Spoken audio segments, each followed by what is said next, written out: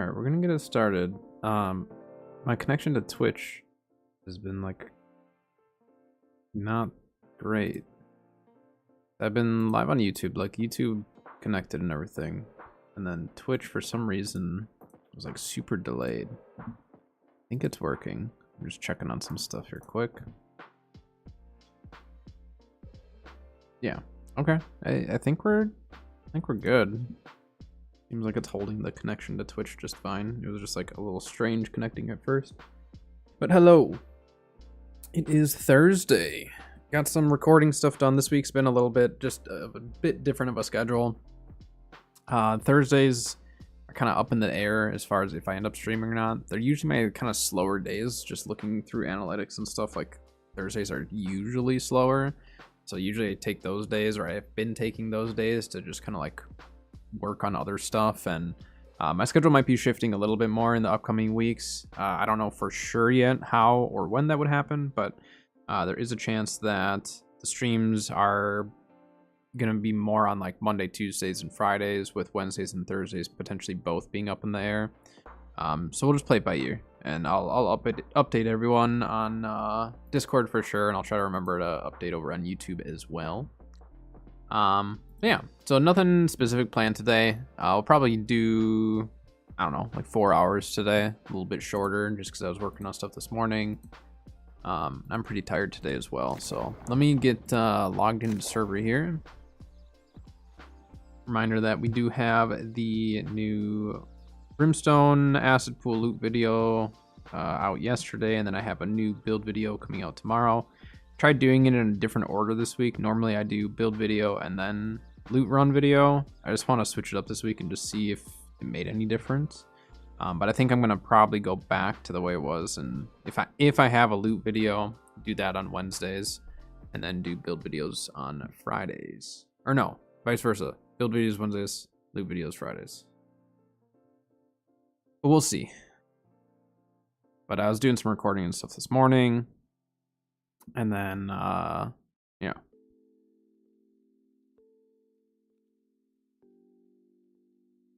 Just getting logged into the server here. Let's see. Oh yeah, it did pull up my screen. Here we go. Perfect. We gotta go do the Crassus event.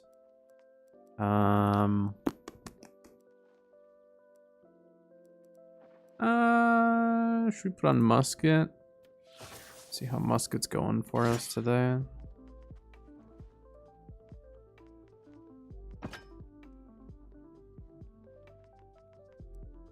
Oh, transmog on my healer fit. Yeah, I've had this one for quite a while now. I don't really change it. I like it. Hey, Sayo. Hello.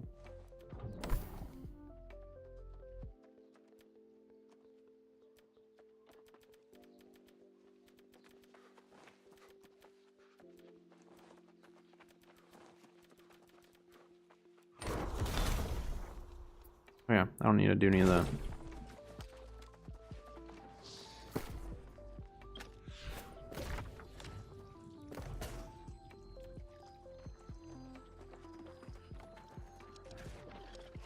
I mean, there's a wall run. Go do the wall run quick. Yeah, why not? We didn't do wall yesterday. Let's start the day with a wall run as opposed to the event, because we can do the event whenever. Today's Thursday, means tomorrow's Friday, you guys.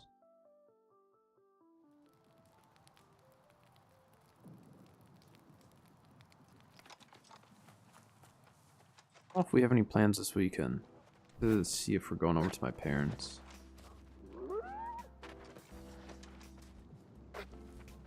Do not know though.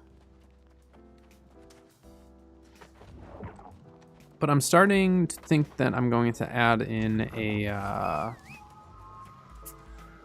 day that I can devote to, like, if I want to do variety, I can do it. I'm thinking either, well, it depends on what my schedule changes to coming up, if it changes much. But potentially Fridays, maybe. I don't know yet. And I don't know, I want to have like a list of different games that I would want to play and have fun streaming and stuff. I don't know. I have no idea yet. And it might not be like consistently the same game every single week either. We'll see.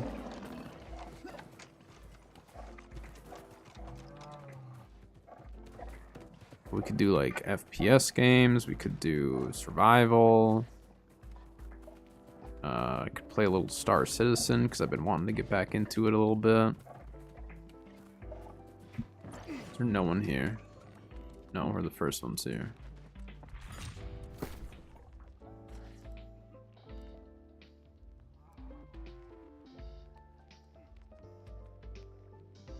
We need to keep doing chest runs though, just for like potions and stuff.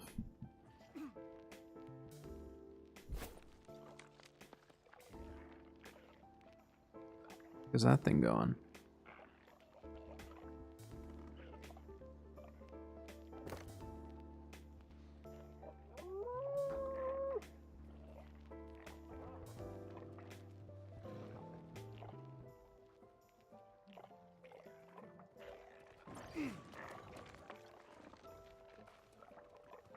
Yeah, let me, here, I'm gonna look and see. Might join up. Just shoot me a group invite if you do. I'll just be running solo anyways, so. I'll be running solo, so just shoot me a group invite if you do decide to join. Are any of you guys into racing games? Because, like, I kind of want to get back into racing games. I used to play a lot of racing games and stuff, but I might get back into some. How's Musket feeling? I really like Musket, personally. I like the change and everything done to it. I've thoroughly enjoyed it. Not everyone feels the same way, but I like it. Leading your shots and stuff, just like, I don't know. It feels good. It feels like a lot better when you land a hit almost, because you know that you had to put a little more work into it. But once you get used to like the leading of shots and the drop and all that stuff, like it's really not that difficult, but you have a Thrustmaster Sim, but only play F1. So I have an old Logitech G27 that I need to go through and like clean the sensors and stuff. I've had it for years, and the G27 was like one of the best like back in its day, and it's still like considered a pretty decent wheel for what it is. And I've played a lot of Assetto Corsa with it. Me and my buddy would play, like, download a bunch of mods and stuff, and we go drifting and toge runs and stuff. But I do have like Forza Horizon 5 and stuff if we wanted to go more arcadey style. So we'll see. Wait, do we want to do this run, or do we want to go join up with Sparta? I kind of want to do the Sparta run. Let's go do that.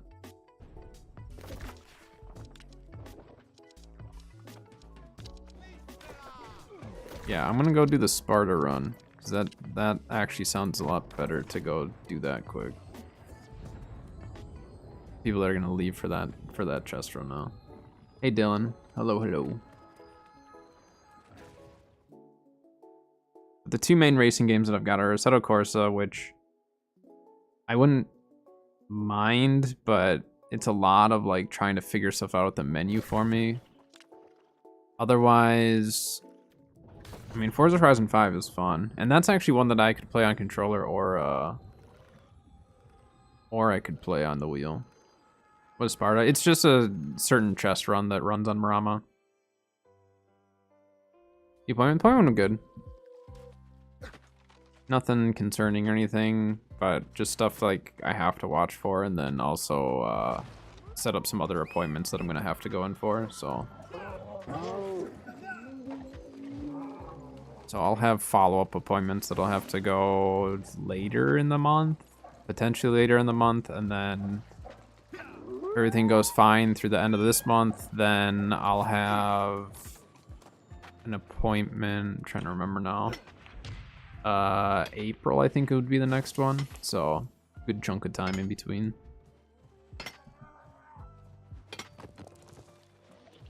Hello, hello. We're just getting started for the day.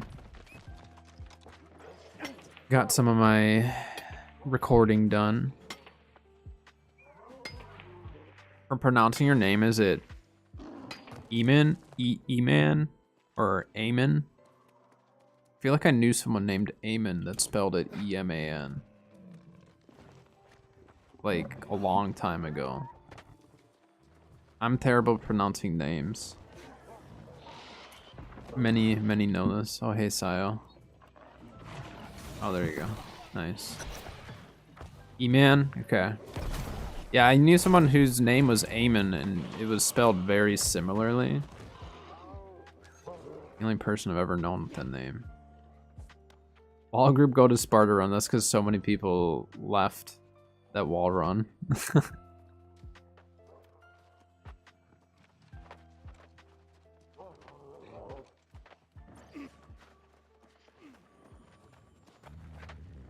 Yeah, the Sparta Run's just a chest run that runs on Marama right around noon every day.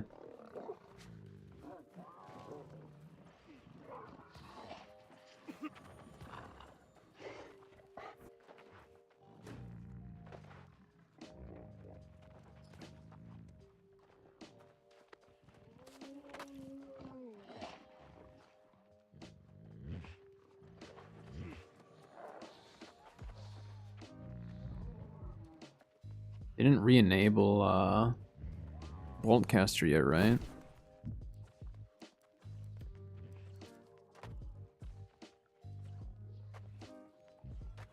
Suppose it won't tell me there, but I didn't see anything updated that they re-enabled it, so it's good. M run at like 7 PM every day.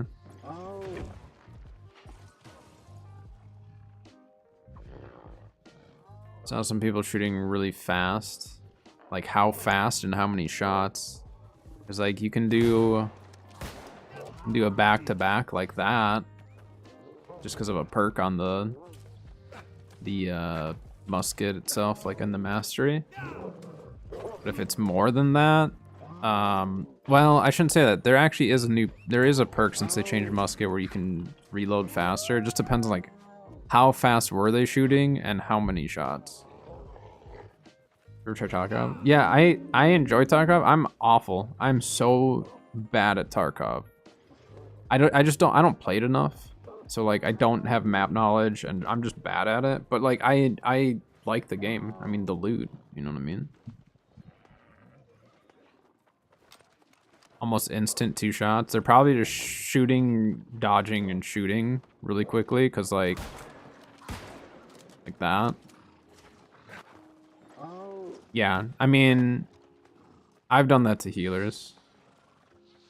It's just part of the build. So like, right here, dodging reloads the musket. So you can do that every 6 seconds. So you can get back-to-back shots. You have to dodge in between. Another cooldown is this one right here, but this one requires you to hit 2 targets. So if it's just like you by yourself, it's probably just a dodge roll.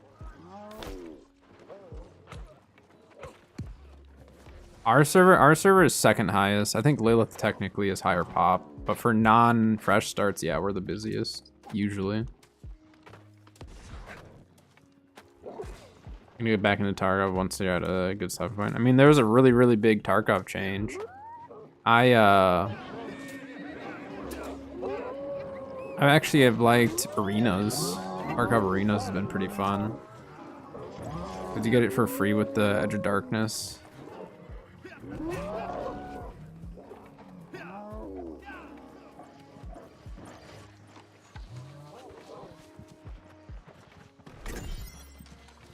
Yeah, this is a really popular chest run, so there's a lot of people on it usually. They're really consistent. But like, I've played on a server, like, a long time ago. I played on a New World server that peaked at 100. So, whenever someone's like, you're just on a busy server. You don't know what it's like to be on a dead server. And I'll be like, well, actually, I've been on a truly dead server with a peak of 100 people. At night, you know, you maybe hit 100. During the day, it was like 50 people. Like, it was ridiculous. The trouble, though, is getting everyone, for chess runs, getting everyone on at the same time, you know? Is a PvE bug, scaling bug still there? Yeah, they disabled Boltcaster, though. Boltcaster's been disabled until they can fix some of that stuff, so. The main issue with that, at least, is no longer. I didn't do any testing with it myself, so I can't say a whole lot, but.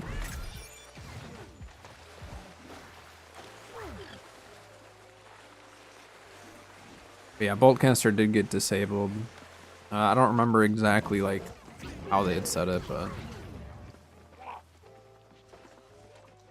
I mean, just because Boltcaster got disabled, like Bo is still really strong, and that's what people kind of forget is like we haven't always had Boltcaster, so like just because Boltcaster is disabled does not mean that like you can't still have a really good bow build that's extremely strong.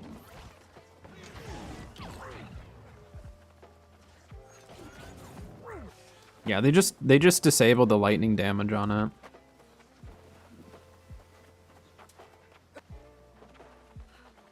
And what makes me think is like maybe they thought that the changes that they had put in with this patch or yesterday's patch or whatever, maybe they thought that that might have been a fix, and so they just played it out to see. Because I mean they disabled it pretty quickly.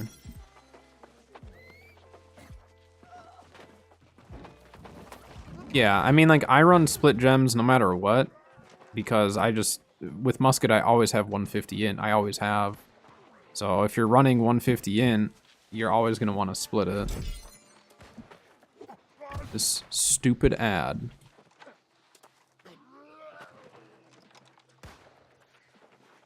I mean, I don't care if they need to nerf the damage, obviously, on the elemental side, because it's getting applied to all elemental damage, or it was. Again, I haven't personally done the testing, so it obviously needs to get fixed, but it's not like you can disable all elemental damage. People just stop playing it, you know. But the #1 issue was Boltcaster. So they took the biggest issue of that bug out by disabling it. They just, yeah, they can't disable all of elemental. It would be really bad. Like, I have so much thrust protection on my builds that, like, a regular bow or musket, half that damage isn't gonna hit me for as much. Because I have a constant 25% thrust protection. And then I have some thrust conditioning as well.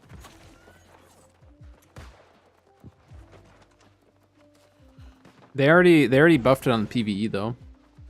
They already did it. The PvE buffs have already been put through.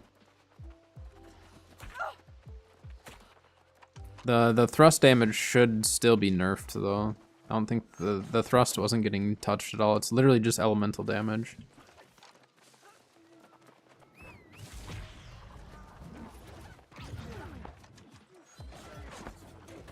Thing is though, is like, let's say we're talking OPR, right?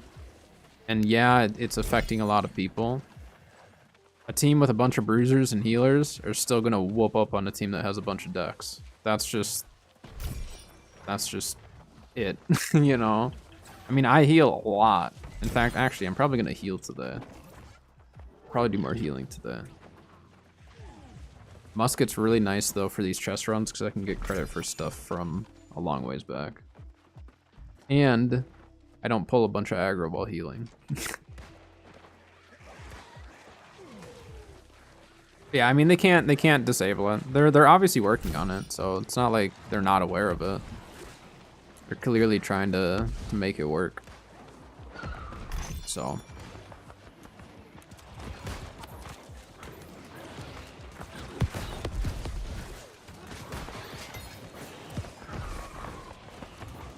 but I will say for PvE, it feels great.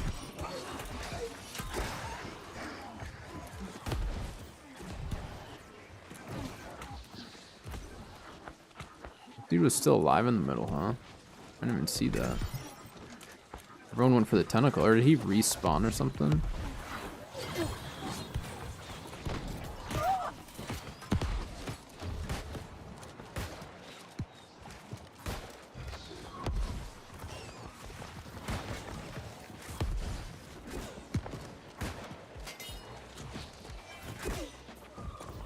Let the flamethrowers handle that.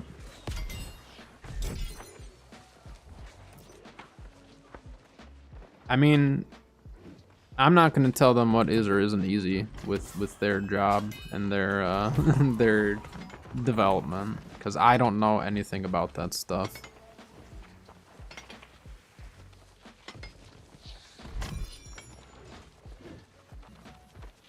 I don't work in that industry, I just play the games. I would assume if it was that easy, it would be fixed already. I'll just say that much. Anytime that we assume something's easy and it doesn't get fixed and they've already said we are aware of it, it obviously isn't that easy if it's not fixed yet. That's my assumption. There's no reason that they're gonna prolong a bug. There's no benefit to it for them. I mean, that's fine, but like, they're not gonna do anything to hurt their game. So like, obviously there's something else happening.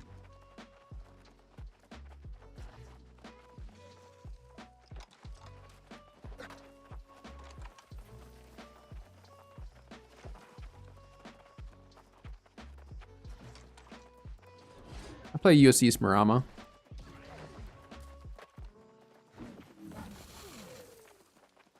So if any of you are on US East and play OPR, I probably see you here and there.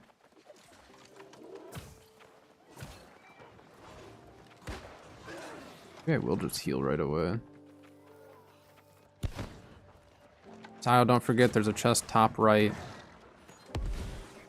Go into this house. Yeah, there you go. The groups still skip probably 3 or 4 elite chests though.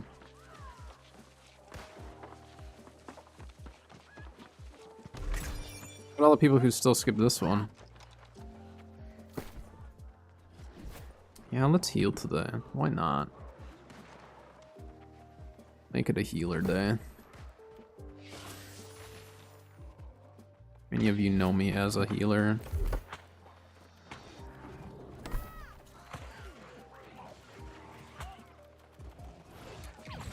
Hold on.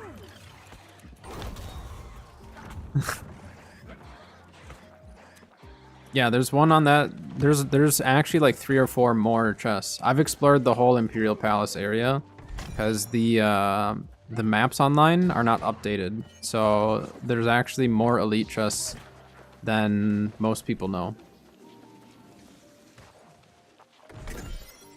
So this group will end at the same point as every other group ends. You end at the very top, you jump down, you get the chest that's down there, and every single group will miss probably 3 or 4, maybe not 4, probably like 3 more elite chests that are in some of the random houses on the other side of Imperial. But no groups will ever go there.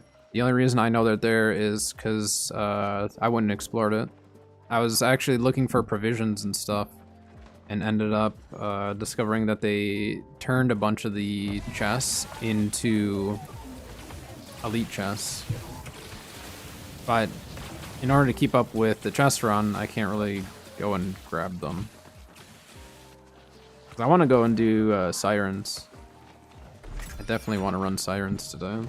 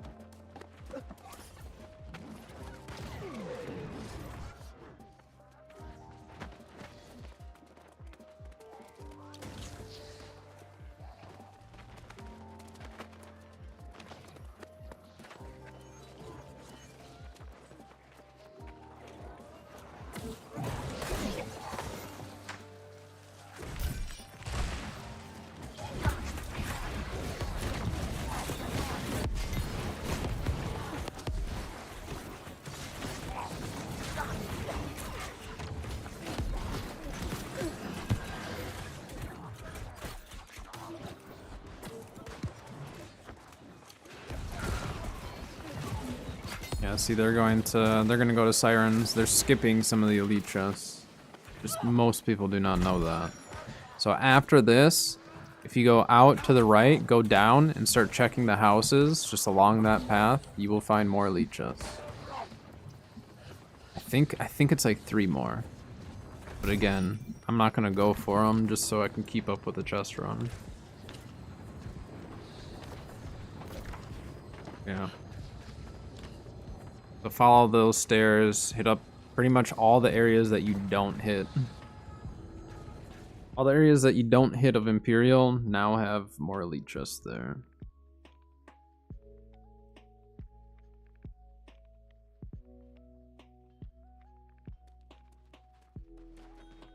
Again, people don't know that because the maps online aren't accurate. They're not up to date.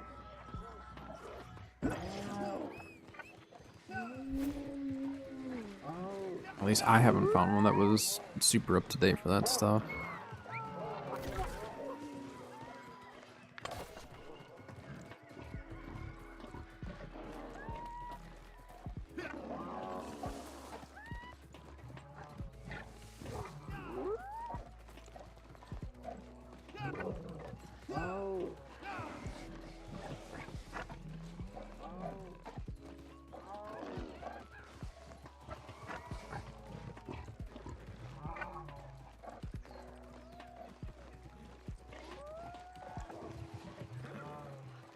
Why Sirens?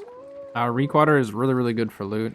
You got Adamant that can drop there, as well as Squirming Vines, and then provisions. You can get sugar, which is used in every single new recipe. Sirens is a fantastic loot spot. Reekwater in general is fantastic for loot.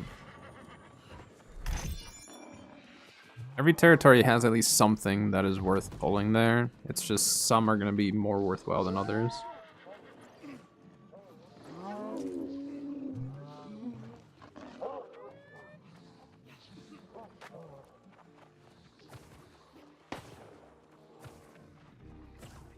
There's over 60 people on this run.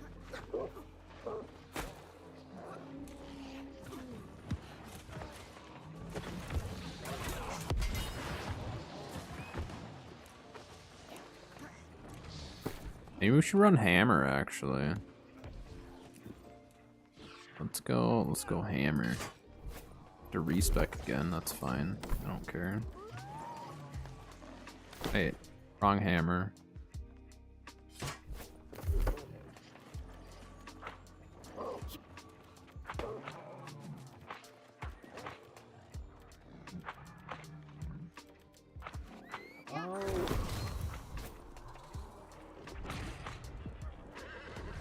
Made this fancy hammer, we might as well use it. How's there... what?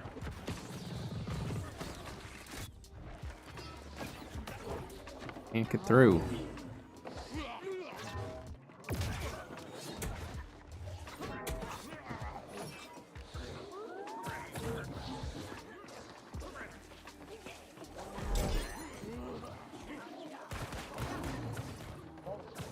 Dude's not even like swinging at it. I don't know what he's doing. I'll help you out, guy, but like, there you go. Good enough.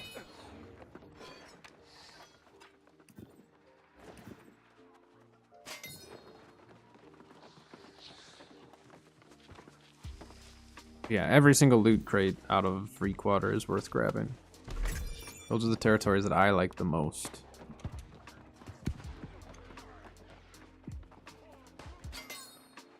Like, Brimstone's really good loot, but the provisions crates are, like, fairly useless. You don't really get anything decent out of them. You might pull, like, a Desert Sunrise recipe. That's about it, though, as far as the provisions go. You can pull Adamant, though. Obviously, Scarabs. Scarabs are very valuable nowadays. I burned through a decent amount over the last couple days. It's kind of nice because Sayo's up here getting me credit for stuff. It's great. I take my time.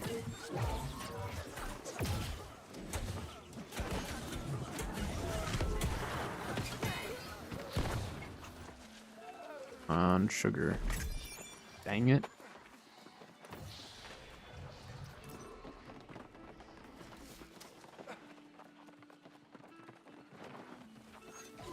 You get armor or gloves. I doubt they're worth anything, but hold a pair.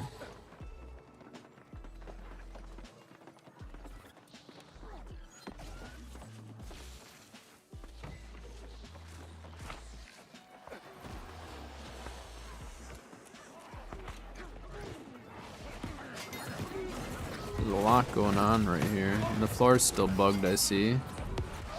Floor's still really bugged out, I see. Perfect.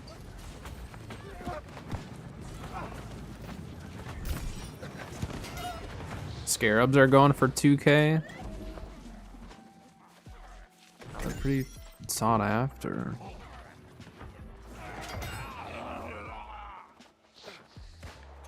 Oh, you need armor as gloves? You can have them if you want them. I don't care.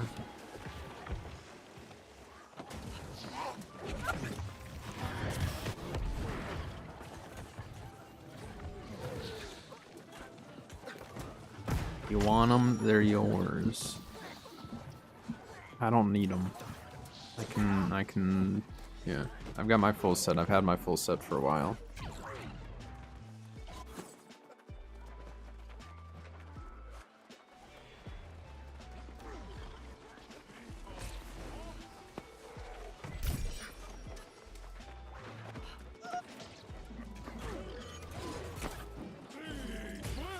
Need an adamant still. Need it for my pants, for my knee guards. Nah, don't worry about paying for it. I don't like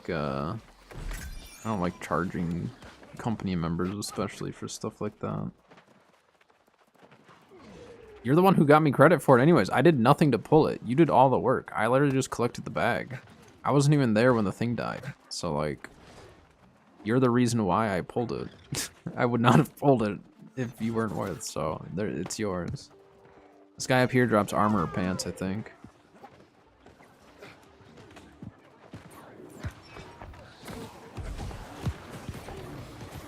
See, look. I finally hit one of the named people.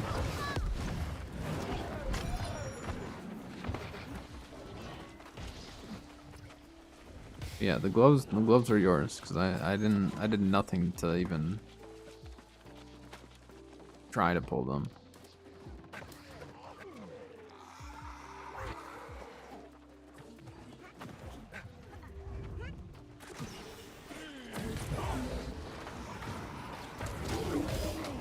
Hey guys, there's still ads that are gonna come up and smack everyone. Just a heads up. Can't see though, there's too many people.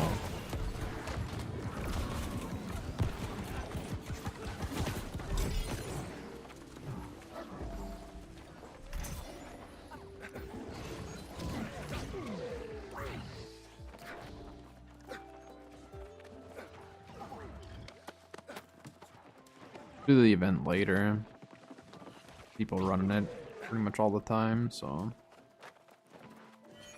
it'll be easy. Maybe we'll pull an adamant from that. I didn't even think about that.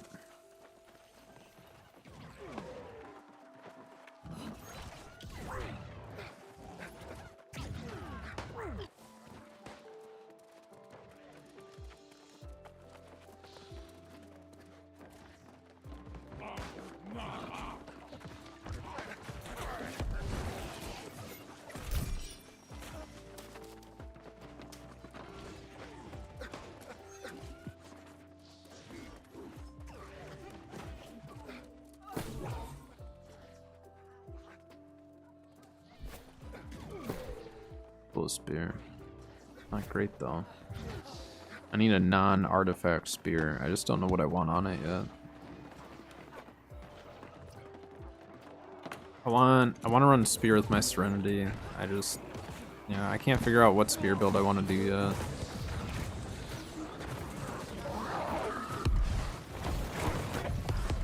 A lot of debuffs up there that I removed.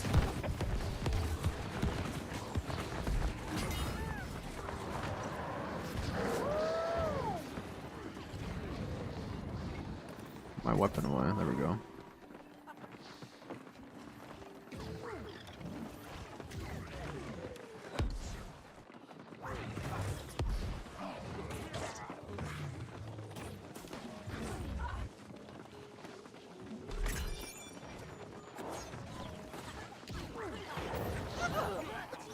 I might run Skewer, we'll see. For sure, Perforate.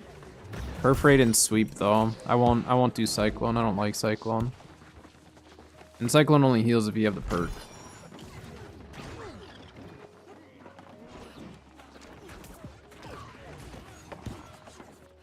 But for sure, Perforate and Sweep, and then honestly, I might just do Javelin, and then run a Sundering Javelin one. The rend is just so massive from Sundering Javelin if you have it on it. It's a 40% rend, as long as they're above 50. Yeah, I'm not doing that type of a build though with it. It's not going to be like a lifesteal build, and I don't want to... I'm not going for a lifesteal with the build at all. It's just going to be more about burst. I'm running Serenity though. It's a spear that I need for Serenity. I already have Javelin, or Scorpion Sting, so I run that with other builds. This is for a Serenity specific build.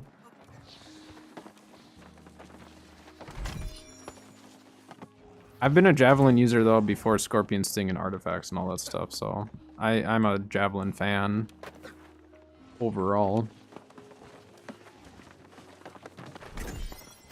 Because the Javelin, the thing is, like, even if you don't knock someone down, if they have grit, you're still applying a 40% rend with one attack. It's a massive rend.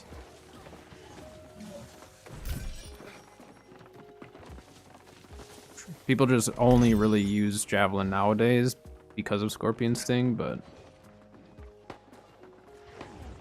yeah, that's the other thing too, is Bleeding Sweep. Yeah, I'll show you here. 40%. Targets armor by 40%, as long as they're above 50. No, it's not too much because rend is different than it used to be. Rend is not the same as what it once was. There's way too much Fortify nowadays. Like, you can stack Fortify so quickly that it ends up counteracting rend. So, like, because Fortify can go up to 200%. So, when you look at it that way, it's not that crazy for if you're fighting someone that's fortified, you know.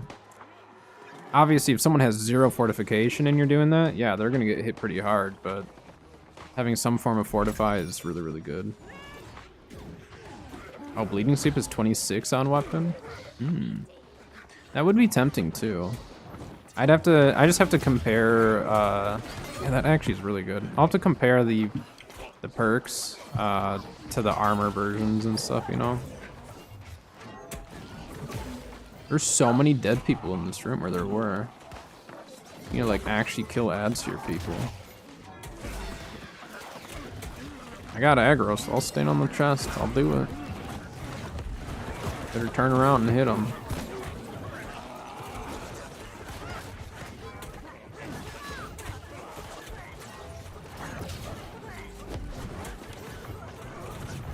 No, since Rend and Fortify has changed, they had to raise those amounts on both ends of it. They just keep showing up.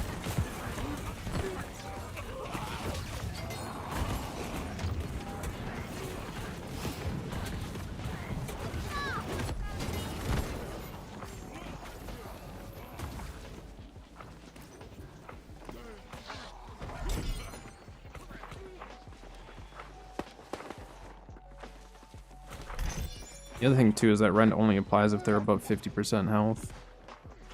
So if you lead with a, so the big thing is if you lead with a javelin when they're above 50, then you get the 40% rend, and then once you get on them, if they're below 50%, then you use your perforate, which then applies a 30% rend. So you can do like a rotation to keep a constant rend on them. It might not just be the same amount. But like if you land both when they're above 50, then they're at pretty much 70% rend, so kind of nuts. That's where Fortify is like really important. Musket Blunderbuss, I've ran that in the past. I'm not the best Blunderbuss user. I use Blunderbuss in less of a DPS way. I use it just for functionality. More so just disease and stuff, which prior to Artifacts and Pestilence and all that, I used to run Plague Splitting Grenade with Plague crits all the time.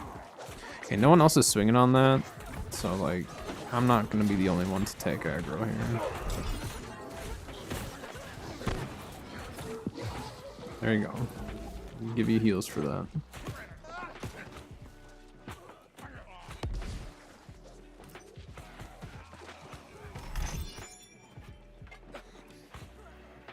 Yeah, Blunderbuss with Musket is not bad.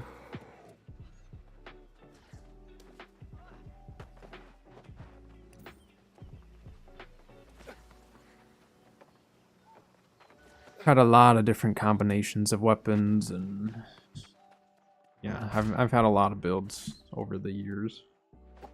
Lots and lots.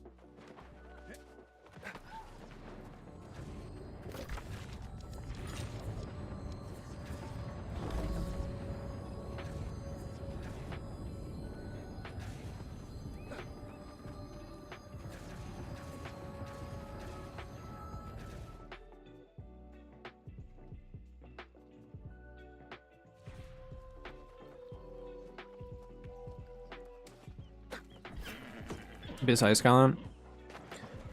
Yeah, that's pretty popular. In the beta, that's actually the combination that I used to use was Ice Gauntlet with Great Axe. I really liked it in the beta, and then ended up switching to Fire Staff for release. Spear Rapier is really good as far as if you can get, you know, single targets, but if you're fighting a group, you really have to like try to get them split up.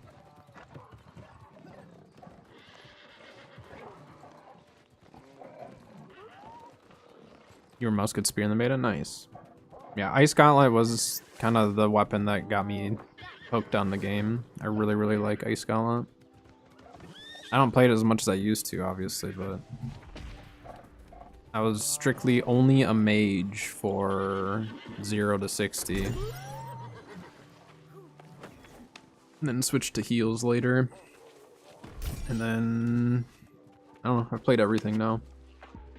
Tank, DPS, heals, musket, bow, not much bow. Not a ton of melee, but melee has just never been my favorite to play. Yeah, Ice Gauntlet, you can control a fight really well. Even if your abilities don't land, you're gonna force them to move somewhere to avoid your abilities, so. Which I have a decent Ice Gauntlet build for light armor.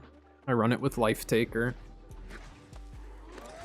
Run it with Life Taker, and then I do my Pylon build for that, because then your Pylon can apply the Disintegrate. And if your Pylon's applying Disintegrate, then gives you the opportunity to just try to land those heavy attacks. And if you land the heavies and they have all the stacks of Disintegrate, it's going to hurt them pretty bad. Especially with full Ice Harnessing, plus Ice Ring and all that. And then I have... Yeah, I have a decent build for Ice Gauntlet. Obviously, like any build, there's like things that I would change. I'm not the type of person who's like, I need the absolute best in slot right away. I just want the build to be usable and fun, and then I'll piece together the actual best in slot over time. I play too many builds to only get best in slot. Deep Freeze? I run Deep Freeze with my Fire Staff. And then I run it with my musket, or no. Was I running with musket? Yeah. My Ice Gauntlet musket build, I run it, and then with my Fire Staff. But I don't run, it's kind of weird. I don't run like an Ice Gauntlet build per se with it. It's my secondary. I use it to assist the other weapons. Why is it mad at me? Probably because I'm healing. Healing the group.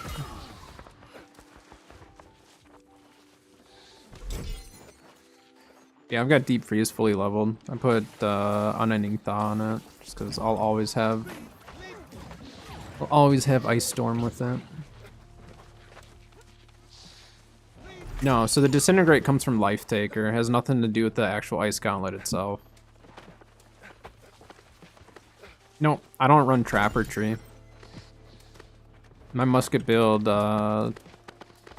only utilizes grenade from Trapper Tree. And look at the train. You have like, and there's over 60 people in this train right now. Because they've filled 3 raid groups. But yeah, I don't run Trapper Tree. I run Powder Burn, Power Shot, and then Sticky Bomb. And then from there I can pair that same build with any of the other artifacts. So I can pair it with Life Taker, Deep Freeze, Scorpion Sting. And that's how I like my builds to work, more so than like revolving it around an artifact specifically. Obviously, like Boltcaster is a different story because I don't play bow much and Boltcaster is fun for me. So that build I dedicate to one artifact, but I like to be able to swap.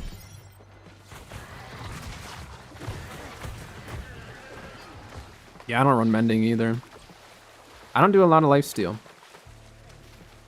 I take the places where I would normally have, like, where you could put lifesteal, I put that into just more damage.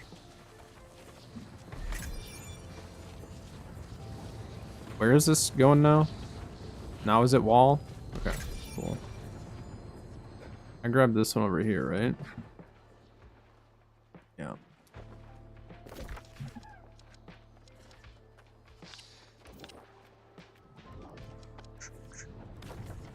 My builds don't follow a meta. I piece them together from my own thinking and what I have fun with, what I enjoy, what I'm good at as far as the perks go. Like, traps are fine and all.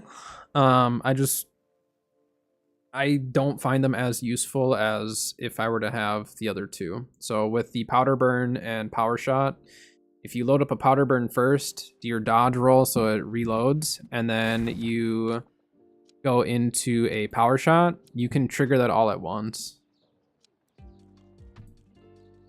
Ooh, Sile's got a date today. Wait, do you want those gloves? Come here. Where are you?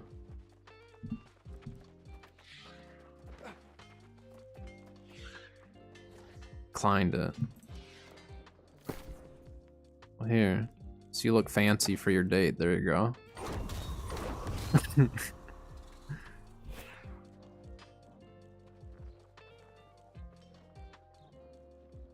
Enjoy the gloves. Yeah, no, thanks for getting me credit for that so I could pull them.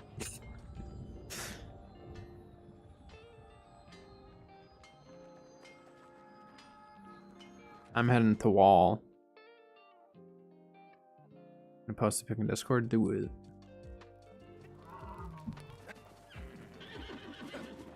They're like, oh, they're running around.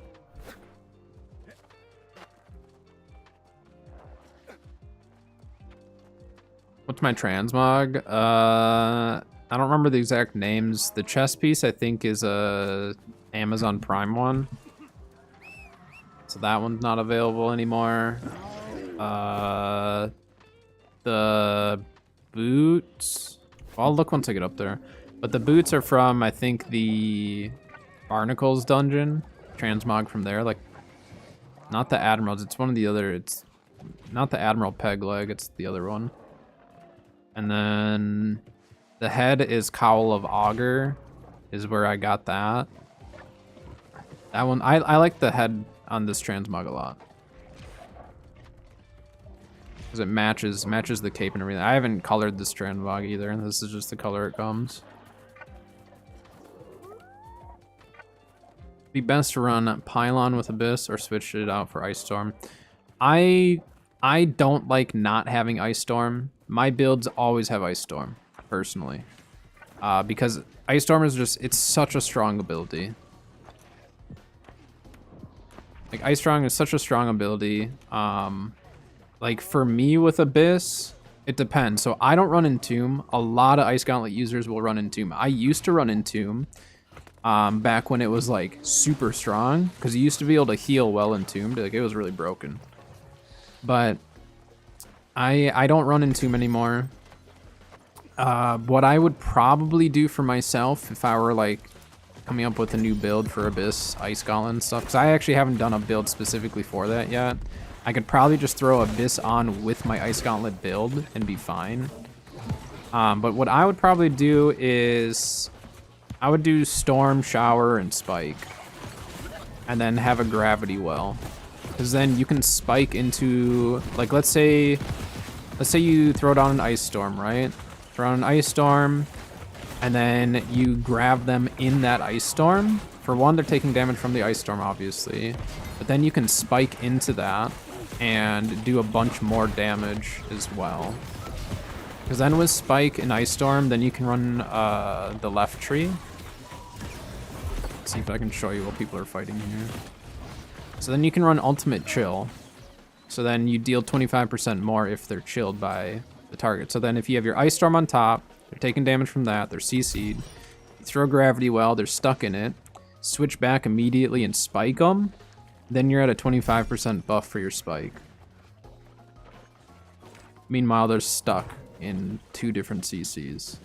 Now, obviously, like, you hope that they don't dodge or, wait until they burn their stam or something, but if you can time it right, it does a lot of damage.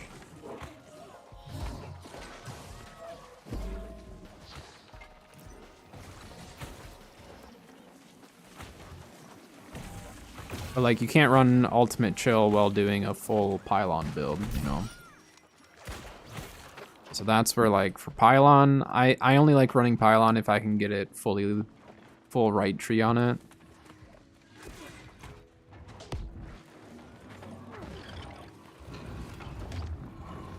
The extra health and stuff on the Pylon makes a big difference. And the Frost area. So, like, for my Ice Gauntlet... Ooh, there's a Scarab. If you run full tree on the Pylon, like if you run your Pylon all the way down, then you can get a 20% reduction on your cooldowns for your abilities, as long as you're in a frosted area, which your entire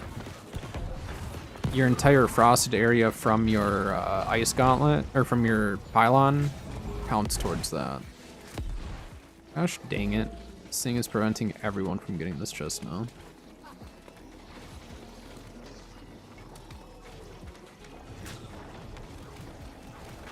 There's a perk that you can get on the right tree for Ice Gauntlet that shortens your cooldowns by, I think it's a 20% cooldown, right?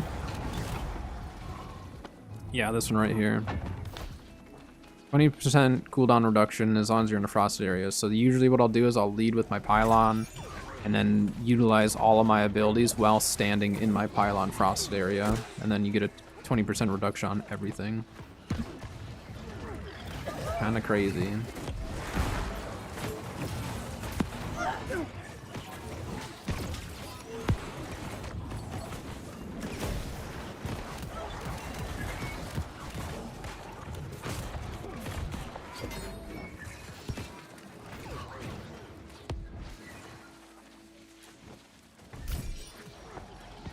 Yeah, Ice Gauntlet has a lot of options for builds, depending on how you want to run it.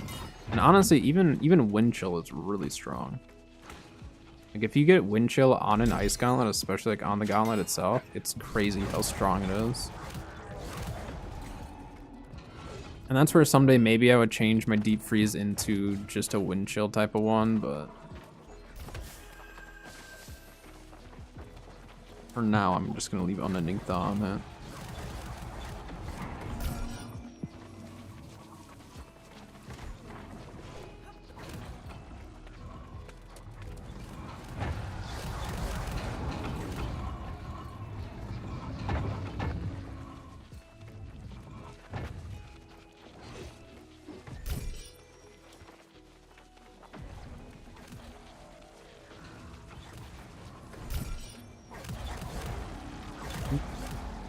We have an ad starting in about 5 minutes, just a heads up.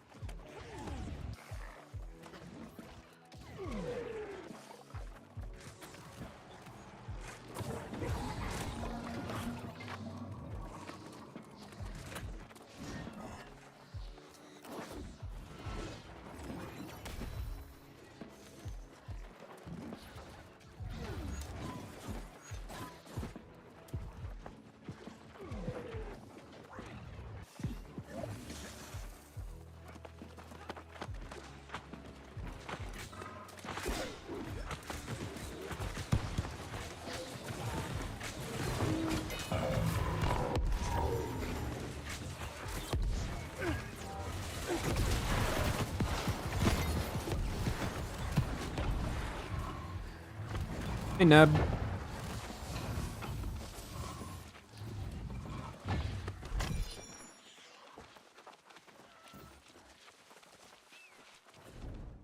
Oh, yeah.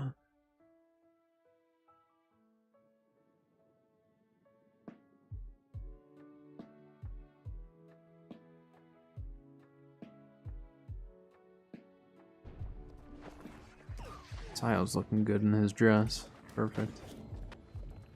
And like with Lieutenant, I got a scarab just now. Nothing like crazy though. But one scarab, haven't done my acid pool run yet, so. But we'll take a scarab. I haven't looked through any of my gold gear yet. I don't think I got anything overly worthwhile. I mean, those pants are decent, but probably shouldn't be in my healing gear just for loot biasing, but yeah, doesn't matter too much.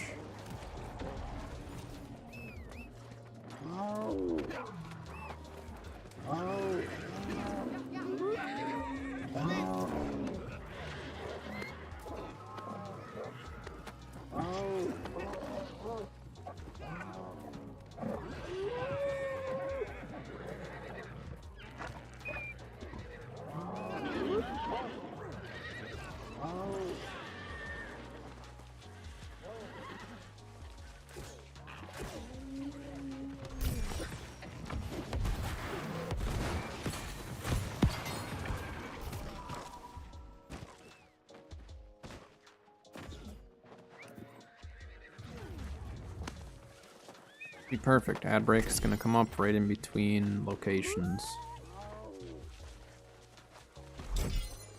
Go to Khepri and Helio. The sun's going down right now. Hopefully we make it to Helio. Or to Khepri, I mean.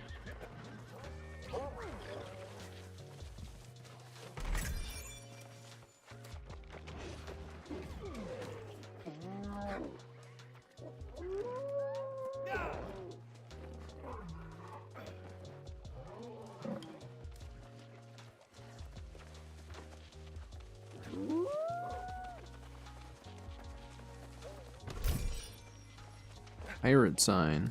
I'll take it.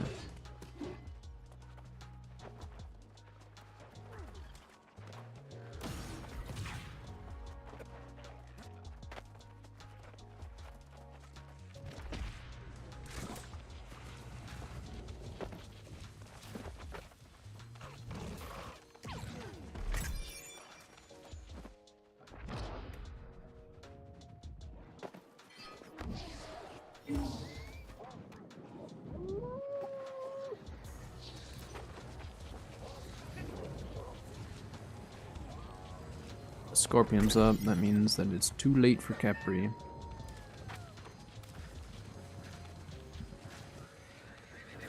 Ads are about to start. But good timing, so I'm gonna recall and start heading my way over towards Helios.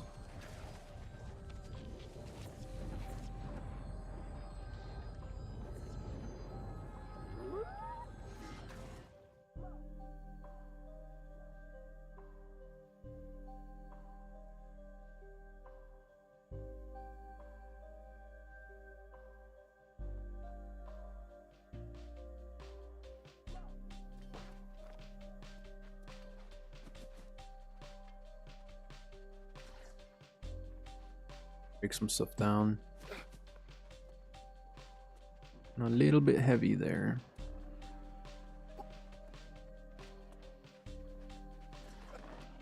Got two, nice. Been having decent scarab luck. Yesterday I pulled 4 of them. Pulled 4 yesterday, pulled 1 today. Yeah, the sulfur is such an easy farm. Sulfur is really, really easy money. Like, it's worth, not a ton of money, but it's worth a decent amount where it's like, you just farm it up along your route. And like, you can just farm it up every single time you do it. And that's like an extra, what? I don't know. $200-300 per, which doesn't seem like much, but add that up every single day and that gets to be a decent amount. Pretty similar to sugar and Yeah, as far as pricing goes and stuff. It's easier to farm than sugar. Just because, like, it has a pretty quick respawn, just go and get it. Trouble with me with sugar is I end up selling it. Or I end up keeping it because I need to craft it. Actually, I still need to grab some more con foods. I'm just gonna skip the 2 stockpiles in there. I don't really need those. Good gloves though.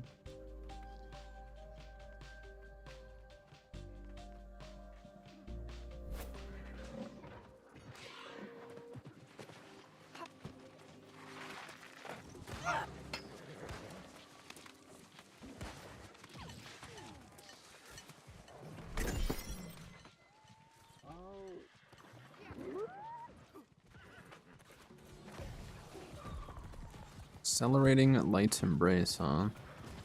I do want to do an Accelerating Light's Embrace build, but I don't really want to invest in it either. Man, maybe I almost should have just taken this. I probably should have just made my hammer out of this, but it's full. Well, yeah, the one that I'm using, I should have just put Sundering Clear Out on that. Whatever. I mean, I don't care too much. I mean, I have fun crafting stuff, but I didn't even look at Trenchant Strike hammers. Dang.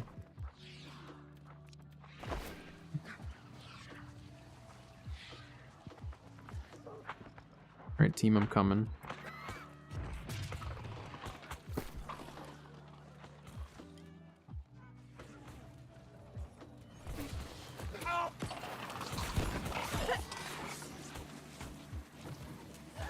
Let's let the pylon take him.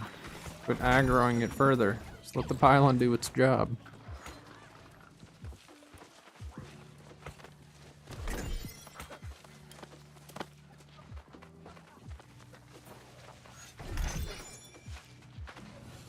Probably do all the brim loot. I don't really want to go with for mines. I mean, I don't know. We want to do an entire full world tour today. I haven't done like a full world tour in a long time. I mean, we've already been at it for like an hour. Got 1 hidden on it. I don't really care to get credit, but these people are just cruising.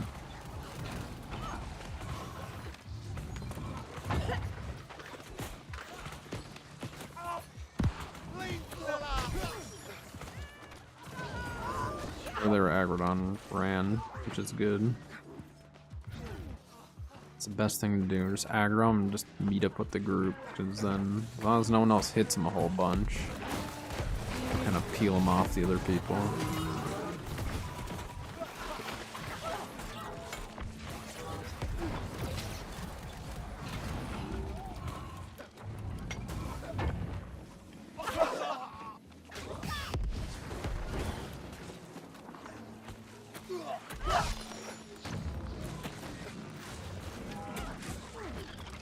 That.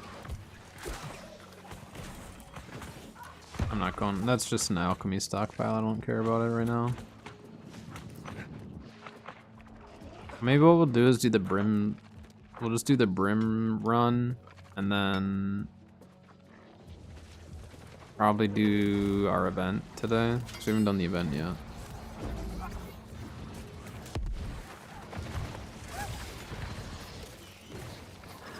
American Legion. Yeah, for Legion Wilds, I sometimes run that at night with my wife and whoever else comes with. So I don't really worry about doing that one during the day. And then Legion Wilds is one where I want to make sure I'm running whatever build I want to get gear for, though, just because gear scores so much better there.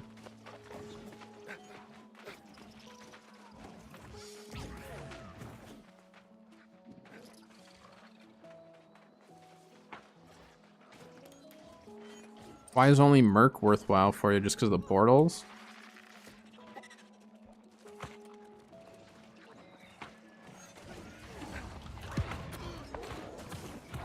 Why not mines as well? I mean, if you're going for hardened crystal, then you want to do both. Both are equally as valuable. But if you care more about like doing the portals and stuff as well, then obviously Merc is better. Yeah, but for that, you could do tier 1 portals if you really wanted to. You don't have to do the top tier, but obviously if there's a chest run, it just makes it easy.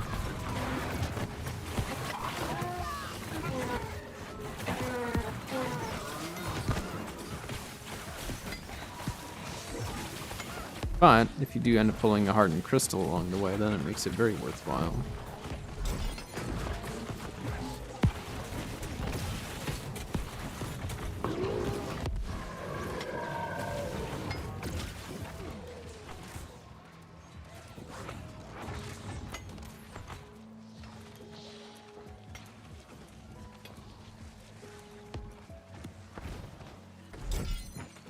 I'm bad about doing portals myself.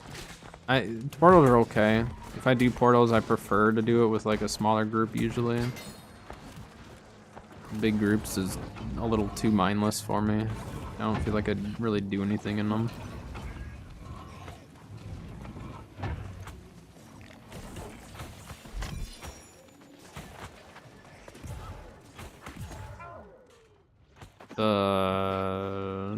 Are you talking about like the corrupted slivers and shards and all that stuff? They've dropped a ton in price on our server. I haven't checked like super recently, but they haven't been up in price in a while. That's why I kind of like quit worrying about them. Plus, I did a lot of portals. I spammed portals trying to get Grey Wizard Hat and the Abyss. I got a little burnt out of them.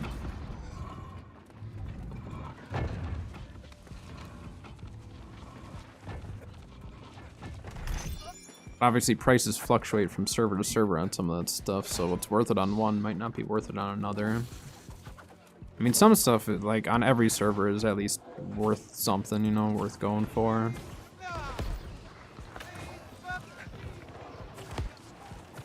Some servers, definitely after talking to some people, it's just like, yeah, what's super valuable on, like, one server might not be super valuable on mine.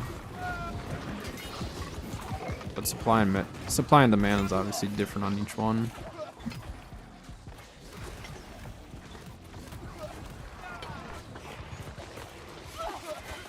Idea to make portals great again? I don't know. I mean, like, portals have been fine. It's just, there's no, like...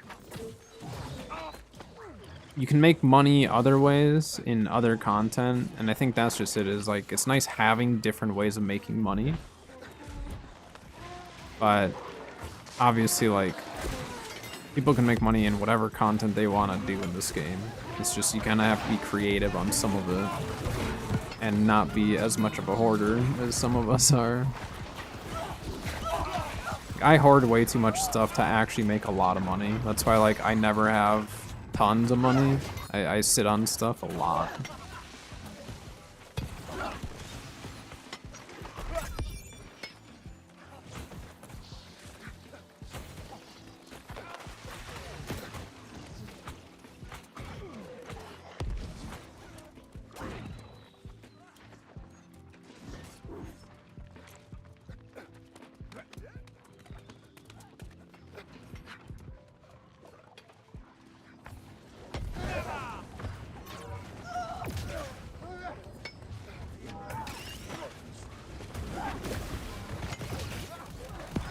I retreat.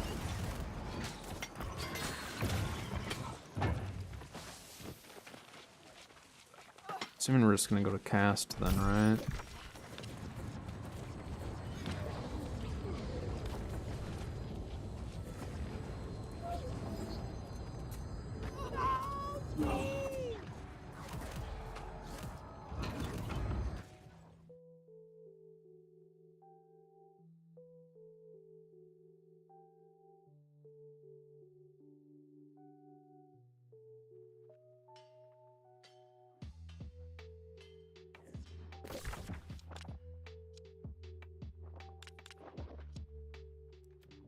Side.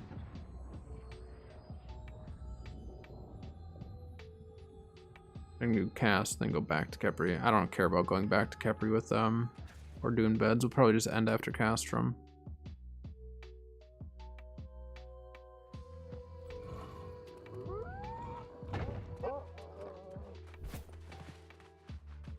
I'll come back for these chests. We're gonna do a full Scarab run anyways, so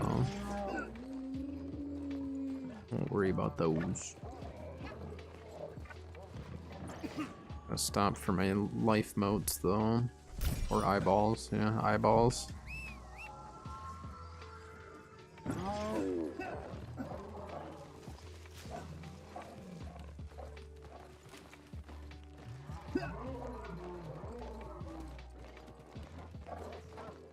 Yeah, I am thinking about doing, like, trying to sign up for invasions again. I used to do, not a ton of them, but a few here and there. Invasions are fun.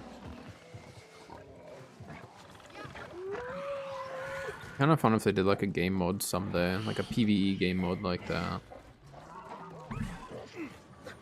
But maybe, like, make it significantly harder or just, like, change it up. It'd be fun.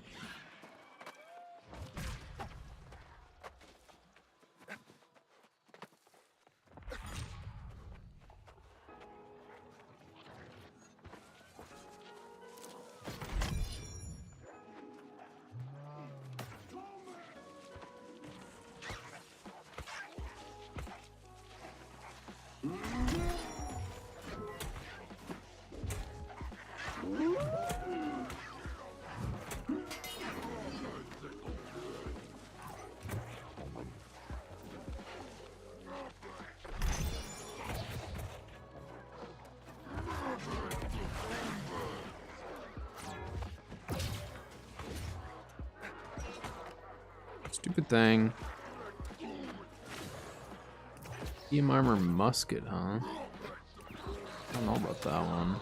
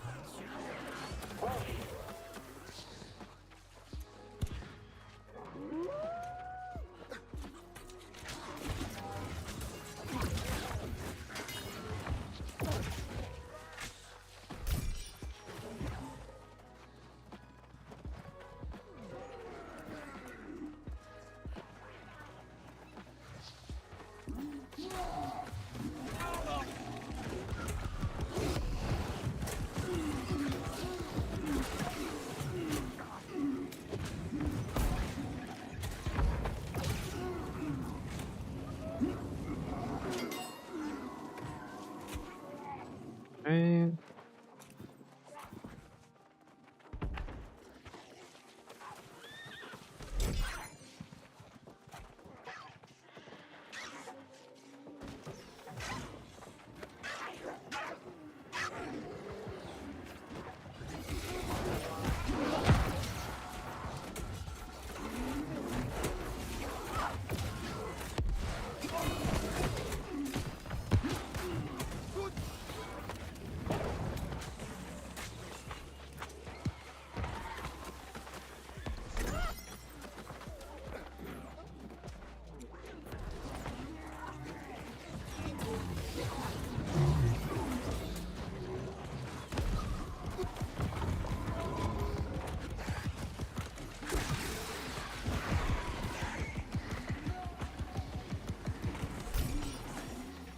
Fire staff, huh? That's random.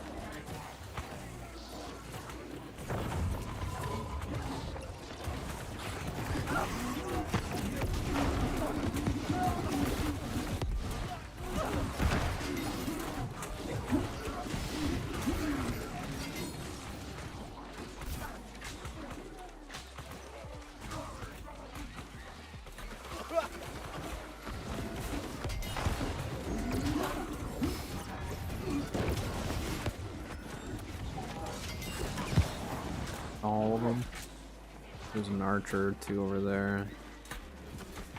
Of course. This is why I shouldn't have healed. Oh my gosh.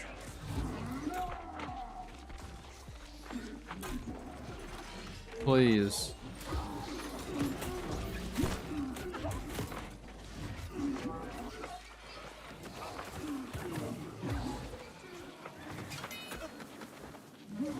Is that archer aggroed? Yeah, he's aggroed on me. Okay. I'm out of here. I'm not grabbing that provisions. Doesn't matter. Provisions are not great.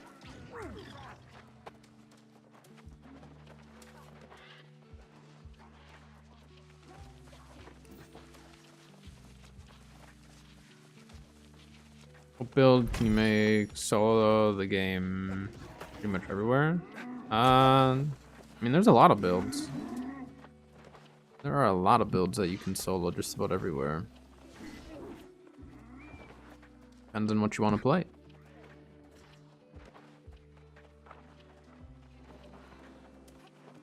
Depends on what you want to play, how patient you are to kill stuff, how you want to play the build.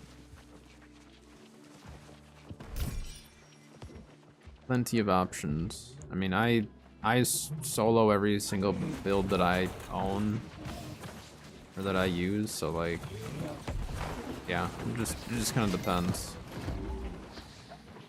Like whenever I make any of my build videos or any of my builds in general, most of them I try to make it so you can use for anything you want.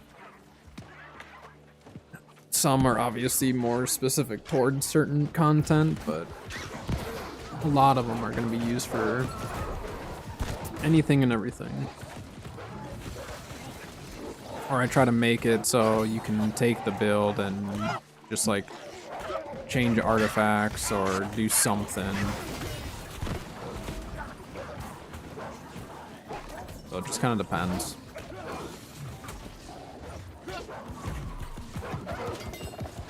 Like even like musket and stuff like that, you can use for most anything now.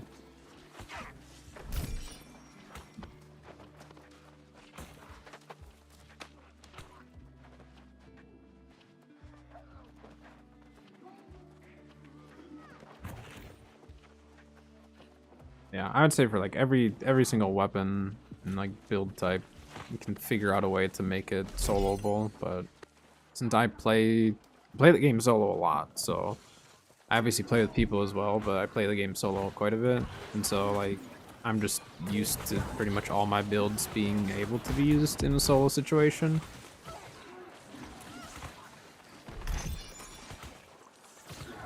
It's a big reason why like I run Lifestaff Hammer, because then for PvE it's obviously fine, and then for PvP I can peel for myself and stuff like that, so I don't have to rely on the team to actually be paying attention to me. It's nice if they are, but if they're not, I can peel for myself.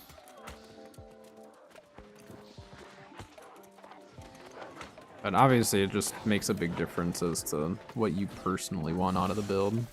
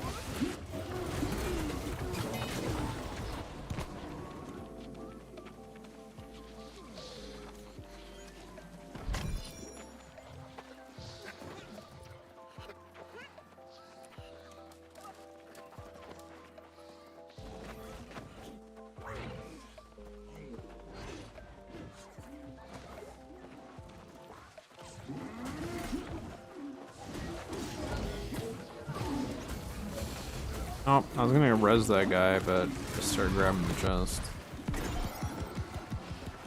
Not bad. Well, I dropped a heal though. That helped.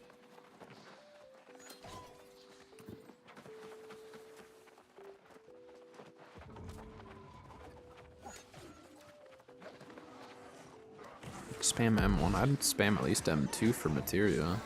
M2's not too difficult.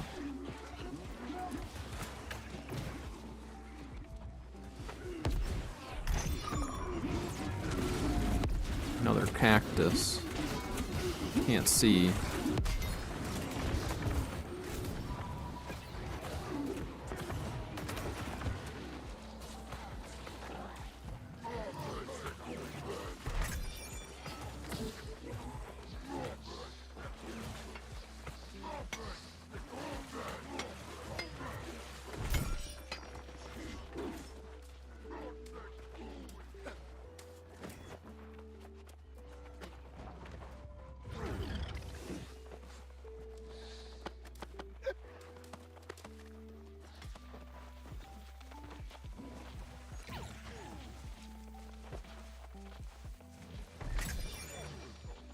Nothing good out of Castrum. That's alright.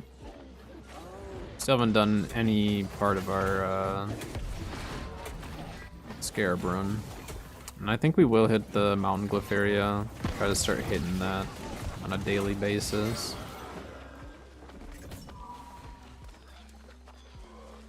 It's easy enough to go and hit it.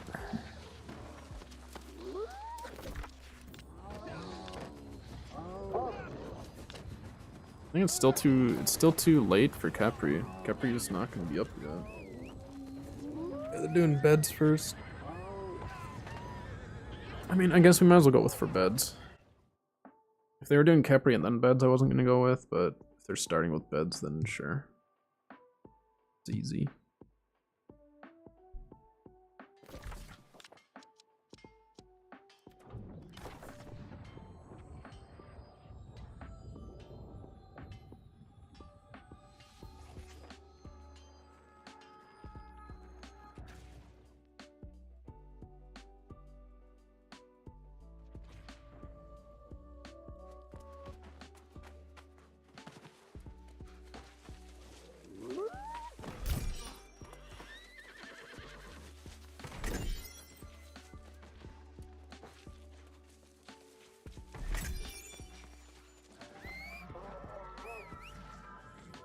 And we could do Elysian with them, I guess. We'll see. We'll see where we're at after the Scarab run. I do want to do some OPRs today, so... I want to spam some. Probably just going to heal all day, to be honest. Maybe some musket, but just because, like, old caster disabled and all that stuff, like... Might just take it easy on the whole dex build deal. Oh, I still need to do the event today as well. So maybe we'll do event and then we'll do Scarab run. Maybe that's a better order. So I want to make sure I do the event.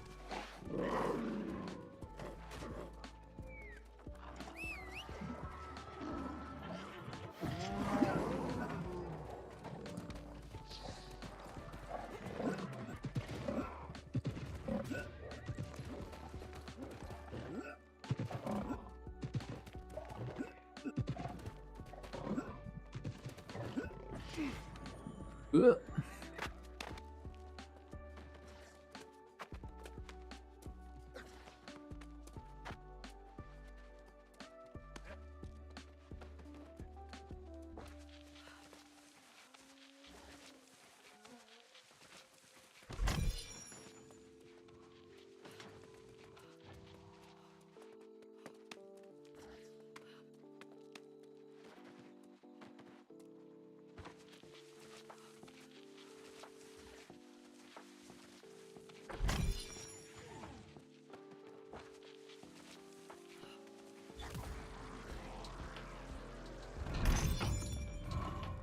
It's quite the company name. Ban healers from arenas.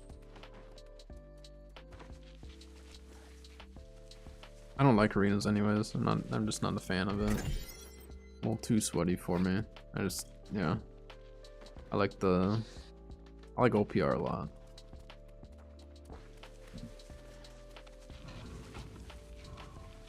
I prefer OPRs. But again, maybe once they add in the cross world 3v3s, then maybe I'll start running it more, but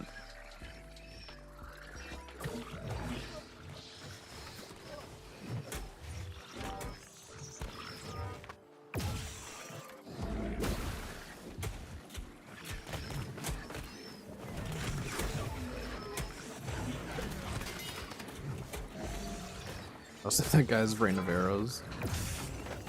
Sorry, guy.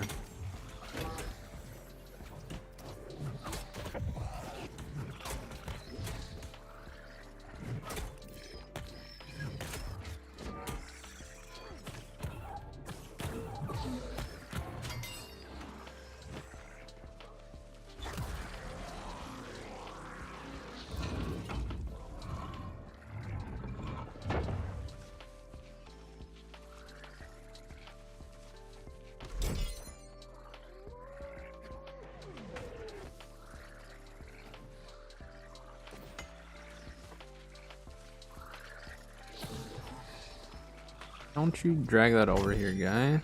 I don't want to get hit.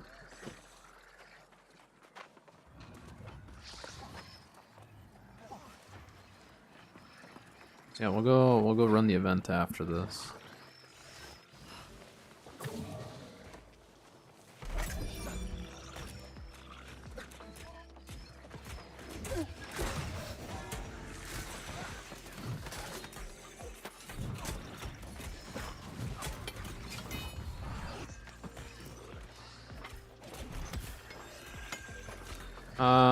Just one earlier.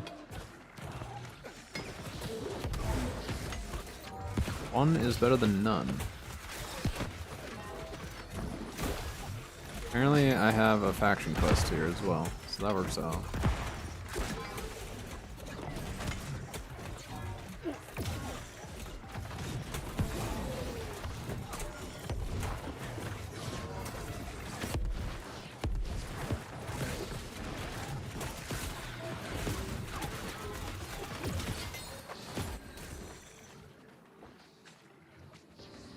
Bag there.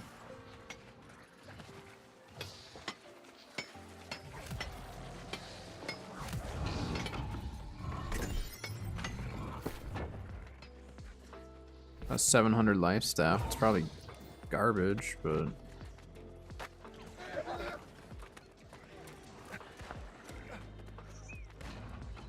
it's gonna recall right here. And then maybe I'll meet up for Elysian Wilds, we'll see. I want to go get my event done though, and then I want to do my Scarab run. I need to do those two things before I keep doing chest runs, but I also want to do OPR, so. Alright, I need to run to the bathroom though, before we continue, and then when I get back we'll look through the loot, and then figure out where the event is at, so I will be back.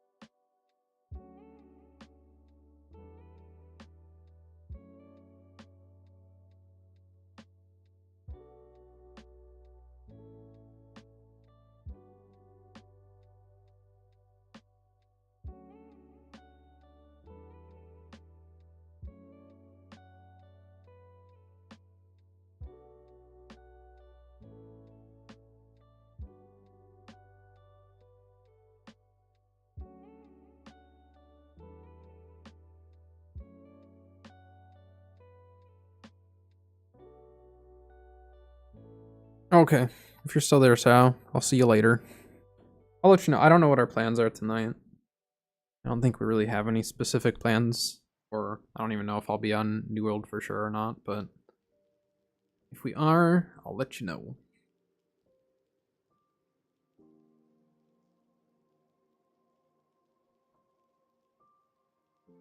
Alright. Should be in Weaver's Fen if the Morningdale one's done, right? Still doing Morningdale. Brightwood one's still bugged out. Or are they in Ebenskill now?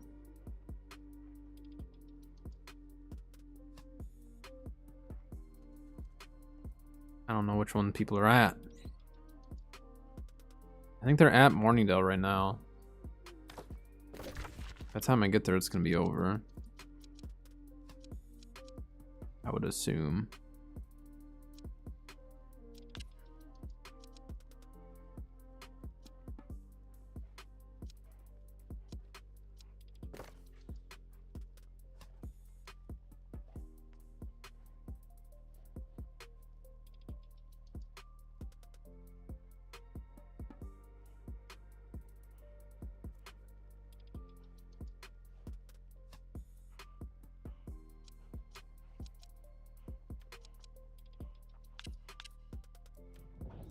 We'll start heading this way.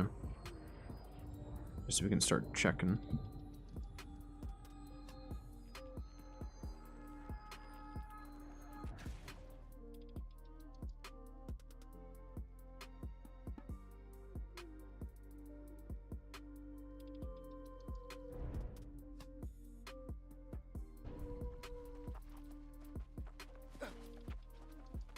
They're doing Ada then mines and all that. Yeah, I'm not gonna bother going with for all that. I mean, Ada's not bad to run, but just don't feel like doing that stuff. Other things I still need to do.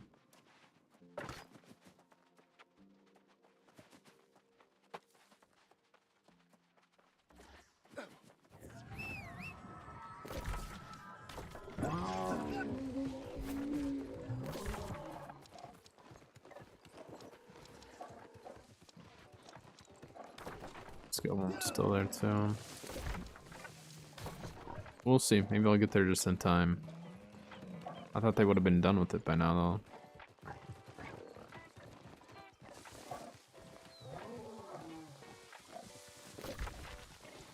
Of course. Of course.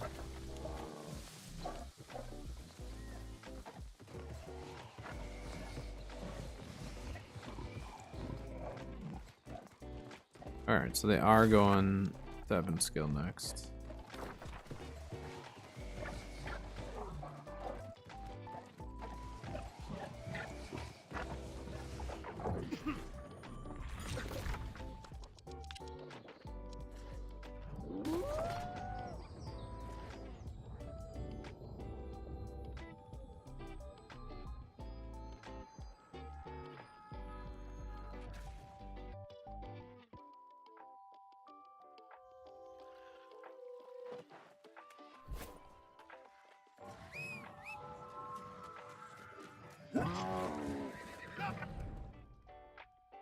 Sec here.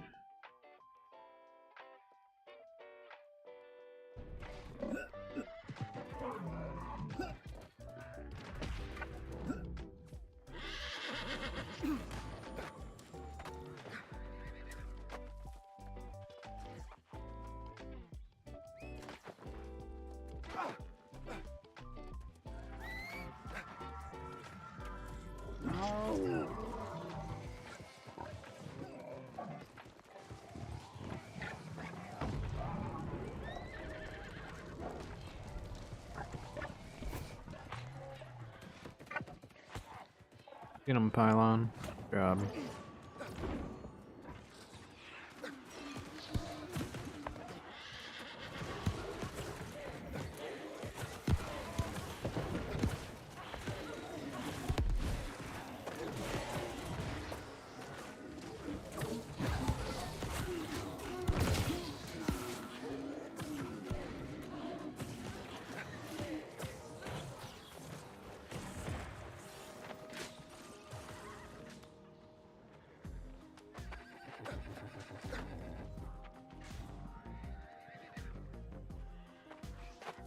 Yeah, the trouble is a lot of the like jewel crafter stuff and stuff like that, like it's hard to find groups to actually like go and farm that stuff, no matter the server. Just because, again, it's one of those things where it's like, if it's not worth as much on the market, then people don't go farm it, because either they don't need it or they already have it. But I don't know how much those are going for on your server, or even on my server, I have no idea. But if it's something that's worth gold, then people for sure go and farm it. Who drops it? I don't remember. They changed some of that stuff too from like when I've gotten mine.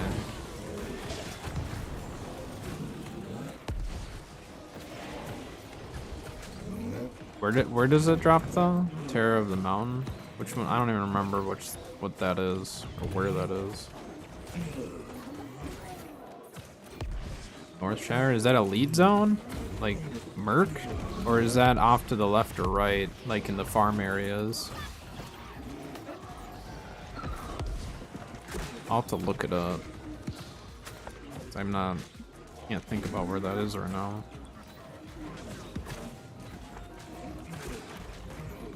You're looking for jewel crafters. Right next to Merc.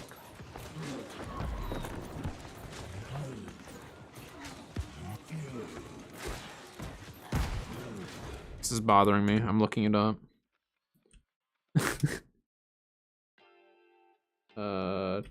Terror of the Mountain.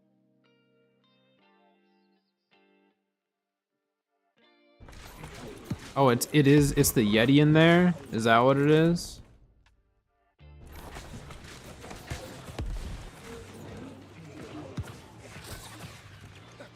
You should be able to farm that on your own, right? I don't remember that Yeti. I used to farm the Yeti over in Evanscale for, I think it was the weaponsmith boots or shoes or whatever. Oh, that one. Oh, that one is an elite.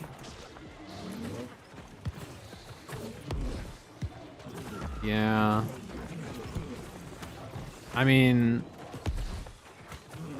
yeah, the best you could do is just take your healer fit and just sit in your sacred and use your flail.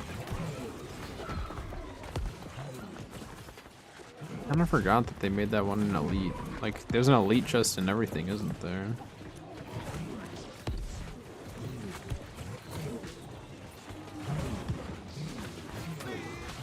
Might have to sell it a little bit in recruitment or something. Be like,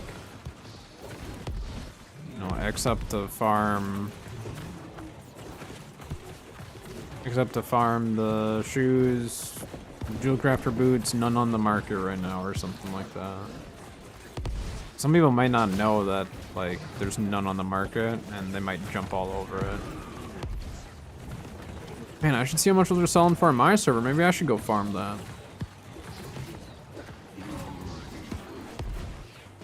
I'm gonna check.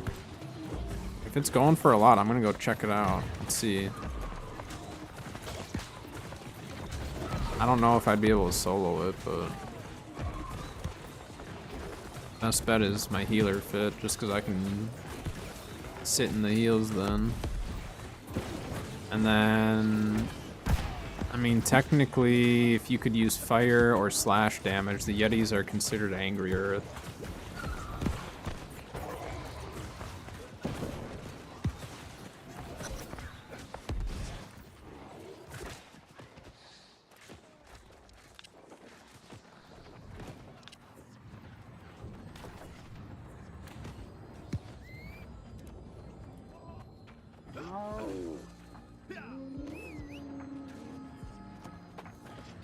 Yeah, some of the elite stuff's really tricky. I mean, what you could do is if he was just killing you too quick, you could try doing a spear with skewer, with enfeebling skewer on it, and just weaken it a whole bunch. Just do skewer, perforate, and I'd do skewer, perforate, and vault kick, just because the vault kick would allow you to get your cooldowns back really fast. Should be Weavers next, right?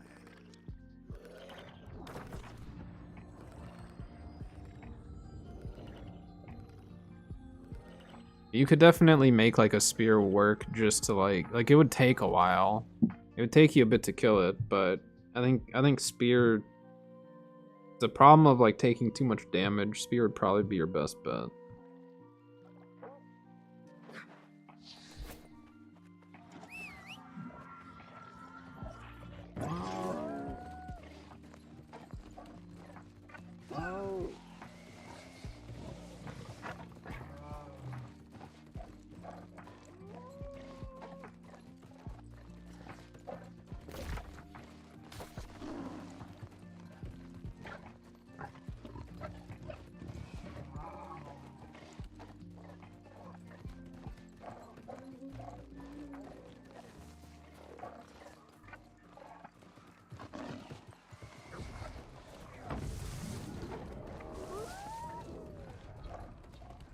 Maybe I'll check it out.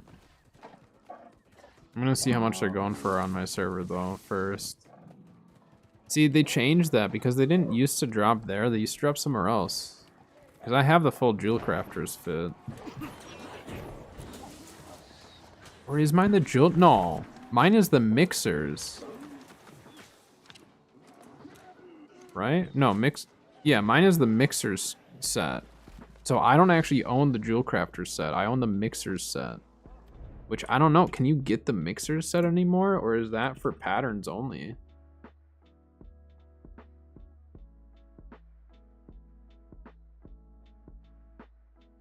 Yeah, you can only get the Mixers set from patterns now. But that's how I got mine. Is that they used to drop. Before they had like the trading skill patterns and stuff. They used to drop somewhere. And so I never actually had to farm the specific Jewel Crafter stuff. Like I've pulled the Jewel Crafter's hat or whatever because of Putris.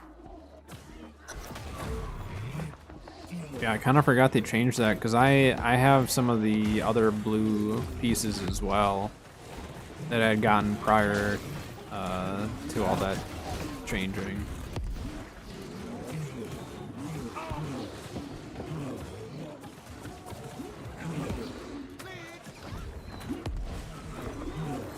Yeah, and unfortunately, since there's none for sale, obviously you can't just buy it.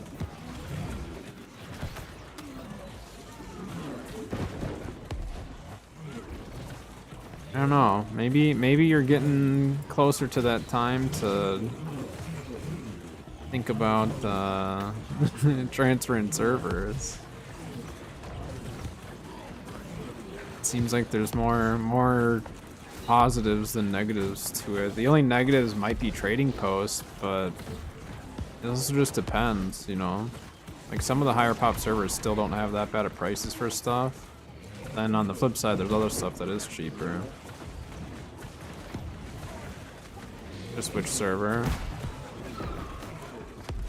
I mean, I'll probably do the highest pop server that isn't a fresh start. Which one? Like, I don't know which one that even is right now. It's kind of prime time for EU servers, right? So now would be a good time to check. I want to do it.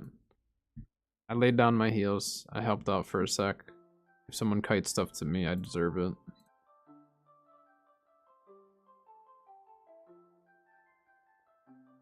Aru, and then Nissa. I mean, I don't care about wars and stuff, you know what I mean? So that type of stuff and like who owns what doesn't really bother me. I just want it to be an active, friendly server.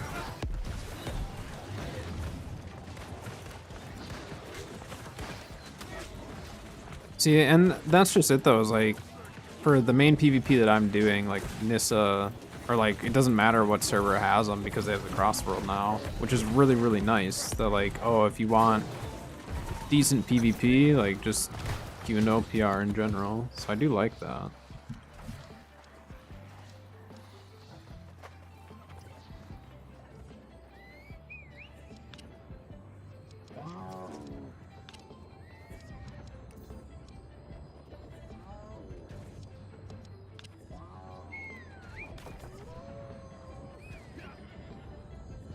But yeah, I mean, I'd probably do.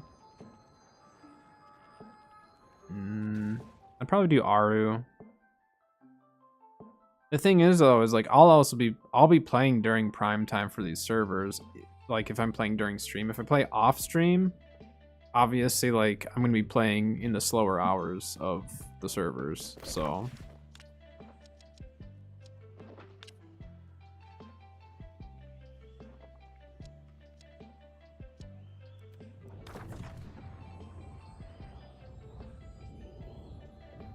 I mean, unless I go with one that's kind of middle ground, which I could do.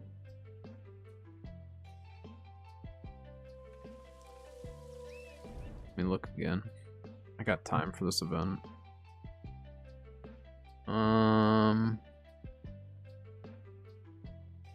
There's Aru, Nissa, and then Abaton, Asgard, Barry. And carrying up the rear is Hercules and Canis.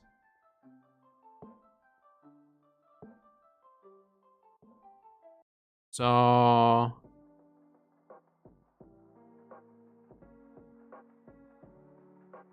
I don't know. I'd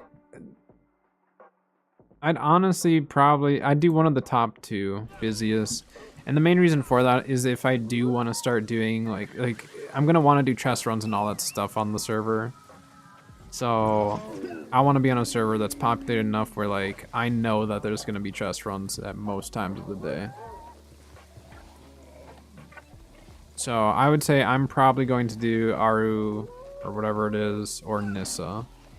So if one of those is more appealing to you, I'll probably pick whichever one then that you would pick. But those are the two that I'm gonna narrow it down to for myself. Just because like they're two really busy servers. I know like when content comes, they're gonna be pretty busy, but I do think that like AGS is gonna have hopefully a better handle on things for the next expansion. Because like it was crazy how busy it was, you know. Potions am I using for mutated? I don't do a ton of mutated dungeons personally, but I just run kind of my standard. I don't do the serums just because I'm cheap, but if you can afford the serums or make them, the serums are great. And then obviously I'll like when I've done M2s, M3s in the past though, I'll do ward potions for sure and stuff like that. Are you taking ward potions for your M3s? Like, you need to make sure you're doing ward potions and then making sure you have the gems for the mutation. The gems to have the resistance to that element type is extremely important. I don't run gems in M1s and 2s normally, but M3s I for sure will. M3s are just like way harder, which I like. I just don't run them enough. I might start doing more dungeons again though, to be honest, because like I've slacked on getting my artifacts from dungeons because I don't run them enough. Like I'm missing a lot of the dungeon artifacts, but I have a lot of the PvP ones, so I just need to get back on the dungeon train. I might just start healing them again. Heal them with randoms and then tank them with my group.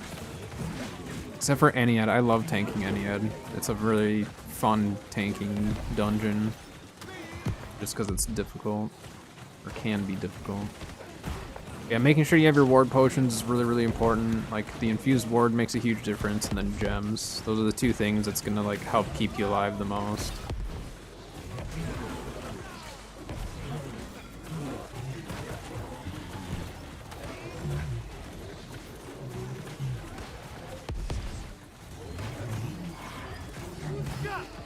What are you flamethrowing there, guy? He's dead.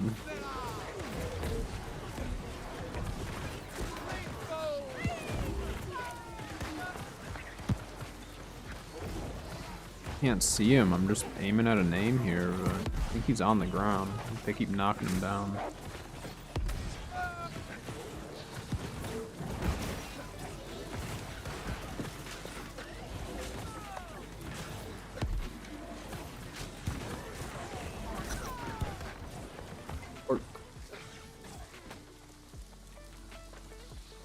No, ask as many questions as you need. That's what I'm here for.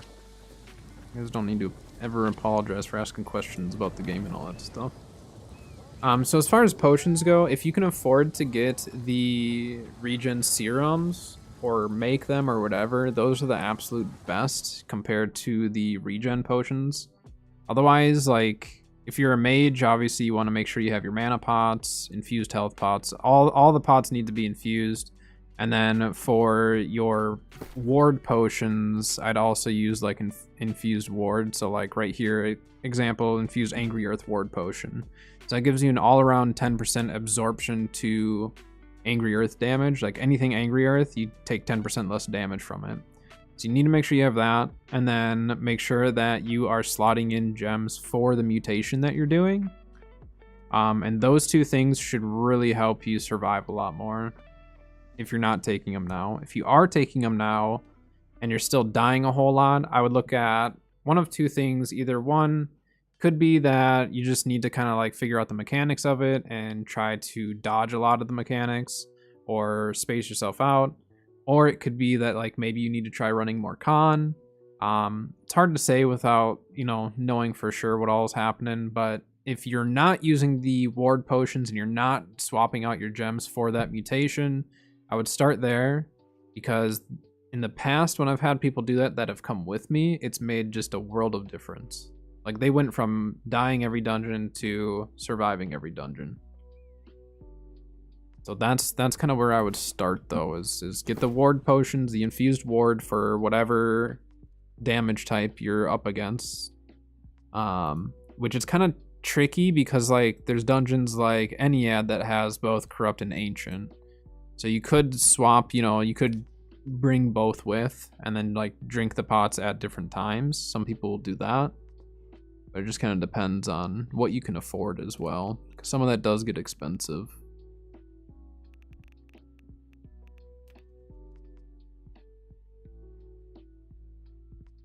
Where the heck did I put Brightwood, I guess?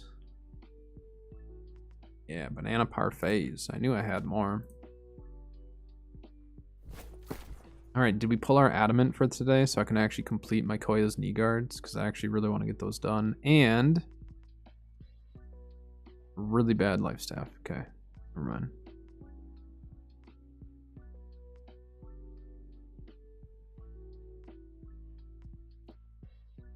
Nothing. I learned through there is? Well, good. I'm happy to hear that. I try to share as much knowledge as I can with everyone, but obviously it's hard to fit it all into a video sometimes. So being able to stream and actually like help you guys on stream and stuff is actually a lot easier for me to teach you. But the videos, obviously, for not streaming is really nice, because then obviously you guys go back and watch them, and some of that I can go a little more in depth, and then you can rewatch and all that. I do like helping people on stream, because then I can directly show you stuff or tell you stuff. All right, we have a lot of food right now. I'm gonna go make some flatbread. You want to do flatbreads, or should we just do hearty meals? I'll go see what I can make. I'm not gonna do my chef fit or anything like that.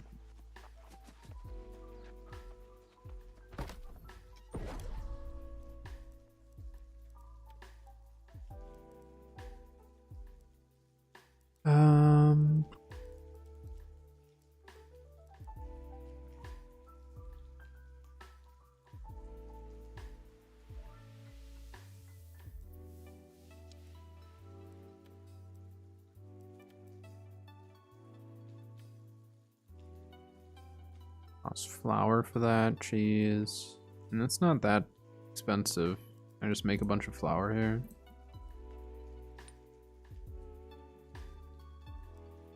$50 flour.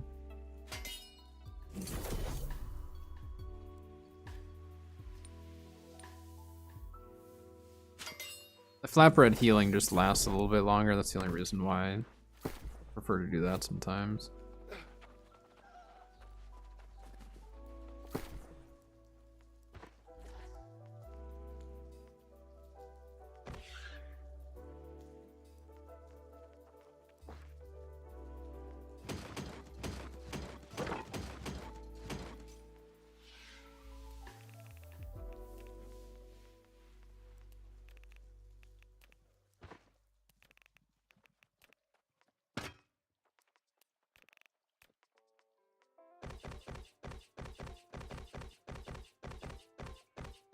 Our gems are really stacking up. We're gonna have to like... We're gonna actually have to do something with these gems. They just keep stacking up. I don't do anything with them. The major loot luck trophy, the funny thing with that is those are actually my buddies. He's taken a little break from the game, and so I borrowed them from him. But I can make them. I've got my furnishing up to 200 currently, so I technically could make them, and I've actually sold all the stuff to make them. I don't use loot luck in this game. I just don't do it.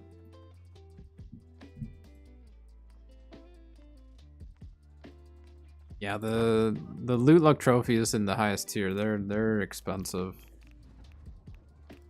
They used to be way more expensive, but they're still spendy.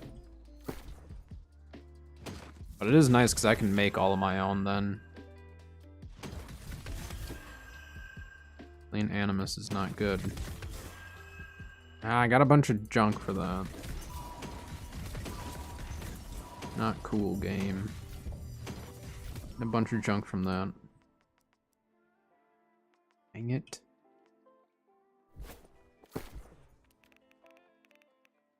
Where was I keeping these?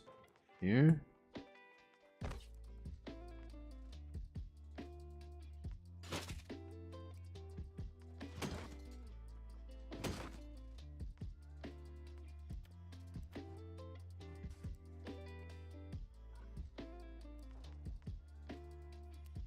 Weight damage? Why do I need that? I don't.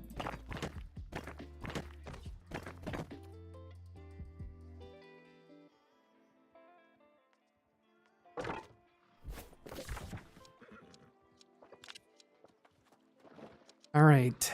It's Scarab runtime. Oh, apparently we had an ad start over on Twitch. I wasn't aware.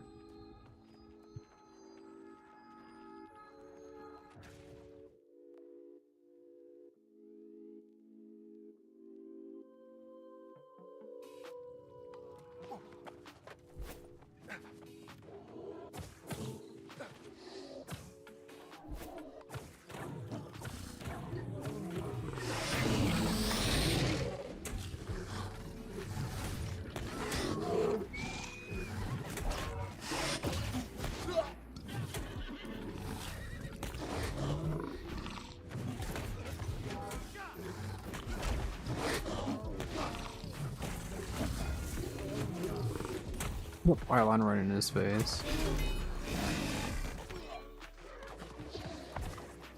Decent amount of people out doing this right now. That guy's risking it.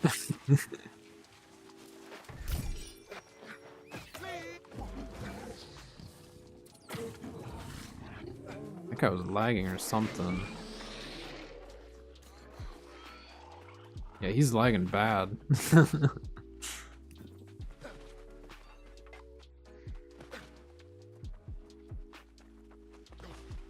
I mean, we could try starting our EU character tomorrow.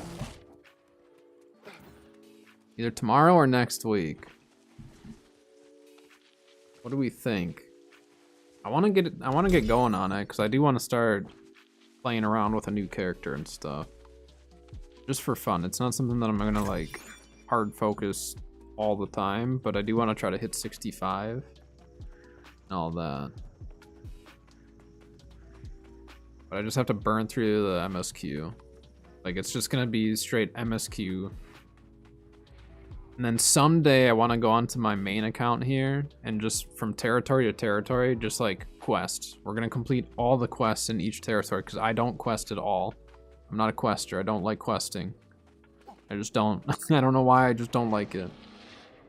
But on this character, on this account, my main, I think I need to do it at some point. Just, I'm not ready for that. So in the meantime, we're going to do the EU account. And I want to start it soon. Like, we could try starting it tomorrow. It'd be kind of a nice Friday stream is start an EU account. Otherwise, next week. We'll see. It's gonna be so weird though. Playing from nothing. You know, we're just gonna keep moving. I was gonna do the mountain glyph area, but I really want to. I still haven't done any OPRs today, and I want to go get some OPRs done. So we're gonna skip that and just keep moving.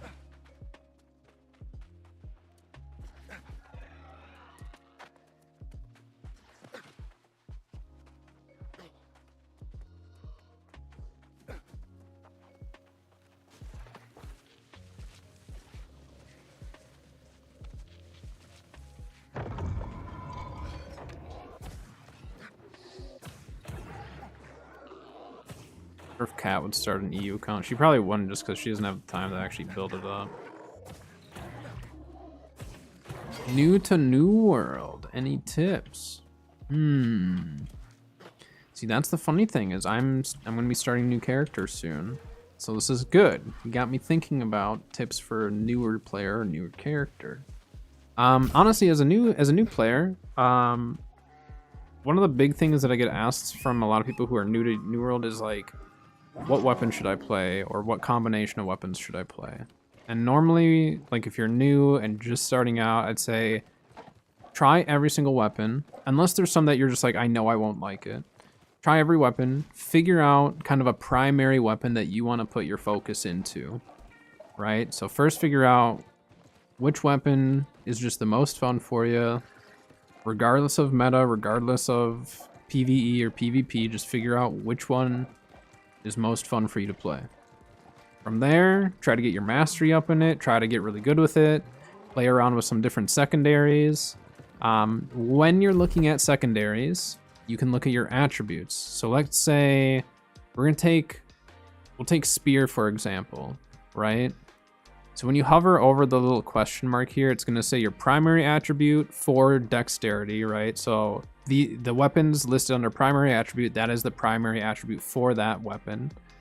And then when you look at strength under secondary, it's a secondary attribute for spear. So spear will still scale with strength, but it will scale better and more primarily with dexterity. So that's where you can start splitting up some attributes, and that's going to be coming further down the road.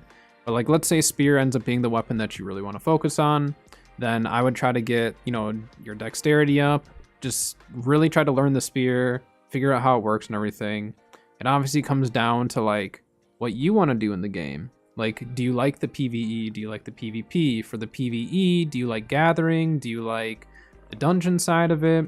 There's a lot of different things within the game that there are to do for a new player. Like for a new player, there's so much to do in New World compared to when it first came out. Like you really have the option to kind of do whatever you want. But yeah, like Dylan's saying over on Twitch, like don't neglect trade skills if you're playing for endgame. So like if you want to be a crafter especially, like slowly work on your crafting skills, but also you want to work on your harvesting skills, your refining skills and stuff like that. So like I have everything capped outside of music, fishing, and engineering. Now, prior to the expansion coming out, because the expansion actually raised the trade skill level cap to 250, I was capped on everything. I was 200 on everything. And so there was not a single thing PvE-wise in the game, like for crafting or harvesting or refining, that I could not do. I could do it all. Do I do it all? No, but I like having the option of doing that. So it just depends on what you want to do in the game. I know it seems really overwhelming, but I've been playing the game since beta, right? So like I've logged a lot of hours in New World. So like it takes a long time to get to this. I have my capped PvP track as well. So if you're into PvP, there's progression there. I capped this within the first, like, I don't know, month or two of PvP tracks coming out. Like I like capping my trade skills and stuff, but it is very expensive to cap these skills. If like all of a sudden one day, let's say you're 65 endgame, you're like, I just want to get my trade skill up. It's going to cost you a lot. So if you do it kind of from the get-go and you're like slowly getting your trade skills up, just enjoying the game, exploring, stuff like that, your trade skills will kind of come along. So gathering stuff, you know, mine some trees. You don't have to sit or log some trees, you know, chop them down, but you don't have to sit there and just only log trees and cut them down unless you enjoy that. Like if you enjoy that aspect of the game, like great, you can make a lot of gold. You can get your trade skills up. There's a lot of opportunity there. If you don't like that, you don't necessarily have to work on that trade skill all the time, but it can come in handy if you want to make a little extra gold here or there. But it really does come down to like what you enjoy about the game. So, like I said, pick your kind of primary weapon or weapons that you want to play around with. Try all of them, see what you want to do, and then kind of go from there. What's the point of getting all these skills up? So when you go into your trade skills, it's going to tell you what you can gather. So it's going to say gatherable at and tracked at, because at your compass can technically track stuff. It's not the most accurate all the time. But if you want to farm like the highest tier wood, you have to have 205 logging. So in order to farm certain resources, you have to have that trade skill up. So that's where it is beneficial when you're a new player to just like harvest most stuff. You don't have to hoard it if you don't want to. I'm a really bad hoarder in a game like this, so like I sit on a lot of stuff. You could sell all that stuff and just make money the whole time if you want, but you don't have to. So it really is like they've gotten to a point with the game where like you can really kind of like do whatever you want as a new player, and the biggest thing is like explore the game and figure out what you enjoy within the game. The PvP though, you won't experience much PvP until late game. So if the PvP is what you're interested in and that's what your like main goal is, then I would say get to 60, 65 as fast as you can. Then run the main story quest and just head down, try to get to 65. Do the main story as fast as you can if the PvP is what you care most about. The leveling experience in New World is not the most thrilling. Most of the content, like the whole game, opens up way more once you hit max level. So, but yeah, as far as picking weapons and stuff like that, definitely start with picking out like your weapons. You have different armor weights as well. Whoops. So like, if you hover over where it says light here, you can actually read through the benefits or nerfs or whatever you want to say, like the benefits of each equip load. And they actually just changed heavy armor, so heavy armor is still pretty good, but it's not as good. Rockin' bow spear. Yeah, bow spear is a really good build. PvE or PvP, it can work really well. So if you're enjoying that combo, I would get both those weapons up to 20, so you have the full effect of the weapons. So like I cap all my weapons. Flail and Greatsword, when those first came out, I capped them day one because I knew I was going to run them a lot. I don't run Greatsword as much anymore, but I like having my weapons capped because I can run anything. I make a lot of builds. I do a lot of different builds and stuff like that. So for me, having my weapons at 20 is really important. But yeah, if you just pick a weapon, which again is bow spear for you, I would get your bow and your spear up to mastery 20. And then that's going to allow you to really do whatever you need. Yeah, so I have builds up on YouTube. I don't have any bow. I don't have like every single build out there, obviously. I don't have any bow spear builds right now, but you could actually... I would look at my musket build video. My musket build video is the closest you're going to get to a bow spear video for what I currently have. I am going to be doing a boltcaster video, which is an artifact, which is an endgame item. And this is a bow build, and this is actually bow rapier, but you could use it with spear as well. And this one's a little bit different just because it's utilizing some different artifacts and obviously different weapons, but I would check out my musket video, my most recent musket video, and that will give you the closest information as far as an uploaded video right now. But otherwise, I can answer questions for you on stream here as well for any of that stuff. And you're also welcome to join the Discord as well and ask away over there. So then off stream, I can try to help you. You got it, and then they disable it. Yeah, I mean, it needed to be disabled, but yeah.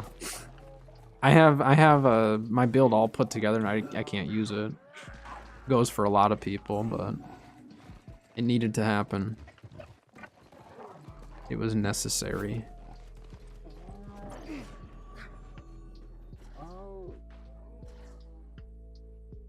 But enjoy New World. Have fun with it. Play the game how you want to play it. It's a very, very fun game. I've Played it for a long time now. I've logged, I don't know, should we check my hours? I haven't checked my hours. So you have to, did you get the expansion? You can only have mounts if you have the expansion. Which is totally fine if you don't own it yet. Because if you're not sure on it, play the base game as is. You did get the expansion? What level is it? You have to go, there's a spot here. See the horse shop on my map here? So this is Everfall, the territory of Everfall. And then north, you should have done a Shadowmine Shrine. Mounts are 25. Okay, so once you hit 25, then do they still have it? For those of you who maybe got mounts more recently, do they still have the quest in town that you have to get? Because I know they've changed a few things around. You just got into Everfall. So if mounts are at 25, I would just try to hit 25, and then it's going to be one of two things. Either there's going to be a little horseshoe in town that you're going to go talk to someone. Otherwise, it's going to have you go straight up north by the Shadowmine Shrine. I don't remember if they changed it. Sorry. It's been a while. And I know I tested it in the PTR, and then I thought that they had maybe changed something at live, but I can't remember for sure. If someone else knows, let me know in chat. But yeah, it's either going to be like a horseshoe quest type of a deal in settlement. It'll look like a normal quest, but it'll be a horseshoe. Otherwise, up here is where the first horse like mount is going to be. That's where your first quest is actually going to take place. But I think if you hit 25, it should just pop up. It might just pop up the quest too for you at 25. I'm really not sure. When I make my new character, I'll have that information. So I'll be making an EU character. I'm currently on US East Marama, so if you happen to be on Marama, I could help you out with stuff as well if you need ever.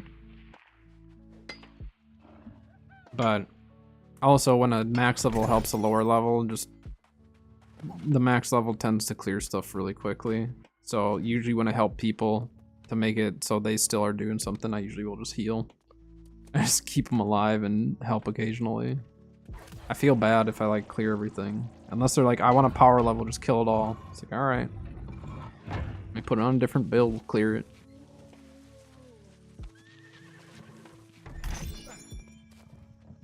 A great sword, huh? Odd pull.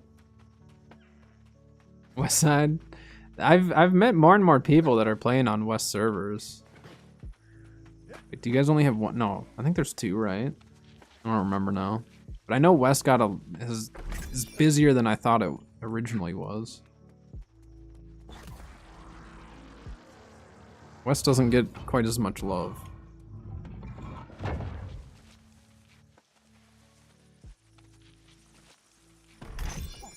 But I have met a lot of people there. I think a lot of people from, what is it, El Dorado? I think it's the server over there that a lot of people are from. I've been on a lot of different servers just because of server merges and transfers and stuff. I think I've manually transferred twice, maybe. I've merged probably 3 times. Played on very dead servers, played on very active servers. All sorts of servers.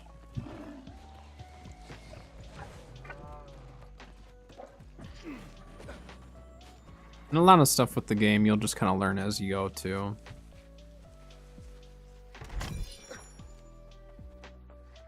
And like understanding armor and weapon perks and all that stuff, it takes a while to understand it and to get into it. Some people catch on really, really quickly though. But it can take a little bit just to understand, like any other game, just to learn it.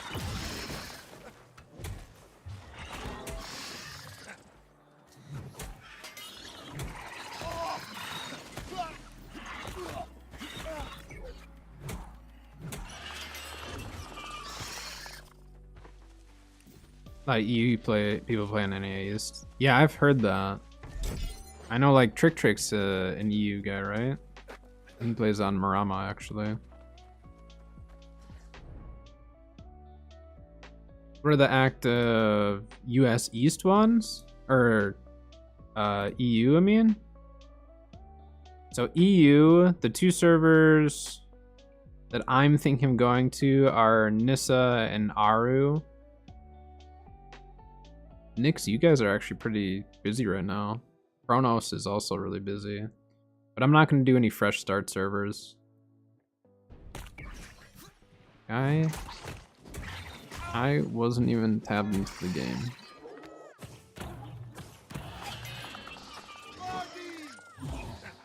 Also, if you are new to my channel and my content, do keep in mind I don't follow metas very closely. I play what I enjoy playing, what I find fun, and all of that. I'm not a big meta follower.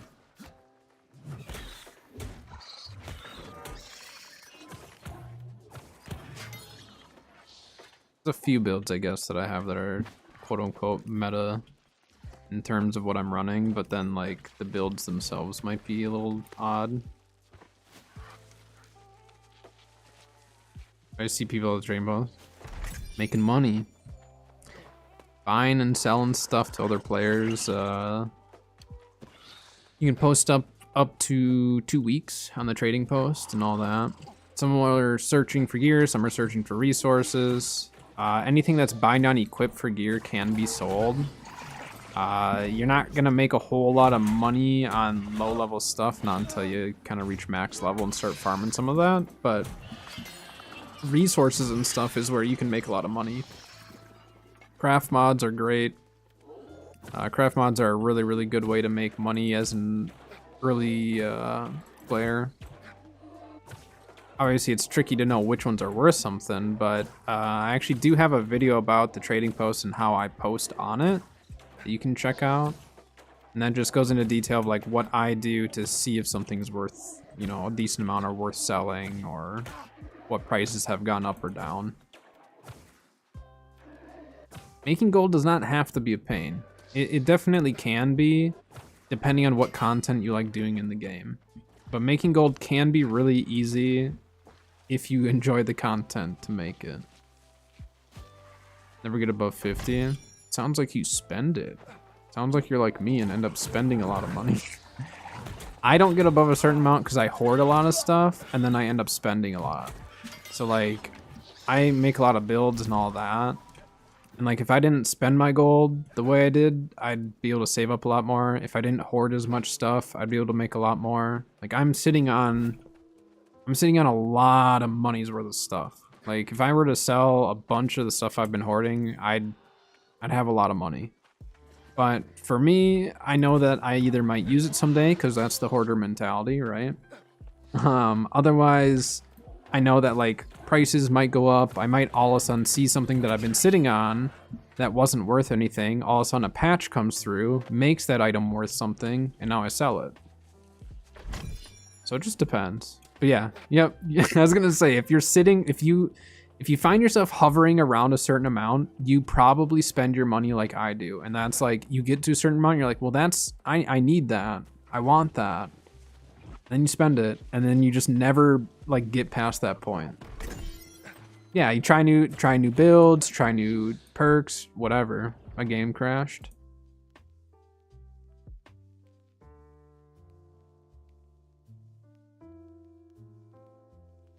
I haven't had that error for a while. The Steam authentication. I'm gonna reset. I don't get many crashes or anything like this often. It's not common. Not for me, at least. Some people say it's more common for them, but personally, I don't have issues with the game crashing on me usually.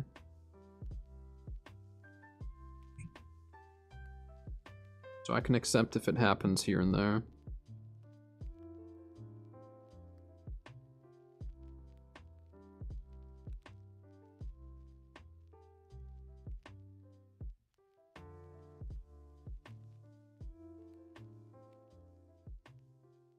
Yeah, I don't know. I do want to get my new character going because like I'm kind of getting to the point with my main character where I have a lot of the builds and stuff figured out of what I want. There's more builds that I still want to make and all that, but I need to change up the content for myself a little bit for what I'm playing. Whether it's playing different games or playing a new character or something. I might start variety streaming a little bit. I know I've been saying that for a few days now, but I just don't know what I want to play. Be entertaining for you guys, you know? I might stream Ark again here and there just because Ark is still like my OG game that I used to play, but... Alright, my game's loading in. I'll be right back. Yeah, this is my main game. But Ark, believe it or not, I still have more hours in Ark than I do in this game, so... Hold on, I'll be right back.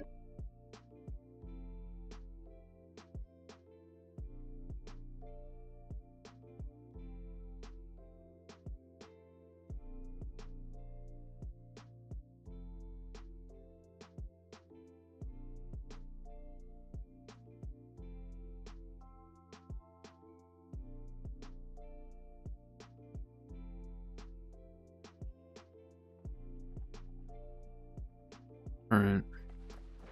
I'm back in game, but my OBS is going to take a little bit to catch up here. So I'm just going to leave it in the waiting room. You're just going to hear sounds.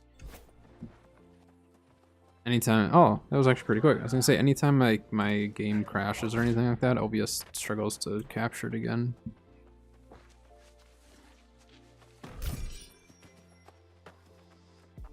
Yeah, New World, as far as content goes, New World's still like my main game. And the funny thing is, New World was not intended to be my main game. I did not intend to have this be like my primary game. Ark was gonna be my primary game that I was gonna do content and stuff. And I don't know. The Ark community is very, very different from the New World community. Very different. I've thoroughly enjoyed the New World community. Obviously, like, there's moments where stuff gets a little tiring, but that's any community in general, but overall, the New World community is really nice. We've just been through a lot with AGS, and I understand, but they're getting better. Should you do town projects? You definitely can. Town projects used to be a really good way for XP and stuff. But then they reduced that. So I wouldn't say like go super out of your way to like just sit there and farm them up unless you enjoy the tasks. But it's something where it's like if it's really easy for you to do and doesn't cost you anything, then you might as well. It's not gonna hurt you.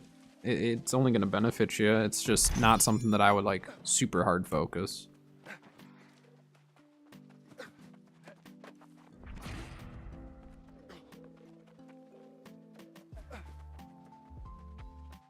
Whatever. We'll farm up a little sulfur.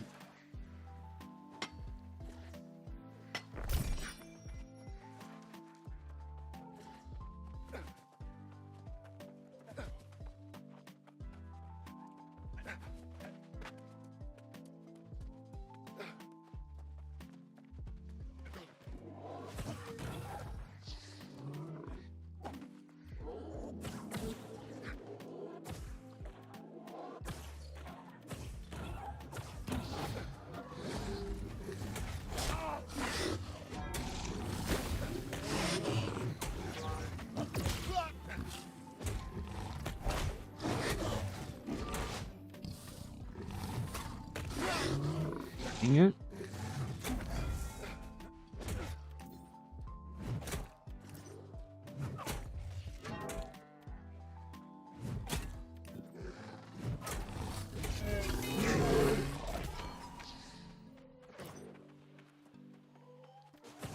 Acid there.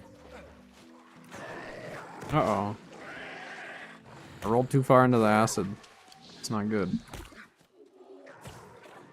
You can get him out of there.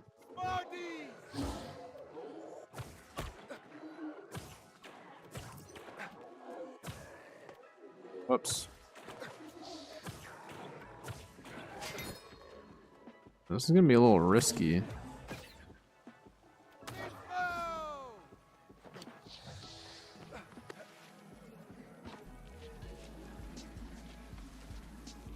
back off to kill the next one here. Wasn't expecting to have an acid burn.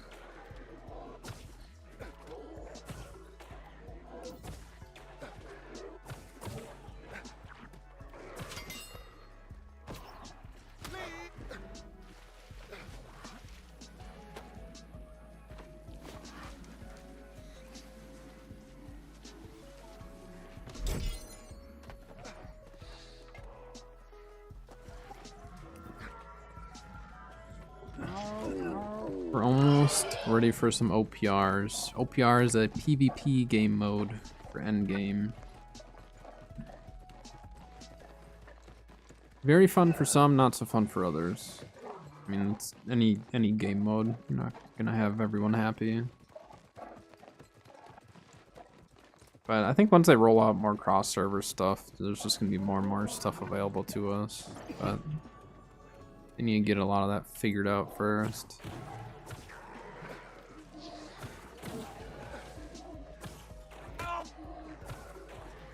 Crying baby in the hallway.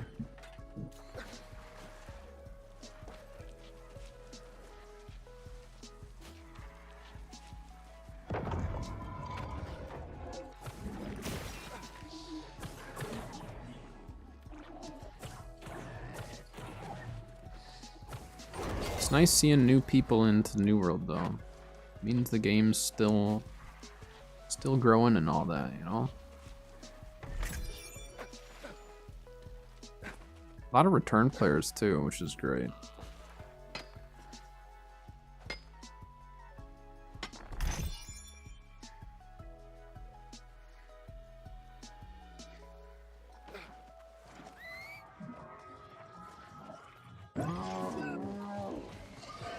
For food, it's an artisan flatbread. It's pretty much the same thing as a hearty meal, but the healing buff lasts longer. So let me see what the actual difference is. I don't remember the exact time difference.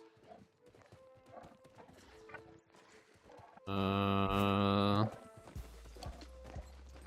a 50-second heal. With the regular hearty meal, it's only 25 seconds, so it's double the amount of time. And then is the amount the same? Let's see. Oops, wrong button.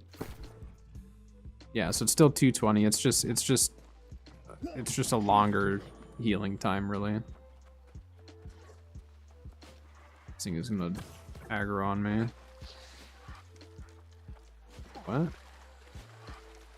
That thing not there or something?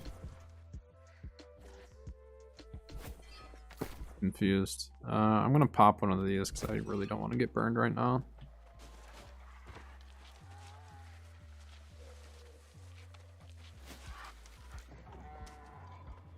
Done Destiny before this. What I should be doing. I mean, the thing that I always remind people with AGS is they're just a very small section of Amazon. They are a small section of Amazon, and then within AGS is a New World team. So yeah, they don't have like billions of dollars or anything like that. When you break it down to the specific team that works on New World, it's quite small. It's extremely small when you compare it to the whole scale of Amazon. Because they have the Amazon name on it, people just kind of assume that there's a lot of money, but if the game is not doing well, they're not going to fork any more money into it. But controller support's coming up, which some people do think, myself included, think that console could be coming someday.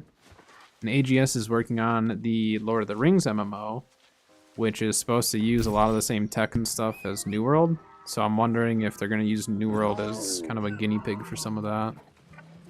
You know? But I've heard... I've played a little bit of Destiny, and I've heard Destiny's really hard to kind of keep up with it because of all the expansions and stuff. Like, I played it a little bit, and I was like, I don't want to invest in expansions. I told my buddy, he was like, well, the tough part is, like, a lot of the stuff that we're doing, like, you have to own all this stuff, and obviously New World could get to that point, but it's like one paid expansion a year currently, and That's not too bad, but yeah, I think Destiny is just like so far along, it's too hard for me to even try to get into it.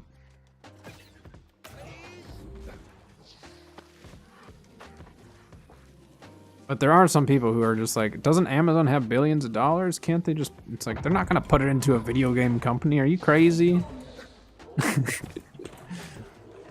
They're gonna make so much more money off of like their Prime, you know, subscriptions and stuff. I mean, Twitch is also under Amazon, you know. Twitch has some changes coming up. That's gonna be pretty good, and eventually the revenue split and stuff's supposed to be getting better over time. All right, we're queuing up. I'm gonna recall. Yeah, Destiny's been out for a while, so as far as content goes, it's hard to like start fresh and work into it. Another one that I'm gonna eventually try is gonna be Classic WoW. I've never played WoW at all. My buddy's been playing it here and there, and he keeps telling me I need to try it. And I hate subscription models. I can't stand subscriptions. But I told him that eventually I'll try it for a month, see what I think of it, see what kind of content I can get out of it, and go from there. But we'll see.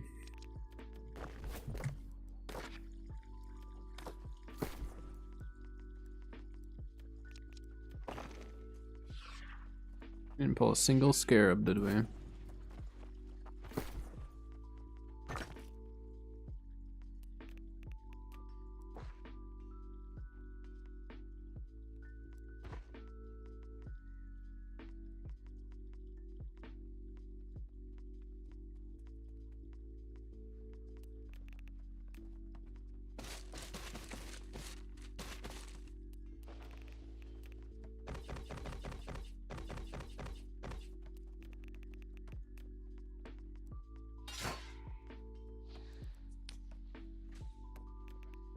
Really full there, huh? I don't know if I already have those or not, but they're going there. I have so much gear. It's like, one of these days I just need to sit down and go through it, but I really don't want to. Too much gear. I hoard too much stuff. Can't help it.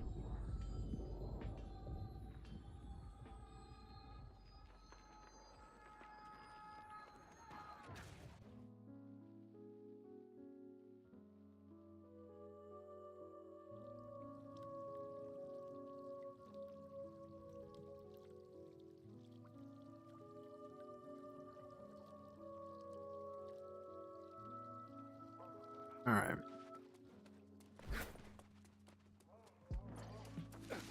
Probably start with Healer Hammer. Start with Healer Hammer, see how the matches are. Maybe do some musket. We'll see. I don't want to put down the musket for too long, otherwise like my aim and stuff just goes down the drain. Like, I forget how to lead my shots. Even the last couple times I've played it, it hasn't gone great, so. Grab the loot when we get back.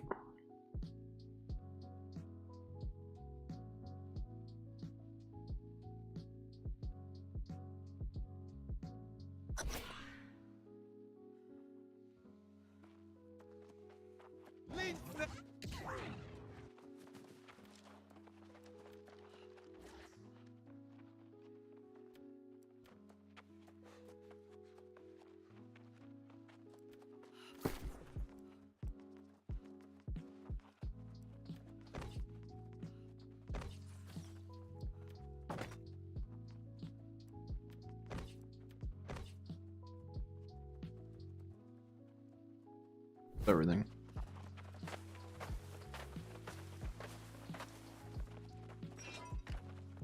Dibs on logging. It's all yours. I think you do get XP. technically you do get XP for farming wood and stuff here. Gosh dang it. Look like a fool missing my beacon.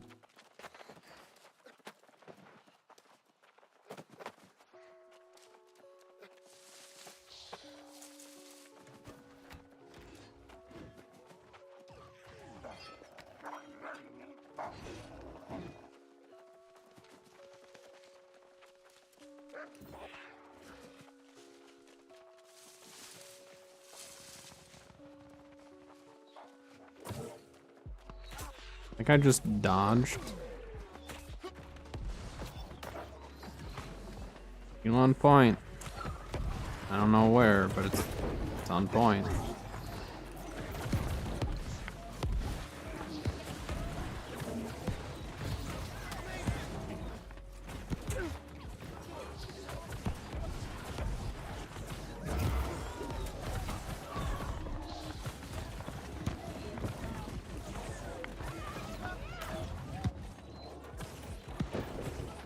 Yeah, you are so deep in enemy territory when we still have enemies on point. We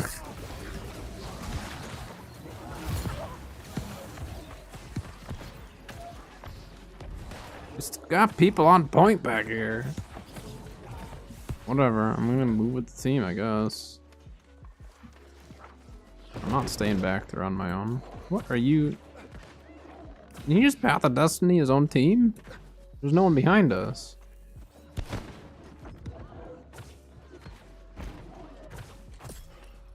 Whoops. I didn't mean to snipe the kill. I was just helping the team.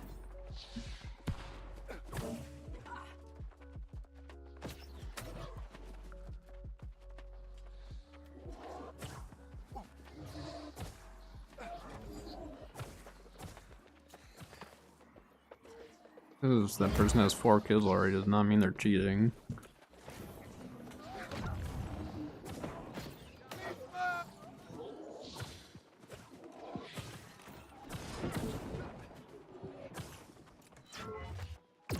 Okay. Team. What are they doing? Why are we pushing their spawn? We don't even own everything. I'm gonna go help this guy out.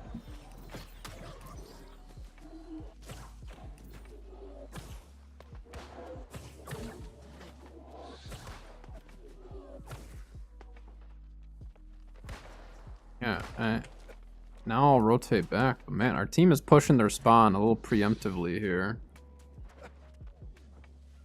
Oh, you pulled Jeff Shoes? Nice.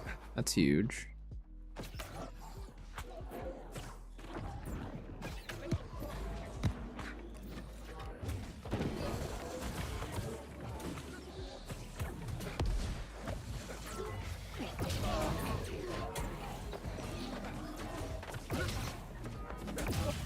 Fine.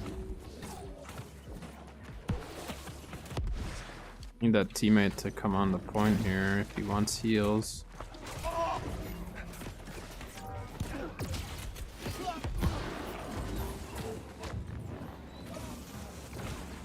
I don't know why our team's sitting at their spawn right now.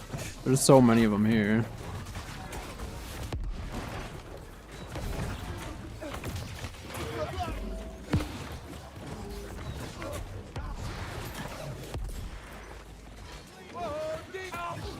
Yeah, don't flamethrower the healer hammer. Just a warning to you.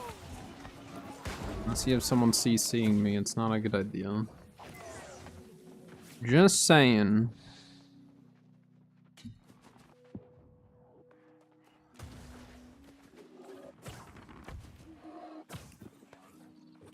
Guy, you're lucky I have my hammer on. Meanwhile, the other guy was not lucky I had my hammer on. I don't really want to chase.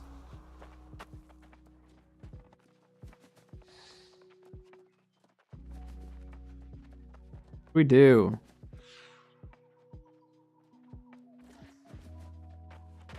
I don't really know where to go right now. It's back to Star.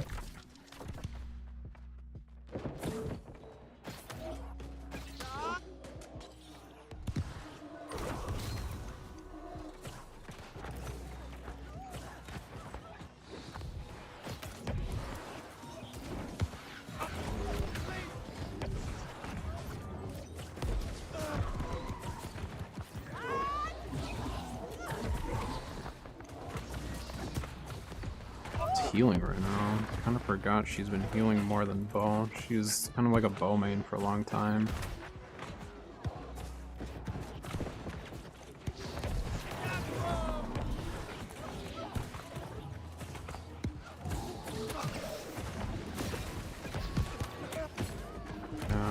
Backline heal there. For that exact reason.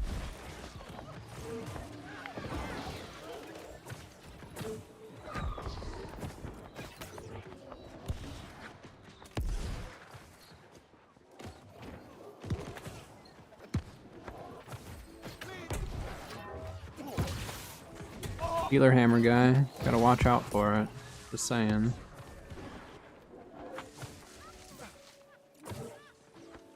They never expect the healer to whip out a hammer and shockwave them or clear them out. It's fantastic. A lot of people will just blindly push a healer, not realizing what their secondary might be. That guy whiffed it on his meteor shower. I've done that before. He didn't even bother pushing. He was like, nope. Not good. Try to remove the poison from some of these guys.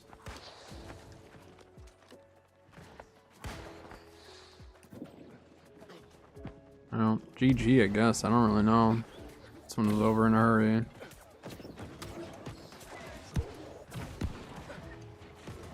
I'm not gonna report someone that I don't know if they actually were or not.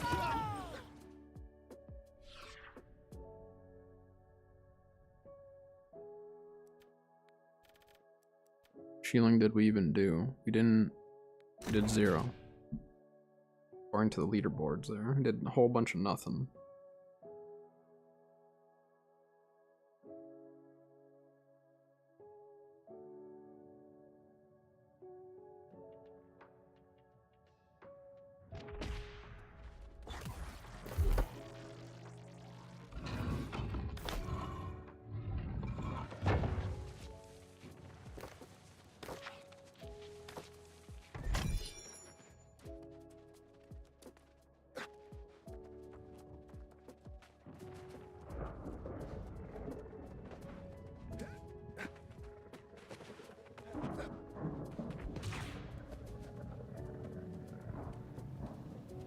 This one's open. We're gonna go farm up water motes too, or water glyphs over here.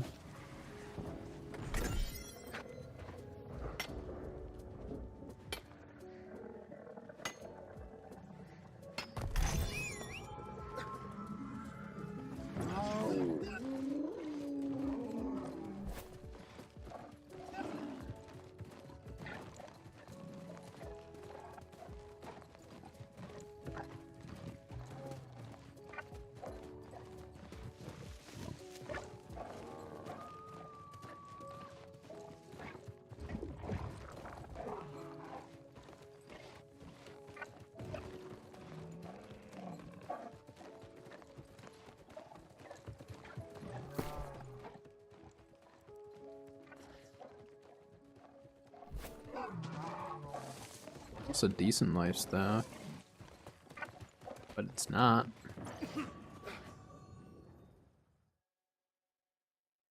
One perk away from being decent.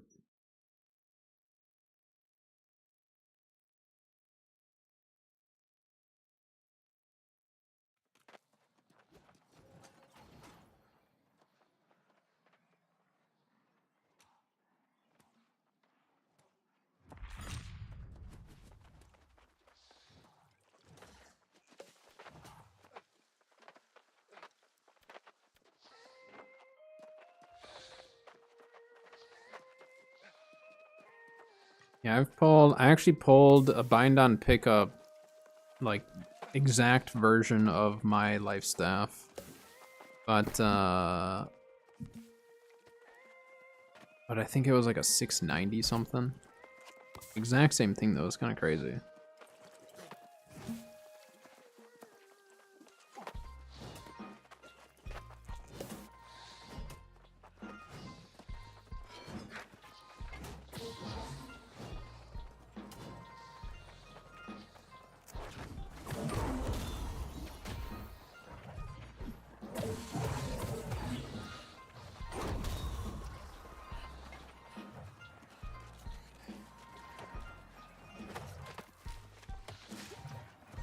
Yeah, I'm thinking for EU servers, it'll be Aru or Nissa or whatever it was, the top two. I don't think it's gonna matter too much for me. I'll probably just pick whichever one's busiest. Also for me, I can play in the off time on that server if I needed to.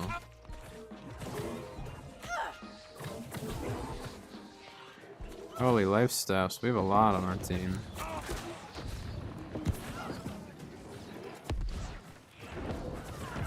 I'll either start it tomorrow or next week. I want to do it sooner than later, rather than just talking about it, you know?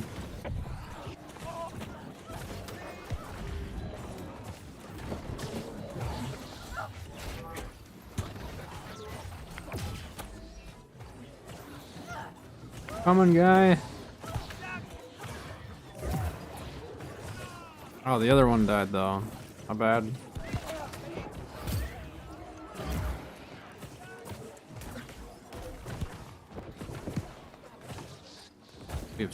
Oh, why? Why are we putting up doors right now?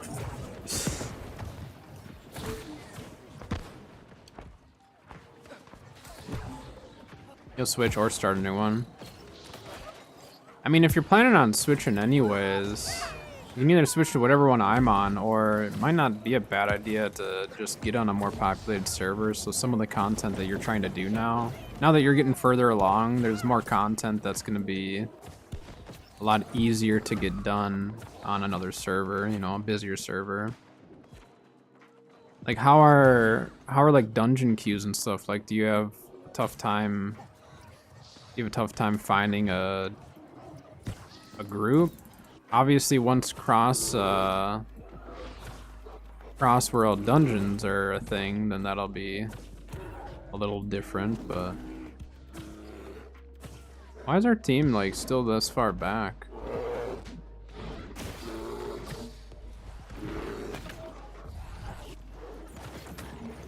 Better go back. They're not awful. Well, that's good.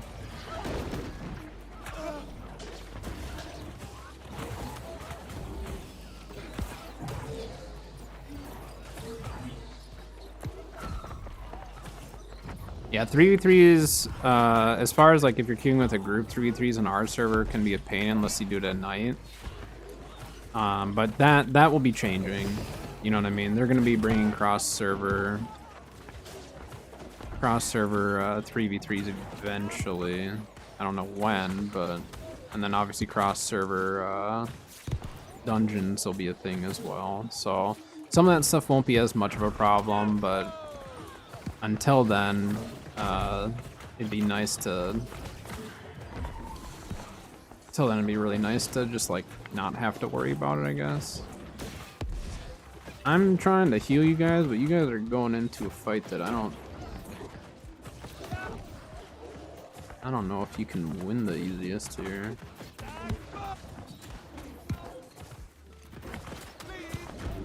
Okay. Oh my gosh.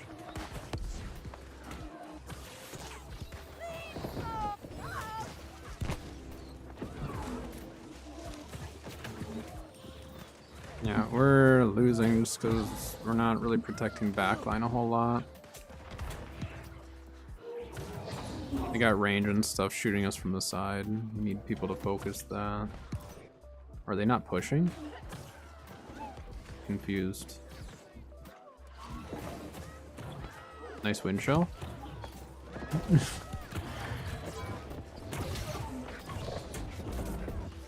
Yep, healer with a hammer guy, watch out. That's what'll happen. Alright, we need to drop this.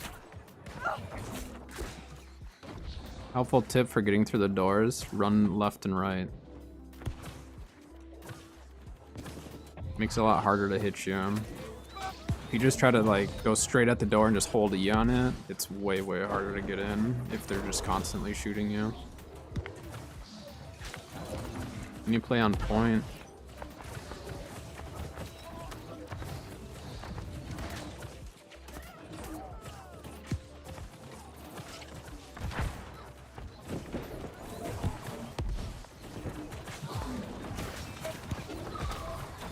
backline sacred.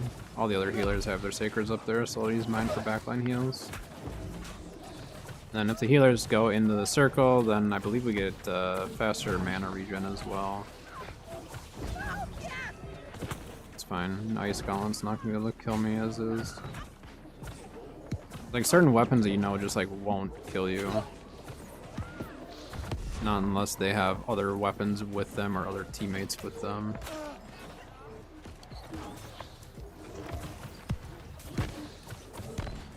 Yeah, muskets don't hit me for very much. I've got 25% thrust resistance, so half their damage is not doing much of anything to me. Plus I have, I think, 2 stacks of physical aversion. So we're pretty tanky when it comes to muskets. This guy just burned all of his stam. He's stammed out. Yep. He triple dodged that, man. Oh, I knew that.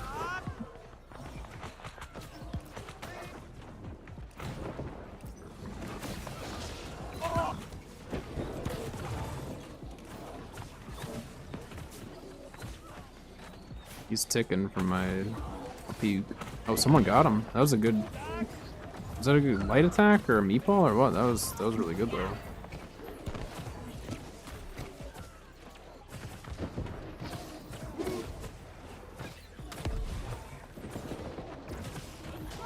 Stand myself out, but I should be fine.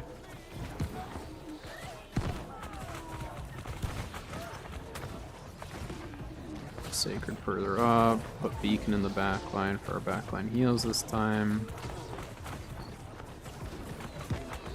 Pester that healer right there.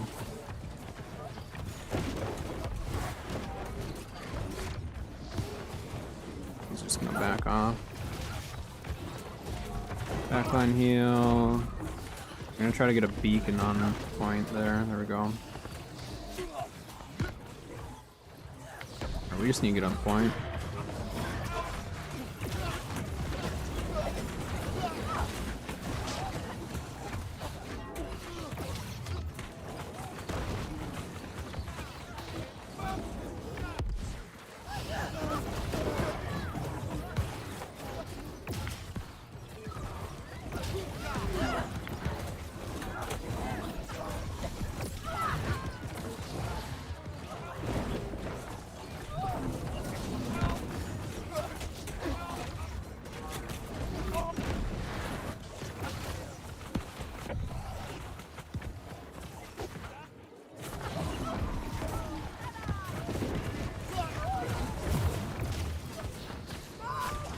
I hit both of them with that.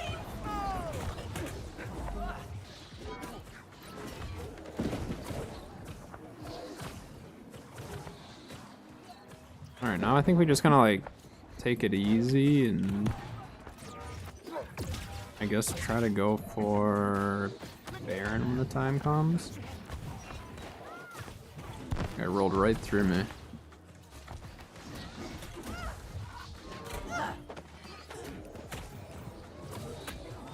Yeah, see, the musket is not hitting me for much. The elemental hit me for a decent amount, but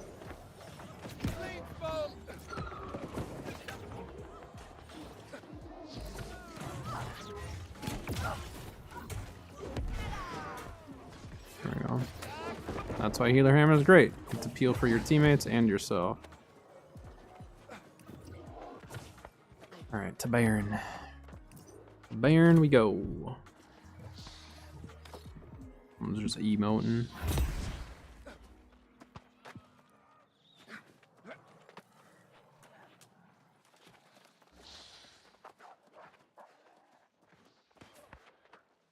What's going on?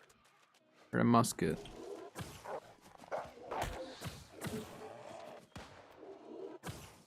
It's our musket.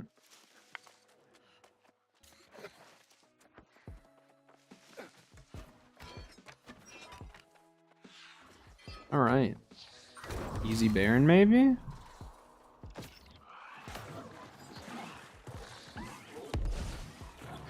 Unable to spawn. Yeah, I haven't seen that bug in a while. That is a bug. Oh, so you're like stuck in the You're stuck in the kill cam, like, type of deal? Not kill cam, but like, stuck on the ground watching the fights. That's crazy. Oh my gosh, team. I should have been watching doors.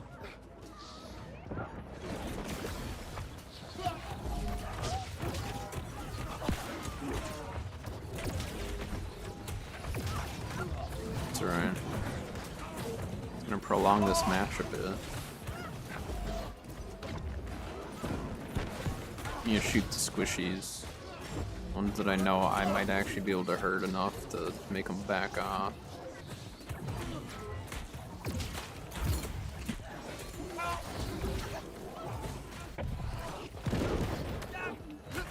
This could still go downhill. We could still lose this match.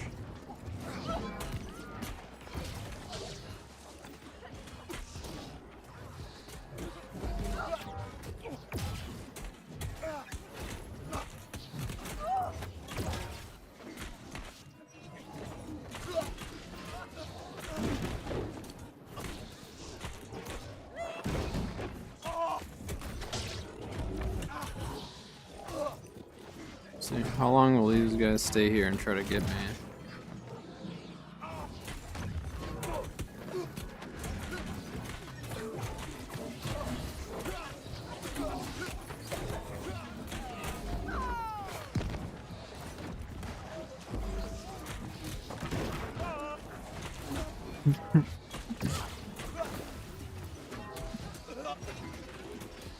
Bring more next time. A little more disease and stuff would help. Uh-oh. No saving that life.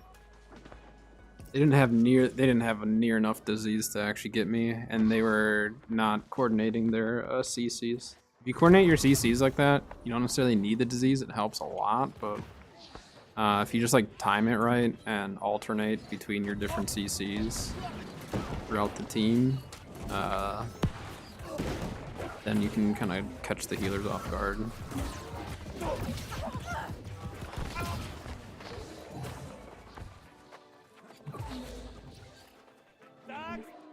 I didn't even realize that we had an ad going on Twitch. Not bad. Didn't see the 5-minute warning. We're gonna lose Sun, but we need to finish this push.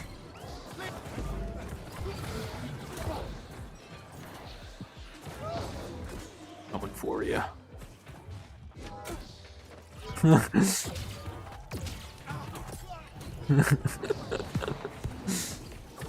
Said you're idle and just kicked you?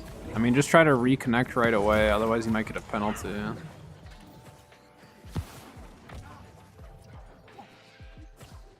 Sometimes if you DC from a match, it'll give you a penalty, like an hour-long penalty, because it thinks that you left on purpose. Yeah, you don't have enough elemental damage to kill me, guy. That's why I like the thrust resistance. You only needed 1200, so win or lose, you would have gotten it there. Meow. Daily meow, there it is. You guys got 3 beacons on him? No, 2 now. He had 3, that was crazy.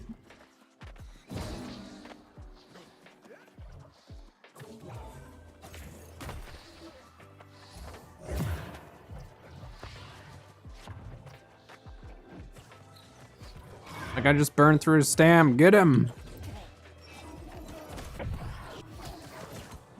It's the same guy. He just burned it. He just burned it again. He's triples rolling. They're like panic rolls or something. I don't know. The second if you see anyone do that, you just need to jump on them immediately. That means that they are unable to dodge your attacks.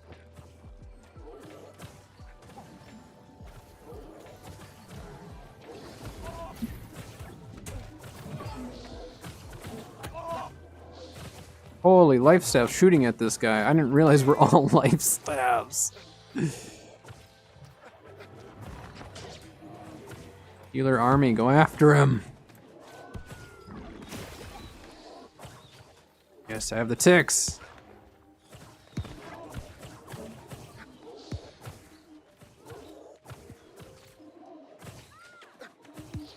Oh my gosh. This amount of life staffs is crazy.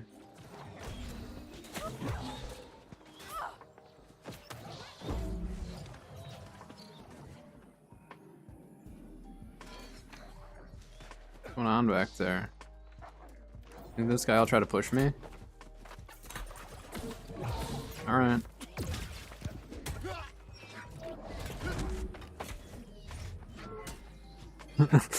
Yeah, you weren't gonna win that. Even if I don't kill you, my team will show up eventually. Sorry, teammate, you died because I was getting shoved. A lot on Sun. Where's our team at? This isn't fun. There's 2 healers.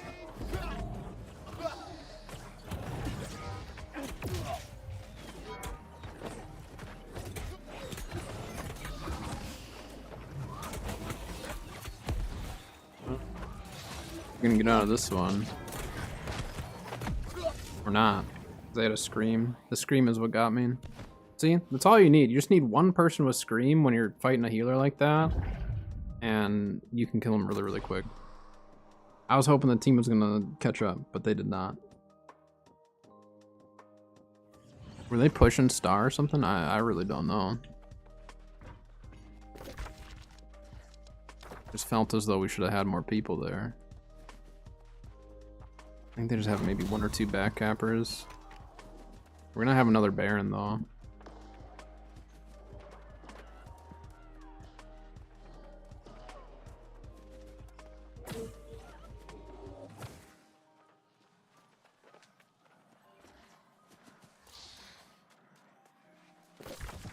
Is our team pushing Sun then? Kinda seems like it. So if we can take Sun and then go Baron, you know, sometime after, that'd be great.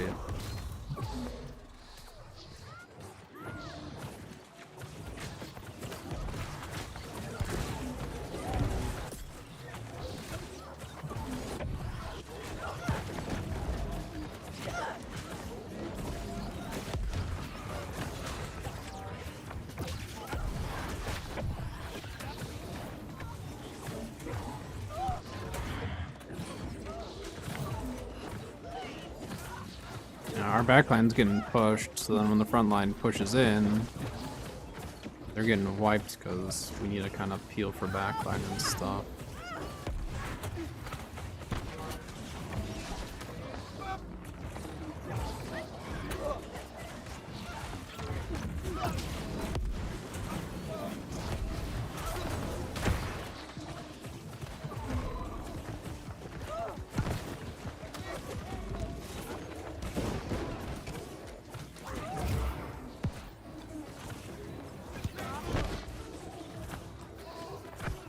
Nice 600 healing divine embrace on that guy, because by the time the heal actually got to him, he was pretty much full.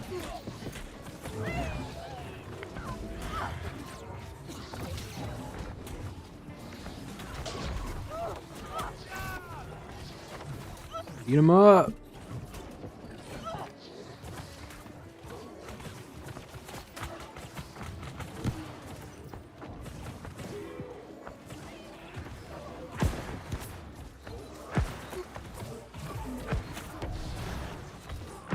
Be careful of those mortars. It's probably a pestilence mortar.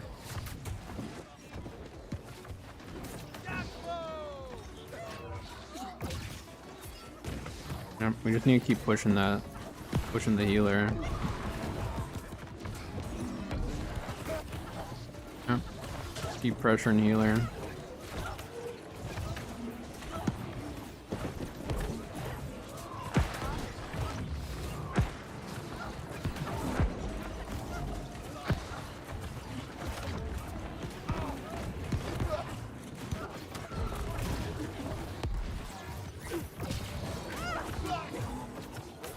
That was a precautionary shockwave there.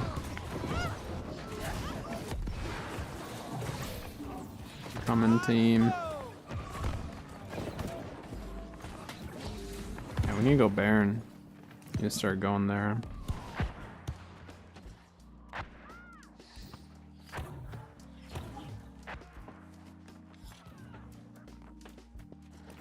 Okay. I don't know what that healer was accomplishing, but I wasn't gonna dodge it.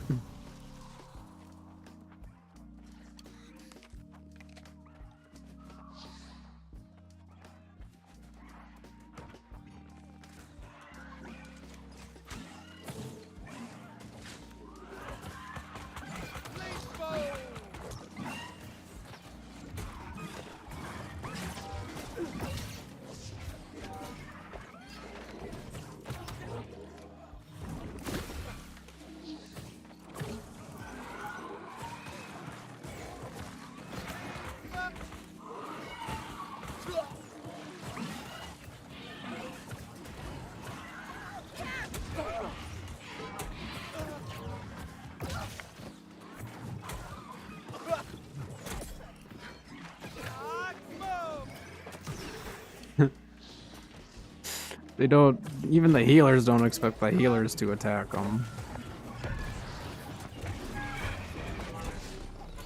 See me in a match and I got my hammer on, watch out.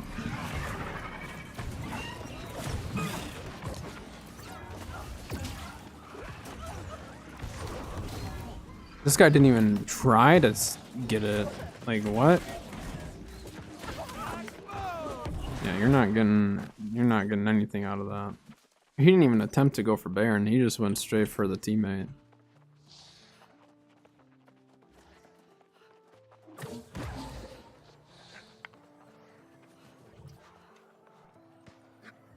On our way, team. You're got in the way, that guy's leaping strike, my bad. Ooh, there's a lot there. Oh, I had the heal going out. I probably should have just dropped a circle.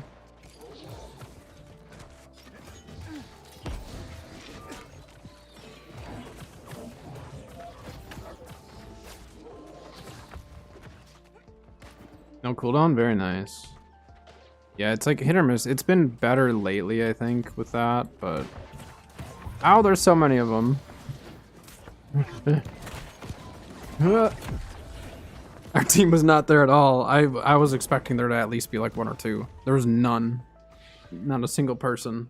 I guess I should have checked my map, but man. Yeah. Alright.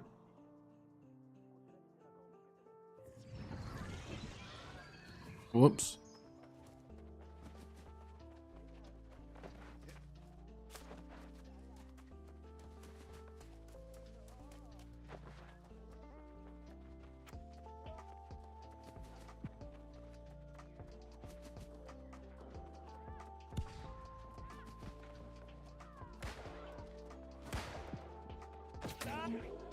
Shooter stance build. At least we have an outpost, so it wasn't like I had to... Oops. That musket should not have been there.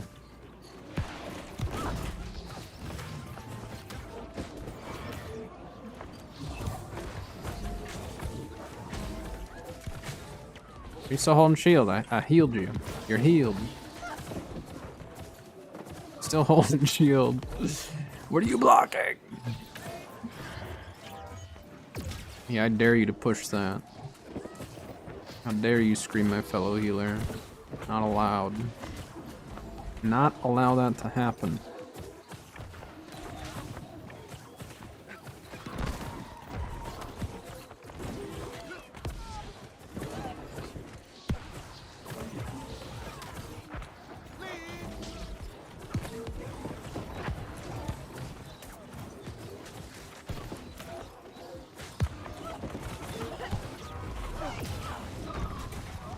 Yep, you done messed up pushing this backline guy.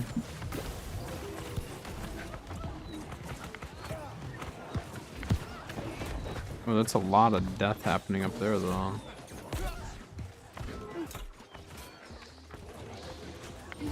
Sorry, I had to use that for myself. If I didn't use it for myself and he pushed me, I was dead for sure. I mean, it's a GG on this game anyways.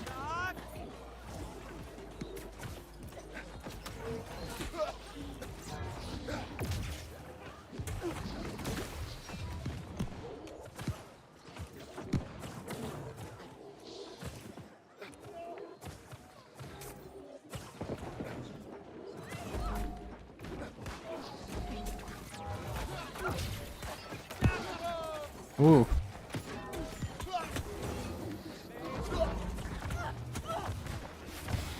See if they can do it. Oh.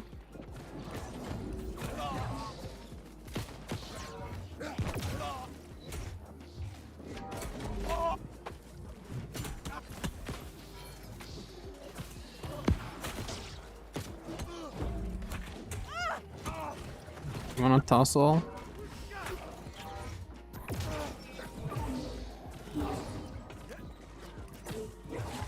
There you go. Have a beacon enemy player.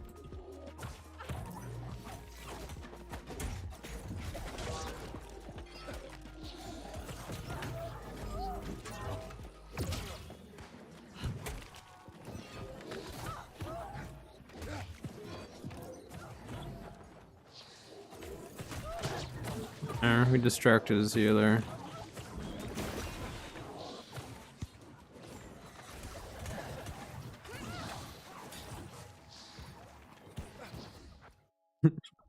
Wasn't looking good for him, but he might have escaped from that. Given enough time.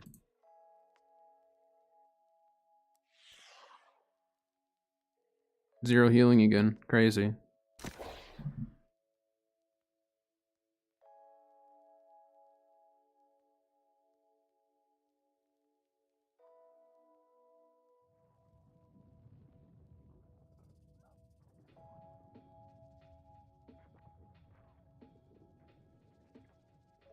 Oh yeah. I was like, what are we doing here?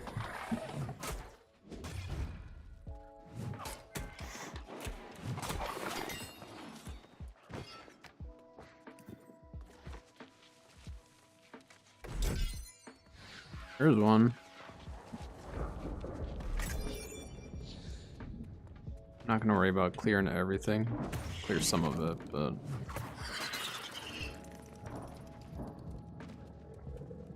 mainly just want to get the chests here.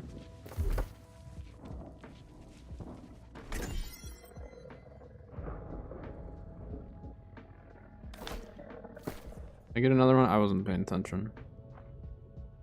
Oh, we did get one out of that. Nice.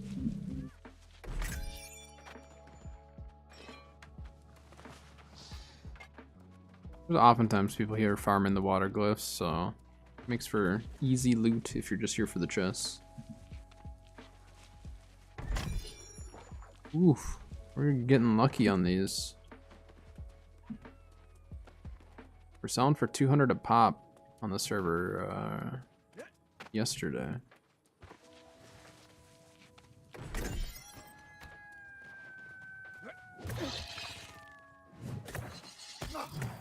I need to put a rune glass in this thing.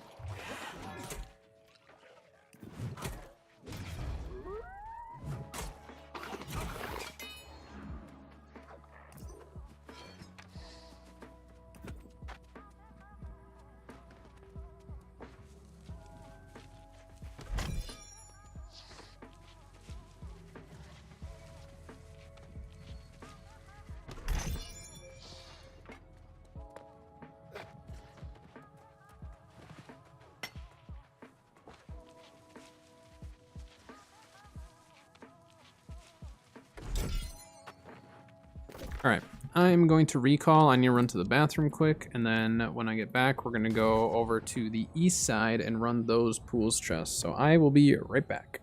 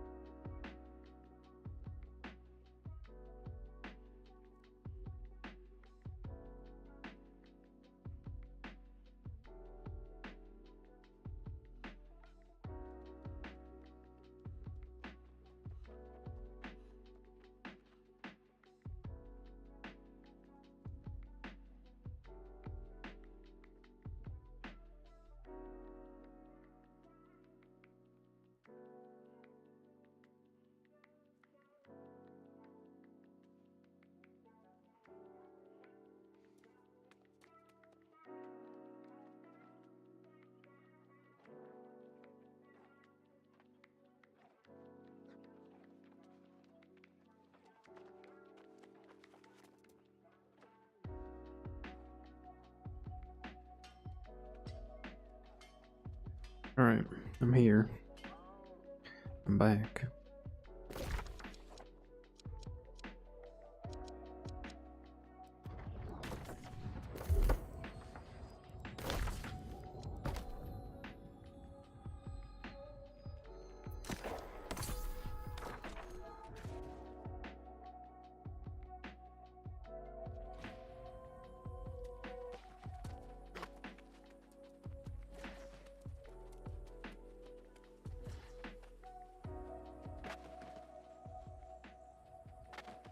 Still have our consumables rolling. Might as well just keep them going.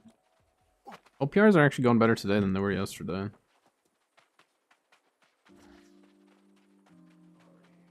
Part of that also is just like with healing, whether we win or lose, like I definitely have a better time. Like if we get absolutely wiped, I can still have some fun with healing. Like DPS builds, if we're losing that bad, it can be really rough.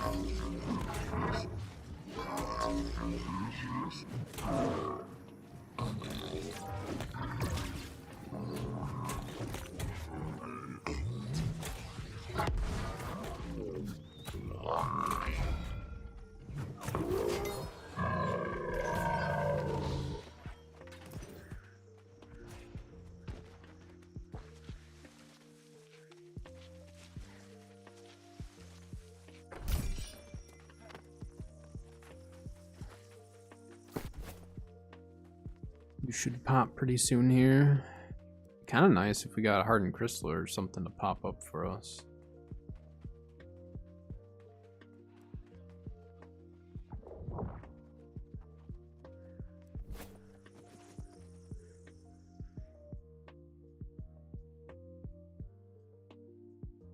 Message Kat and see what she's thinking for dinner.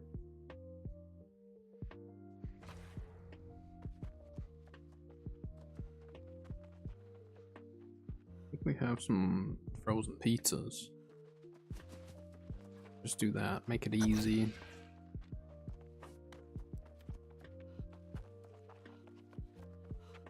Wait a minute.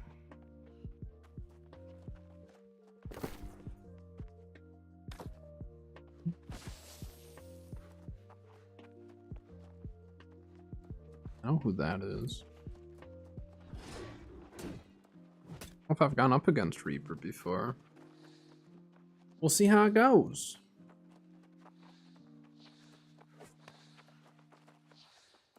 At least I'm protected if I get pushed. Got my handy dandy hammer on. Just a turkey leg. My fork with a turkey leg on it.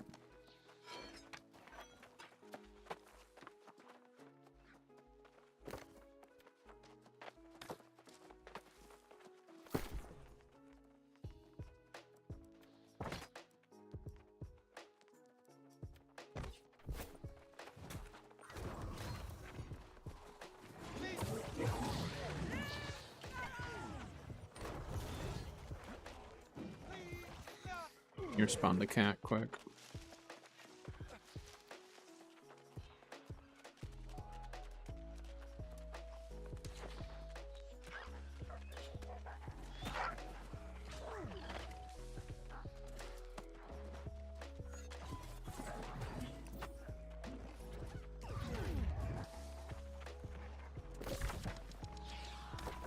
At least one PvE here, that's good. Nice, we landed the beacon. Good start.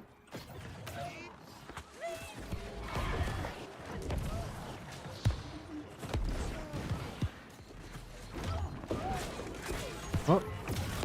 Oh.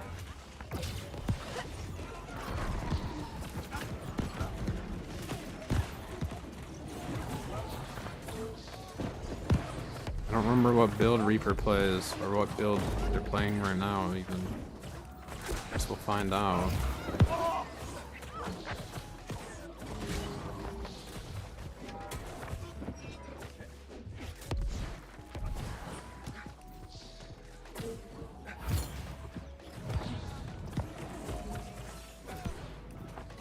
We have a lot of healers on our team though. I think we just keep pushing with frontline here. We're better off pushing front line. I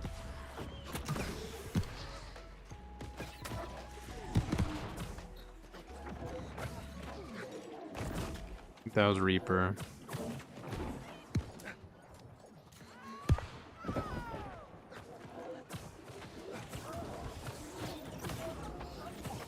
You got a bear.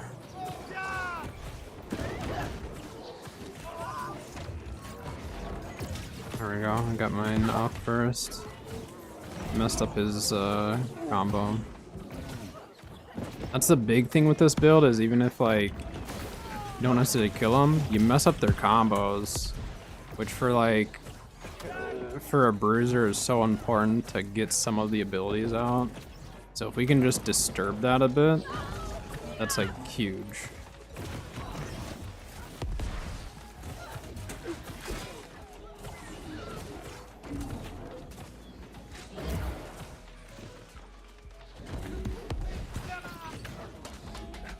Do doorway in case people need to back up. Oh, Reaper, you're not paying attention. Yeah, I was talking about you. You're just standing there typing. I hit you a couple times, like, wait a minute, he's not moving.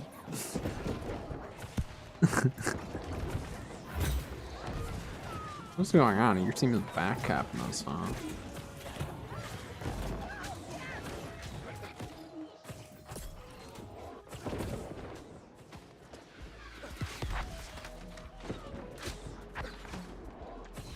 Well, maybe your back cappers can pull through for you.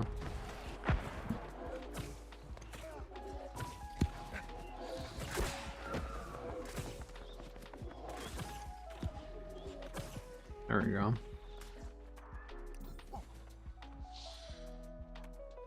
I'll fall back and go mid. Why not?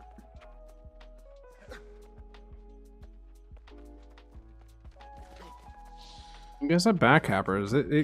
Our team is pretty aggressive right now, and that actually could hurt us. He said mid, but I'm gonna go help out on Moon, I guess. Yeah, I didn't see many of your guys' healers. This guy. Watch, he's gonna push. Ready?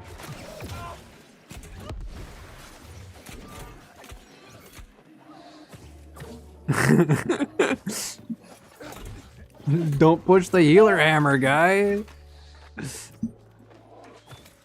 don't know how many times I have to teach people. Do not do that. Just let me have the point. I'll push you. Don't push you. I'm a healer. I don't care. I'll go right through it.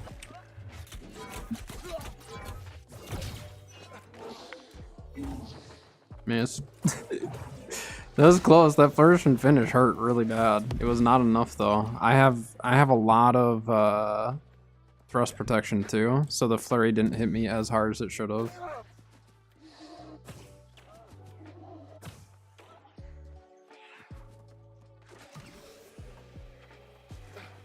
His only chance though is with Rapier.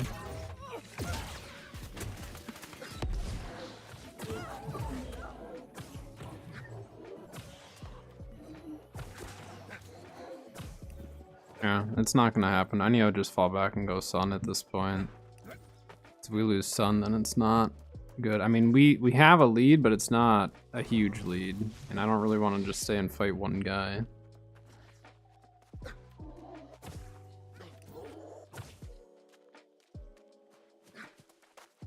Guess I would. Well, is our guy trying to get doors up here? And we're taking whatever. I'll just stay here. I don't think it matters. Is our team still at your spawn? Yeah.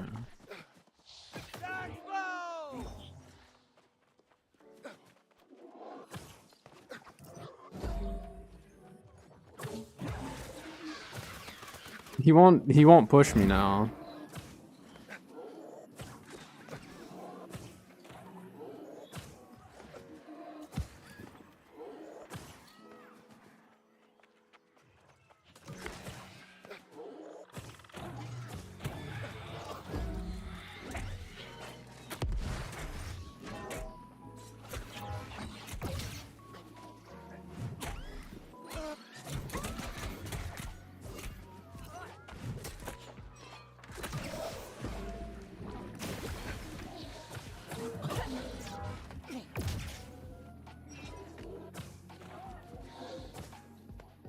He's not gonna be able to push, man.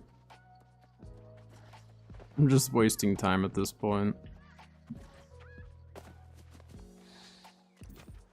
I'm just gonna fall back. He can have it. Uh-oh. But I maybe shouldn't be here.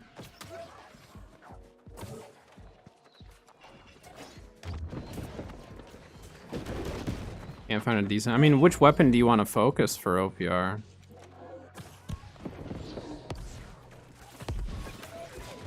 Uh-oh. I didn't have enough dodges to save him. Fine.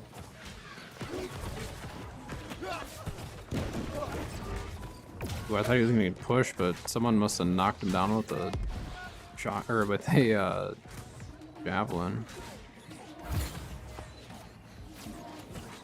But depending on what you want to main for, like your primary weapon, I mean, it could probably help you figure out a decent build.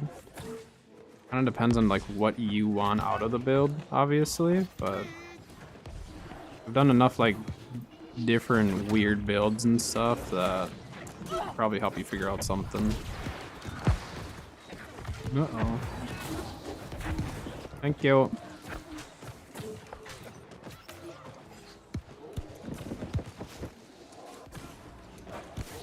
Yeah, see, in Arena, a build that's good for Arena is really tricky to make it good for OPR sometimes, depending on how you play.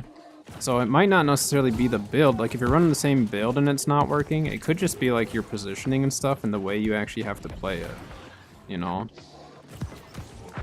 Because some 3v3 builds can be really, really good for OPR if played right. Bruiser? Bruiser can be tricky, but it's very rewarding for a lot of people to play Bruiser. Like, also keep in mind, like, I play a lot of OPR. You know what I mean? Like, OPR is just really fun for me, so I play a lot of it. So for me, it's like, I'll hop into a build and just, once I figure out the positioning of it, like, I can at least stay alive and feel like I might be helping the team, even if, you know, my points don't reflect it. There's a lot you can do for a team without just getting points. As a healer, I get a lot of points. That's just... Healing gives you a whole bunch of points. I don't care about the leaderboard. I don't care where I am. I'm top, bottom, whatever. Obviously, I try not to be the bottom of the list, but it does happen occasionally. Like, if I play Bruiser, I don't get many points. I don't do great, but I disturb their backline. I do a lot that actually does help the team. Just doesn't reflect on a scoreboard. I was too far away for that. Sorry, guys.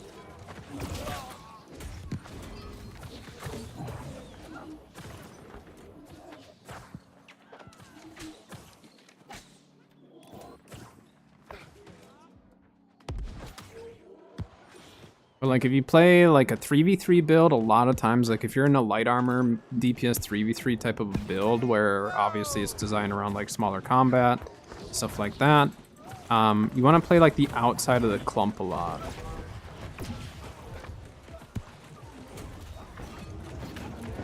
So you want to kind of like hover around the outside of the clump, kind of catch people off on the side. But then it's also a matter of knowing like what weapon combinations you're going to be able to push and which ones you need to be really cautious of. Because there are some just weapon combos that certain builds are going to really struggle against.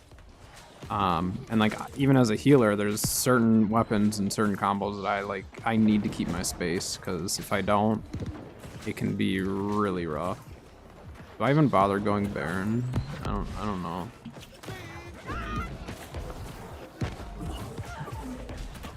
Going to bed, Dylan? Sounds good. Thanks for hanging out as always. Be live tomorrow for Friday. Tomorrow's Friday, you guys. Don't forget that. Maybe we'll start our EU character tomorrow. Maybe not. We'll see. There's a chance that we do start EU tomorrow, though. Might be kind of a fun Friday stream, but we'll see. Like a kid sitting far away. I mean, that's kind of Fire Staff, to be honest, unless you're running Flamethrower. But like, you're better off keeping your distance with Fire Staff usually, depending on what your secondary is. I got all the rend on this guy. He's taking so much damage. Yeah, I got both rends on him.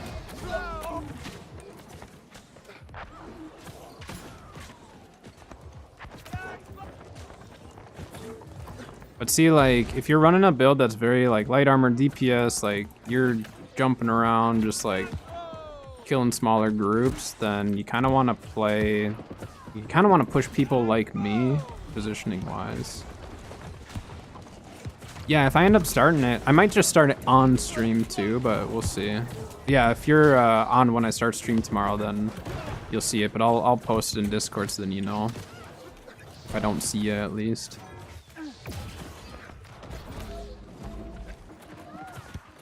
8 AM. Oh, I'll for sure be live. I'll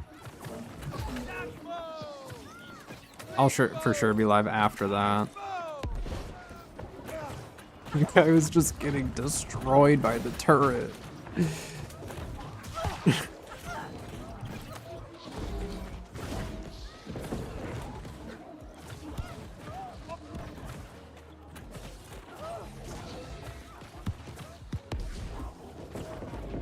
But for OPR, I really like Ice Gauntlet a lot. Well, I like Ice Gauntlet regardless, but Ice Gauntlet and OPR is really, really nice because to me it feels like you're doing a lot more because you have the CC and the Ice Storm. If you land a heavy and like stop someone, that's huge. You know, there's a lot of functionality behind it.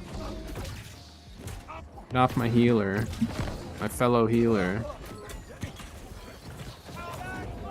Wow, that guy got so lucky with that vortex. That was crazy.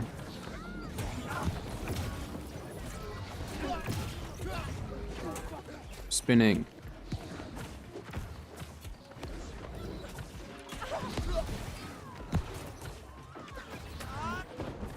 Oh, he died.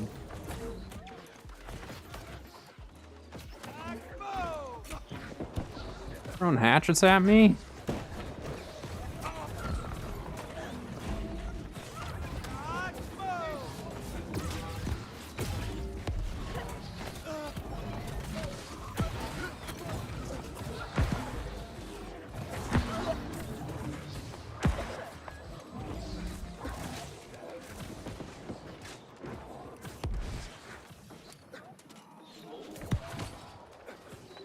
I mean, there's a lot of builds that you should be able to do, like, because you have a lot of mage stuff, right? Like you've got mage gear and all that.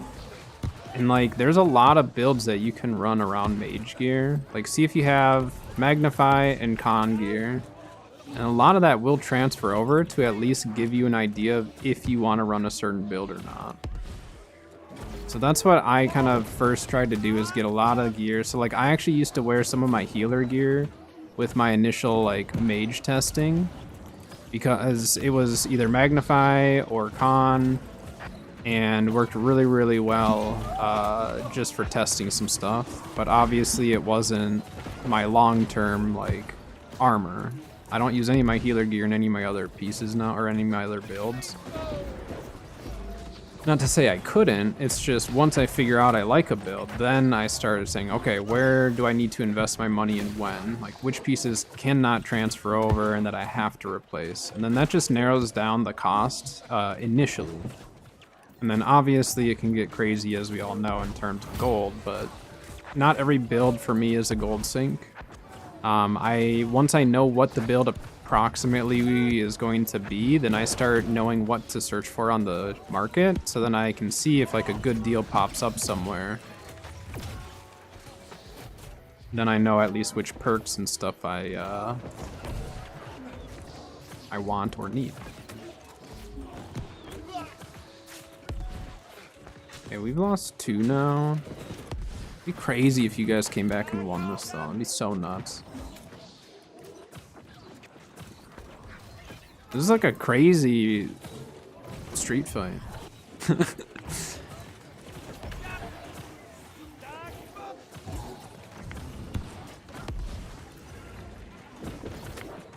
You guys are like starting to win somehow. Yeah, I mean, like, if you're decent with, like, do you have fun with, obviously first you have fun with the build, but then are you pretty good with it in 3v3s?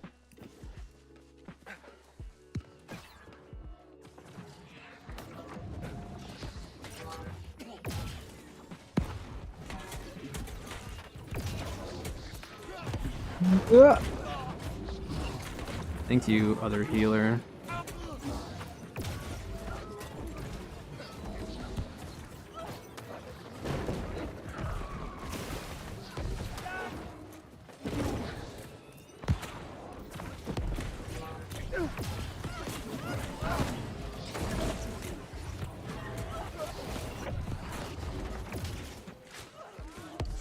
But if you're, okay, sorry, I'm getting distracted here trying to not have your team kill me at the moment. But if you enjoy that build and you're pretty decent with it in 3v3s and overall it just like works for you, figure out the positioning that you need to have in OPR for it.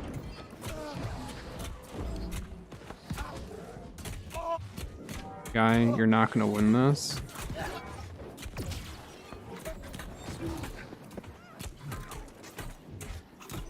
Okay, next.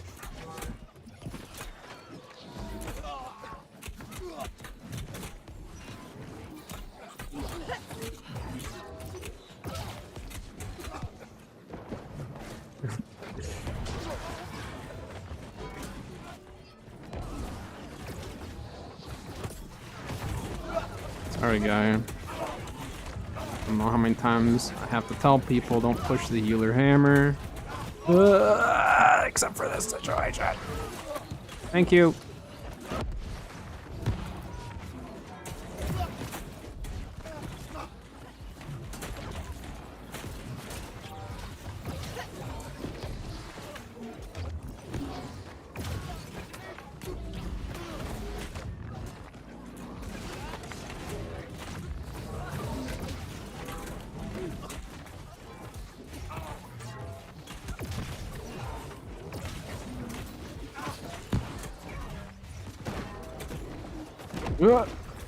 You too many.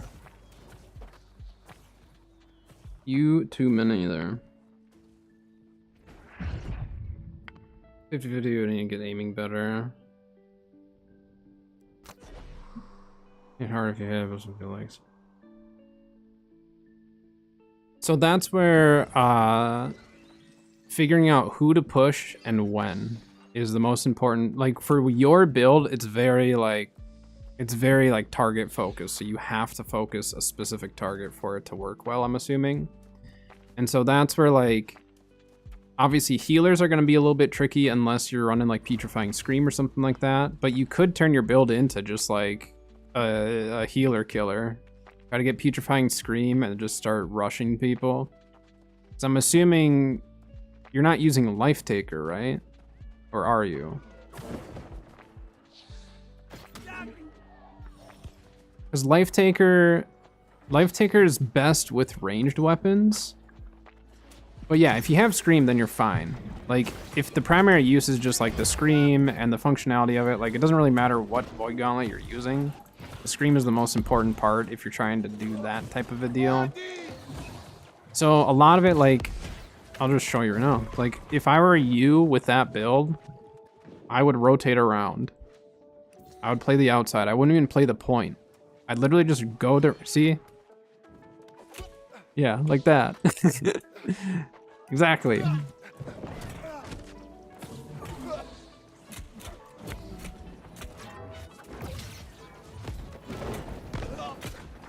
Distract your team for a little bit here.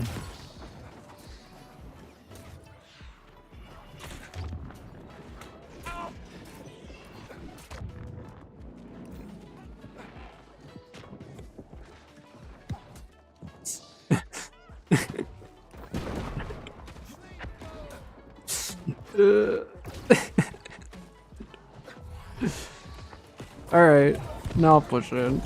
Hey guy, get back over here. Not finished with you yet.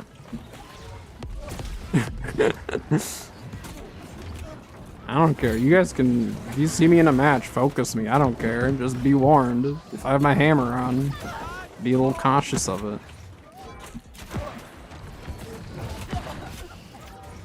Yeah, see, your hatchet hurts. Your hatchet definitely hurts. Then, uh-oh.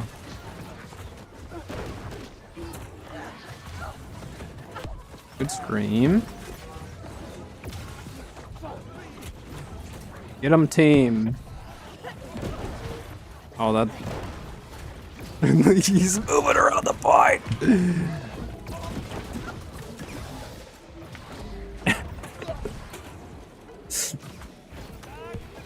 I mean, your movement and everything is fine. Honestly, like, your movement to be able to get around point and all that, like, we just have more. We just have numbers right now.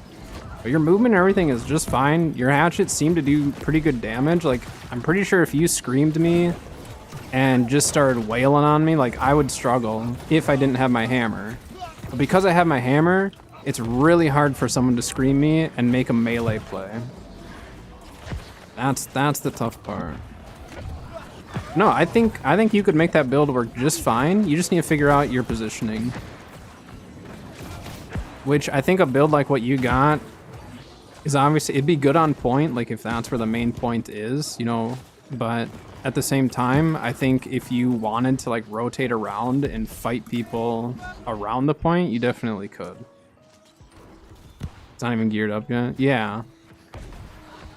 I like how we just didn't even go Baron. I'm not paying attention to like the objectives here. I've literally just been running around.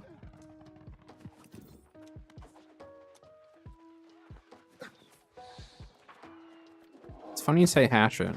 Tomorrow's video is going to be on hatchet.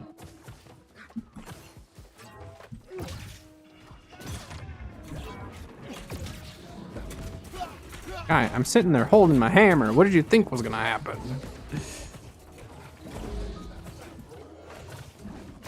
Puke on you just for good measure.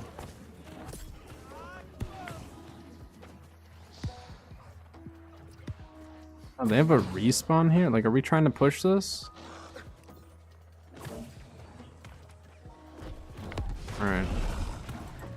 I don't know. I feel like we just need to own Sun. I don't really know. I'm gonna try to beat up this brute, though.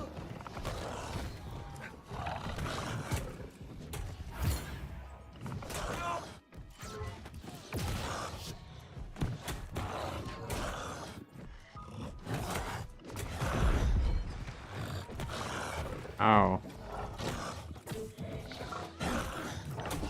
Team, are we gonna lose this because we actually are just like a little overconfident here with our pushes?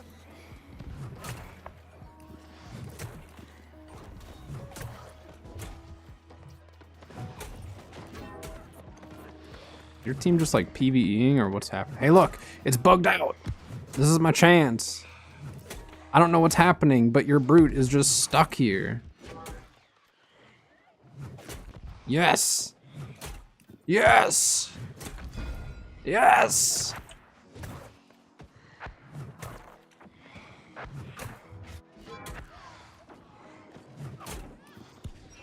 Okay. Heals. Let's play this kind of smart. He's just turning. You can't hurt me. Actually, you can because you have a lot of disease.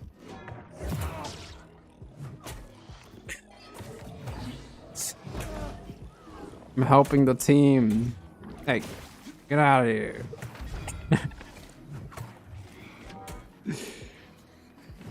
This is hilarious. The brute's just bugged out for some weird reason. This is the greatest brute kill ever.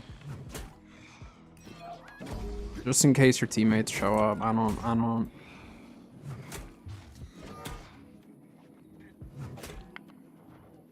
Our team is taking the point. I'm still sitting here heavy attacking this thing. I've broken its stam like 4 times. Come on. Before the match is over. Yeah! Take that.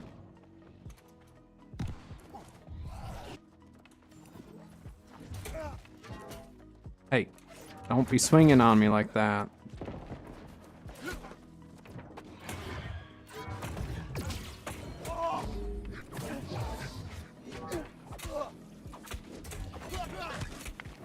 Uh-oh, I got the disease. Yeah. Oh, there's even more of you. Yeah, see, your disease is so strong. Like, hatchet disease is really, really good. And then if you get a scream on top of it, I'm at probably cap. Yeah, I think you should just keep playing that build. Play that build and focus healers, and if you can get a jump on Dex users. Healers and Dex users, I think if you can jump them, you're golden. Because the build does plenty of damage, the disease is obviously there. How do we still get that many points? I spent half the match killing a brute.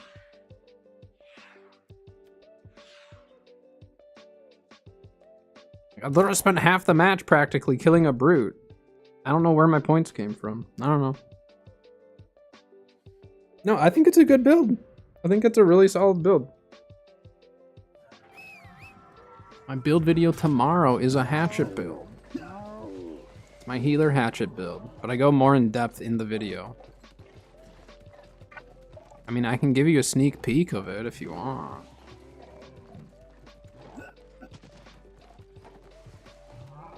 Got time for one more. I actually probably have time for one more as well.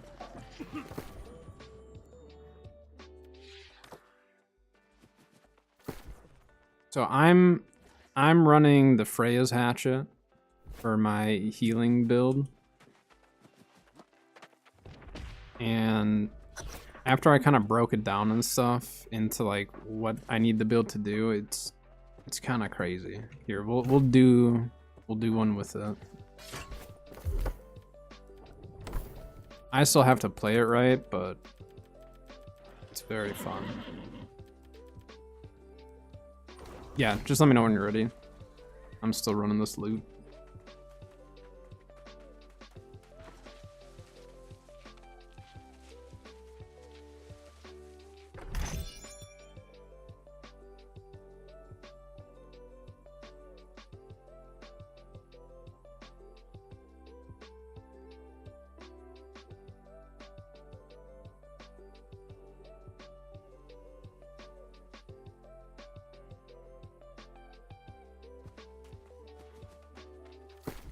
Put my different gloves on too. I kind of forgot about that. I need to respec again. I'm spending all my winnings on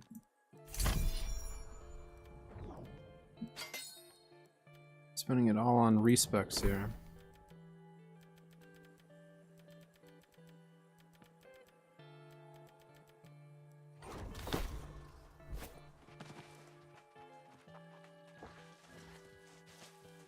Okay, I'm gonna give you a little sneak peek. Whoever's there and wants to see a sneak peek into tomorrow's video, I'm just going to show you something real quick. I'm not going to go into very much detail on it because you'll have to watch tomorrow's video. But with this build, right, I obviously have all throwing hatchet abilities. No berserk for escape.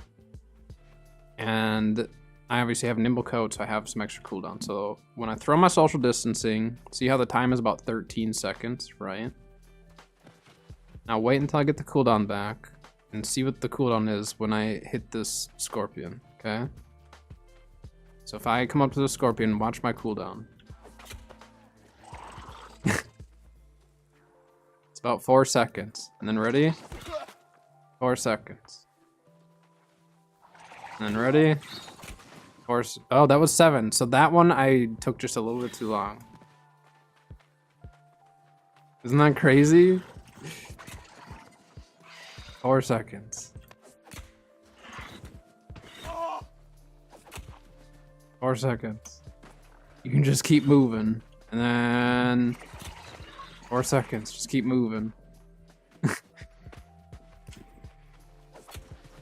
4 seconds. Keep moving. Isn't that crazy? How do I do it? I have it all in tomorrow's video. I gotta leave a little bit of a surprise. That's tomorrow's video though. Is my healer hatchet build that I have on right now. and I go into how I can get the massive cooldown reduction. You do need the artifact though to get that much of a cooldown.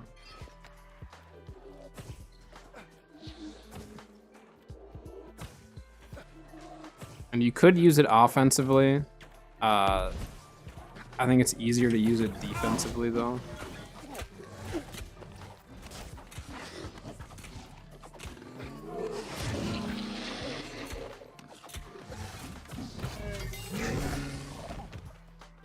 It's a very, very fun build. It's not a build that I play super often, and it's taken me a little bit to like figure out how I was gonna do it. It's actually very, very simple the way I have the whole build set up. But just like getting to the point where I realized like I could just make it simple took a little bit. Obviously, I still need to land the abilities, but it's crazy. So like for me, since I use my builds for PvE and PvP, I don't go shirking heals ever. Part of it is I don't want to rely strictly on the shirking heals, because then in PvE I feel like I would potentially just like mechanically start thinking that I could use it. But I use thrust. I use more thrust protection in general, and right now thrust resistance is really, really good because of the fact that that Boltcaster is disabled, so there's a lot of muskets, a lot of regular bows, so there's a lot more thrust damage. On top of that, if a spear or a rapier pushes you, then you're also covering yourself for that. But yeah, if you're using it for both, the shirking heals ends up being useless for PvE because it doesn't work for PvE. Unless it's on the boots or whatever.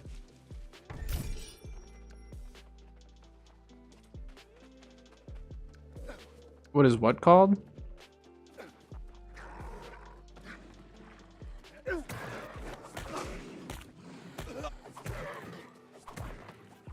I don't know what the actual... That's a good point. I don't know what the actual perk itself was called. I can look it up really quick. Let me see. Thrust conditioning. Vial of Mercury. Vial of Mercury is what you're looking for.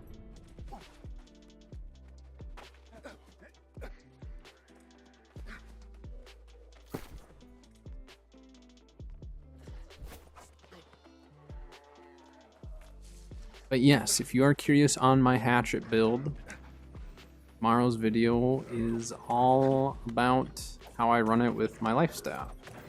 And you could definitely apply, like, a lot of my builds you could apply to DPS builds as well. You just have to change a couple things on them. I definitely took some time to figure out how I could make a throwing hatchet build work as a healer. And to be honest, I didn't think it was going to work that great. And then I started running it and I was like, man, this is actually awesome. This is like the best of both worlds compared to some of the other weapons that I run. I don't like it for PvE though. For PvE, it's not great because like hatchet does not scale great with focus, like with a amber, so.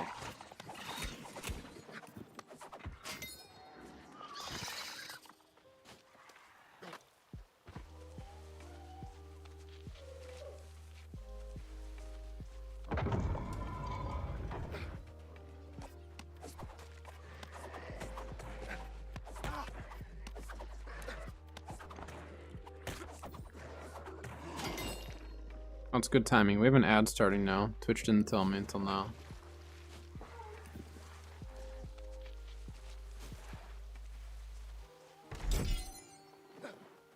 If you're not in armor, you won't have the vial. The vial only drops from armoring crates. Armoring aptitude chests. That's the word I was looking for.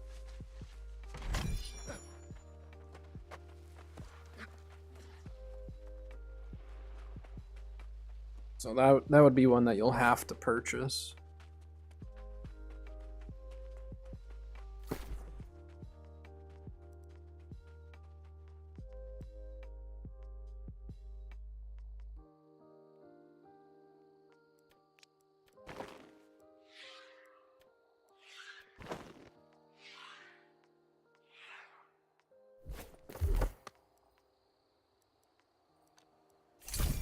I have so much Azov salt.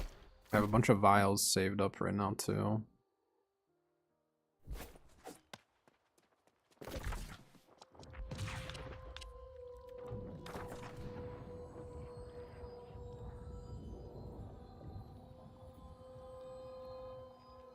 Wait, how much are they going for on the market right now?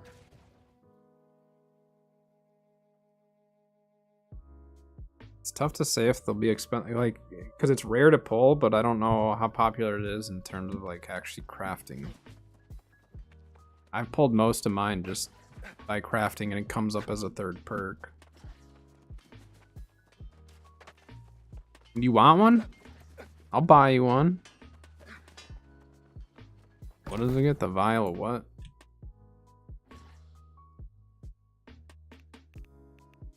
Vial of mercury? Do you want one? I'll buy you one. You don't have to pay me back. Yeah. Wait, I bought the right one, right? There we go. No, don't worry about paying me back. I don't care. It's $300 or 300 gold. It's a gift. It's a gift for you to hang out with me and do OPRs. There you go. Yeah, no problem.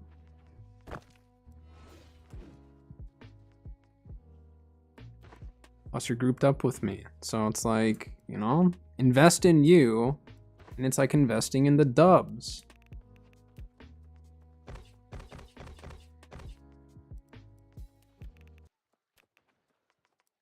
Yeah, just let me know. I'm gonna just clean up inventory. Ad break's just about over anyway, so timing should be good.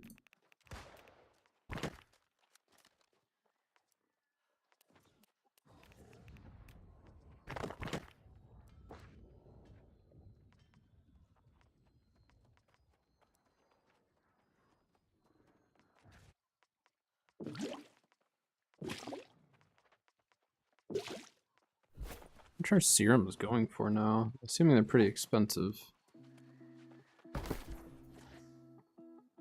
I just don't use them because they're expensive. I mean, it's not that bad if I had the gold, but I might have to just craft them.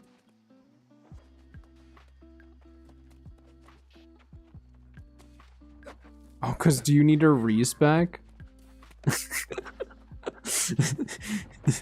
You're respec poor. You're so poor you can't even respec. I've been there. I've been there many times. Usually another thing you can do is if you have a bunch of like obsidian sandpaper and stuff, just fill buy orders. If you have like thousands of that stuff, just fill buy orders with it and you'll probably get it.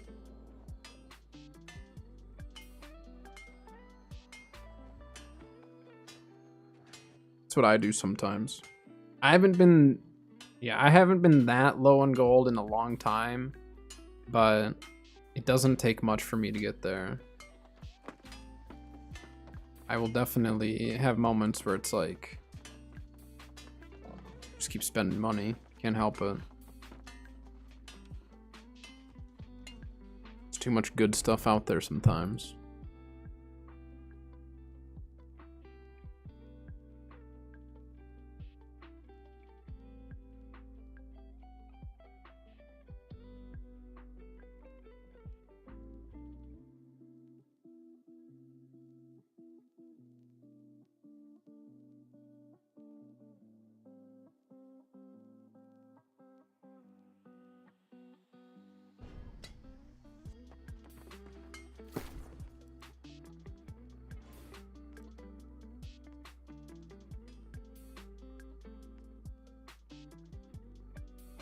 We don't need that anymore.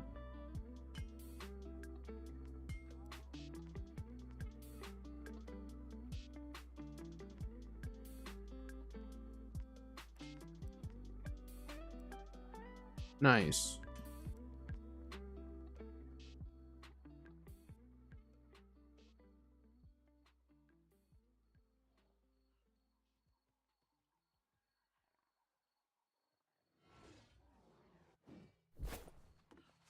Assuming health pots don't sell for anything, right?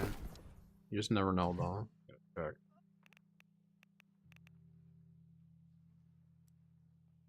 And 14 cents isn't bad. What regens? $4. Say theoretically, I want to make my own.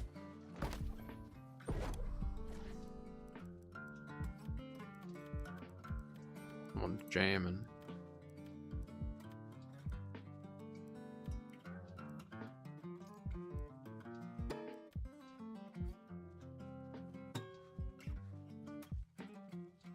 It's 3, 3, 3, and 5, but then Fancy Craft additional items is 105, so you're guaranteed to make 2. So for every, say, minimum 2 regen serums, 3 through 3, so it's like $12. $12 for the regens. I can make the Alcahest really easily.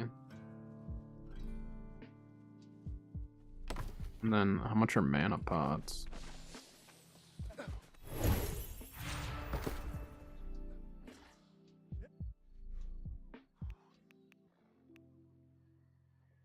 Yeah. 60 cents. So you're like $2 into the other two, so it's like $2, 12, so you're at like $15. And then how much? How much is Alcahest? I can farm up Alcahest if I need to. But I just want to add it all up. Okay, that was 50. Never know. Yeah, no problem. I'll queue us up. You're just rolling. So if I make my own Alcahest, I actually would be better off selling. If I just sold all of my regen pots and sold all of the Alcahest, just farmed up Alcahest and sold it, I'd actually be able to buy the serums for less than what I could make, even considering crafting it, because that's $50 just for the Alcahest if you were to buy it. That's 50, that's 12, so you're at $62 for minimum like 2 serums. You're at like $30 a potion or a serum. The serums are going for 27. So if the serums are going for like less than 30, I'd almost be better off buying them and selling the other stuff. So I want to start running the serums. It's just like they've always been so expensive that I haven't really bothered looking into it. But obviously health pots are easy to come by, mana pots are easy to come by. The regen pots are easy to come by, but I use them so often.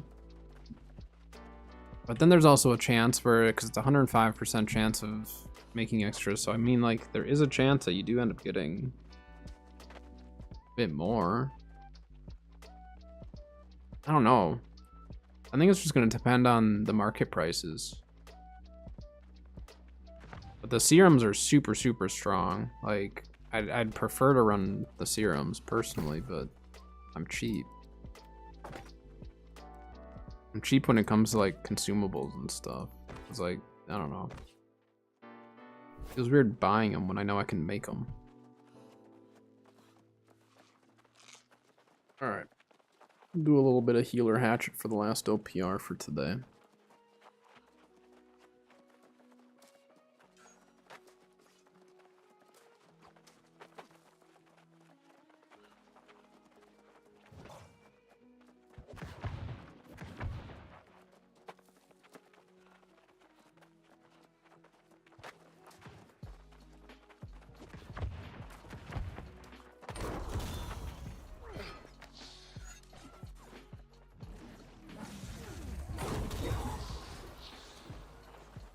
Trying to find a bruiser to put that on.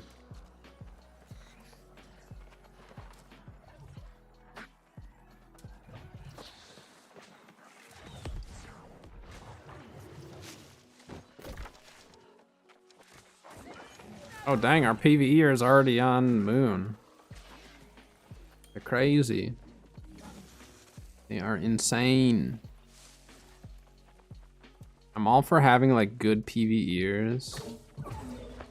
I just don't like the building or the rebuilding, repairing meta. I need to play this safe because there's a lot of them on point, and we had teammates go out there. I don't know if they're rotating all the way to star or not. We don't have a full team here is the thing.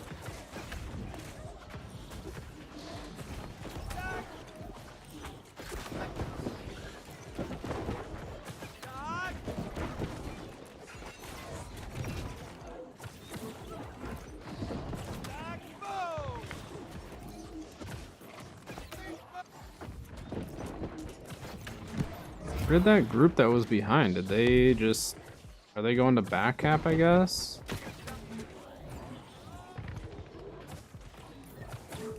Yeah, there's a lot of them there. Yeah, there's a lot. There's the entire team. We Wing into that was not the play because we have people back capping. Oh, peace. I don't know. Our team, do we have that group? No, they didn't even go to back cap. What is going on? I thought they went to back cap, and that's why we didn't have as many in the push. They rotated around the back side and got wiped. We just need to rotate back to Sun. Yeah, we need to take something here. This is not good. They have a really, really strong front line, but pushing into it's going to be not great. Like, I'm just gonna stand outside. What's he doing?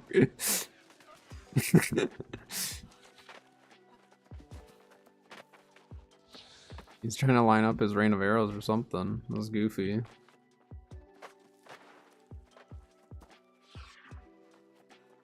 Okay, we're taking Moon back, maybe? No, we just have a presence on the point.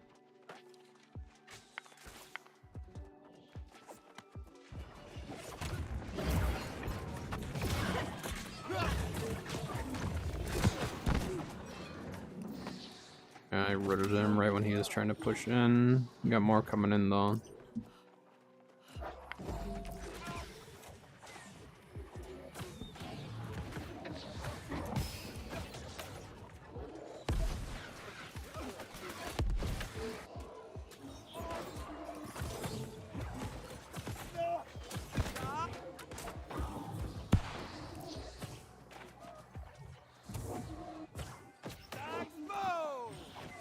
Removed one of those debuffs from you. It's not a no healers deal, it's they have a really, really strong front line. That was a good maelstrom. I should have paid closer attention.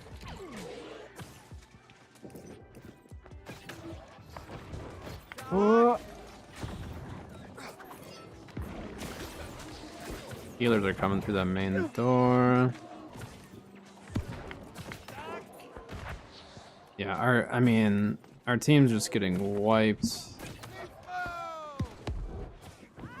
These guys are zerging so much better. Uh-oh, Reaper. Yeah, that one, I was like, I don't think my heals are gonna be fast enough on that.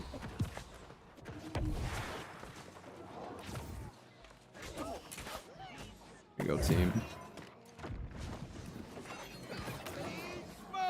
Yeah, I think we just need to regroup. Now that we own Moon, like, the team can kind of relax a little bit, maybe. Okay, a Noah Reg heal. That's great. Quit running away!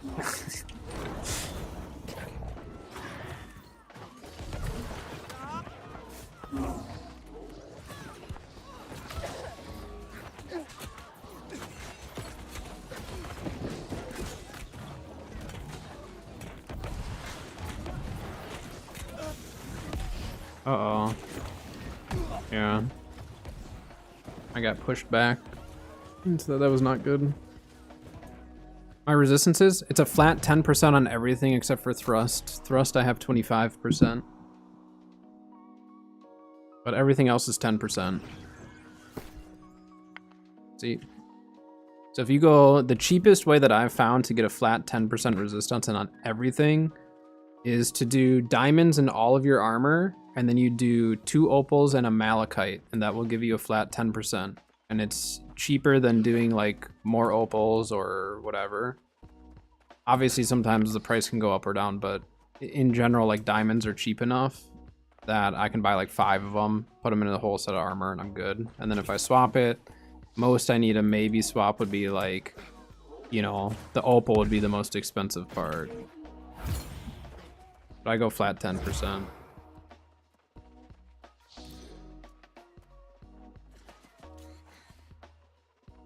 Especially against Moira, you can't put a gem in it either.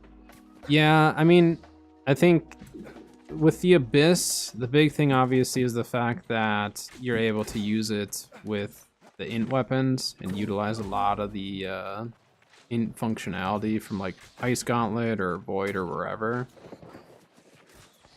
But yeah, I mean, it just kind of depends, because like for me as a bruiser, I run things weird. That's like every build, you know. I just am different with the way I like to run stuff. Oh man, there's so many more of them than I thought there was going to be. Ah, we didn't get sun. So if you're a bruiser, you're gonna want a lot of slash conditioning on your armor. If you're doing like a lot of OPR and stuff like that.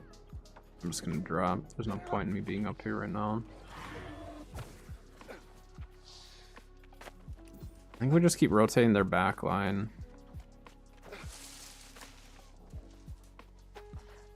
I mean, Crippling Reap is really, really good.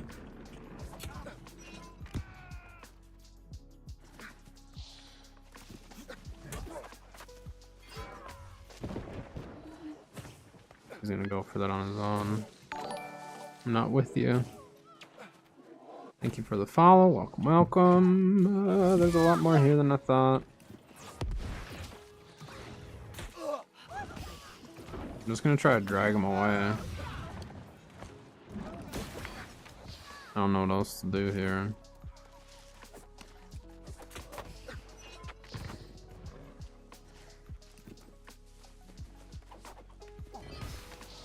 They're gonna keep trying to flamethrower me. I just need to keep moving. A decent amount of people run slash resist, but you can't really worry too much on that. I mean, if you run hammer with Great Axe, then at least you'd have some like strike damage, you know, and that would help. Because then at least one of your weapons is gonna do more. But with resistance, I mean, there's a lot of fire resistance right now, just because of the fact that like Fire Staff is so strong, and a lot of people are still flamethrowing. What the heck? There's so many of them here. Yeah, this one's a wipe. This one is not good for our team.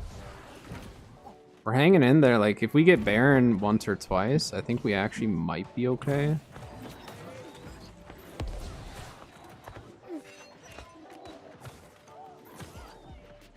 Man, it's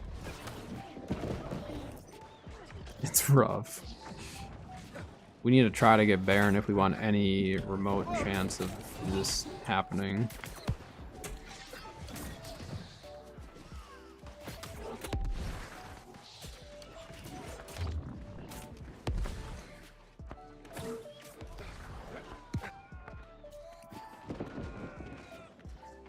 But I like to run the flat 10% because then no matter what's hitting me, like, I have decent resistance. And then the thing that kills me the most is thrust damage personally. That's because I run like a lot of light armor builds where, you know, they're looking to try to kill healers or trying to kill DPS, light armor DPS and stuff, so.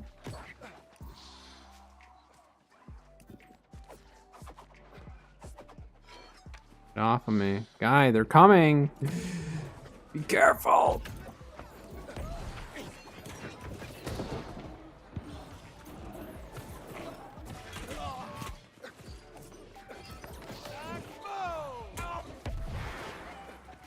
No, we don't have much of a team for this right now.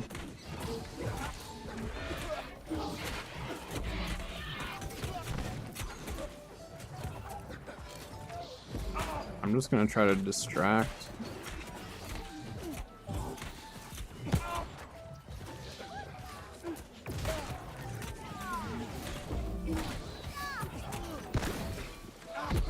Yeah.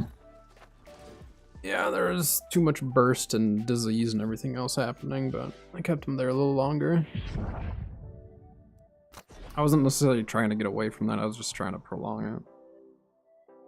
I knew I was gonna die.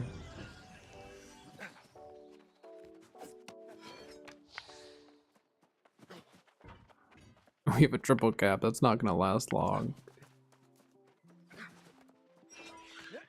Alright. Now that Baron's over, I can go back and actually help the team. Yeah, I mean, the archers are the tough part with a build like what you have, like avoiding them is so important sometimes.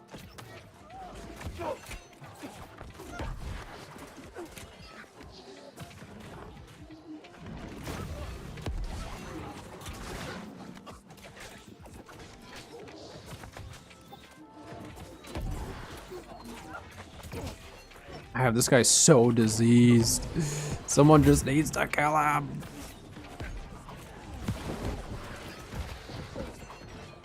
I think he got away. Yeah, it's tough. I mean, this match is not a great match for any of us.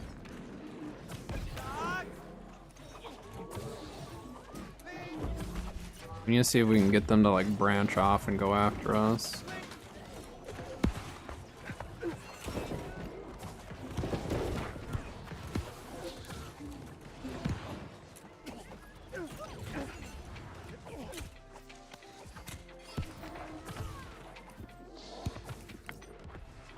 Guess we just rotate on. I don't know. I really don't know what to do in this match. I mean, it's kind of over, but.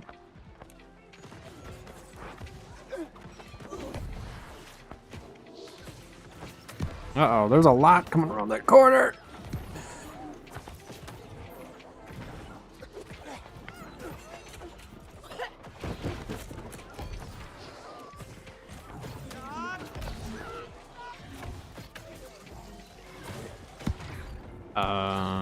Yeah, there's a lot. There are a lot. Uh-oh.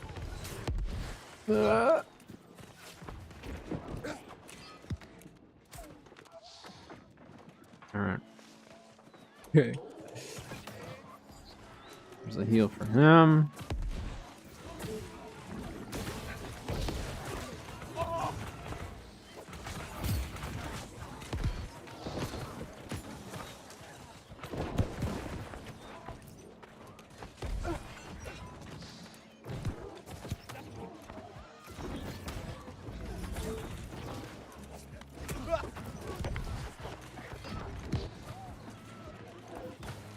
I'm not even gonna bother going to sun or anything, I'm just gonna stay and help. I think they have a respawn up.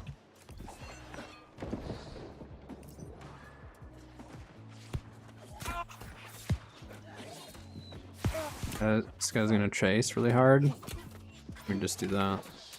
Ready? He's gonna keep chasing. And watch, ready?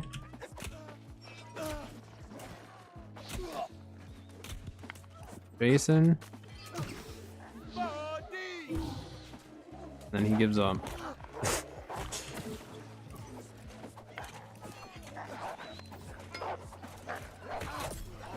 There, got him. Telling you, the cooldown reduction is just so insane with this. It's ridiculous. I guess I'll go sun. I don't know. The game's over at this point. It was not a great OPR, but that's okay. It can't all be great. I've actually had pretty decent ones today, so I have one like this or a couple like this is not the end of the world. But I'm gonna prolong the match.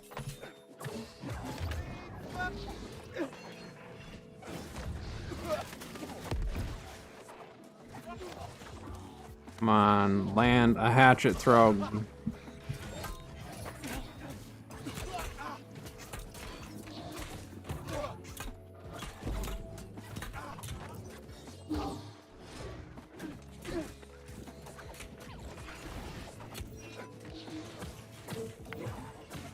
Wait, is that a life staff? It's a life staff Great Axe user. I don't see those very often. He actually has focus on the build. That's crazy. I like that.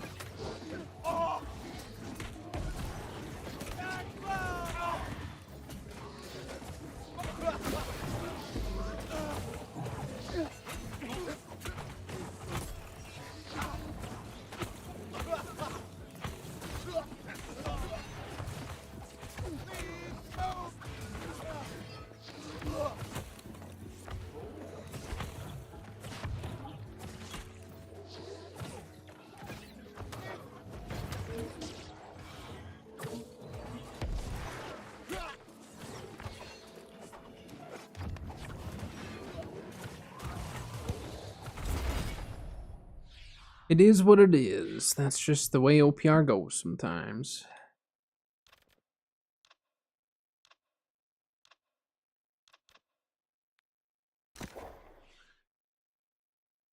Yeah, GG. That's just, yeah, that's OPR as we know. Should be on tomorrow for a bit. Okay, sounds good. Yeah, I don't know what the plan will be for tomorrow, to be honest. We'll see. I might start the EU character, I might not. We'll just kind of play it by ear. Yeah, GG indeed.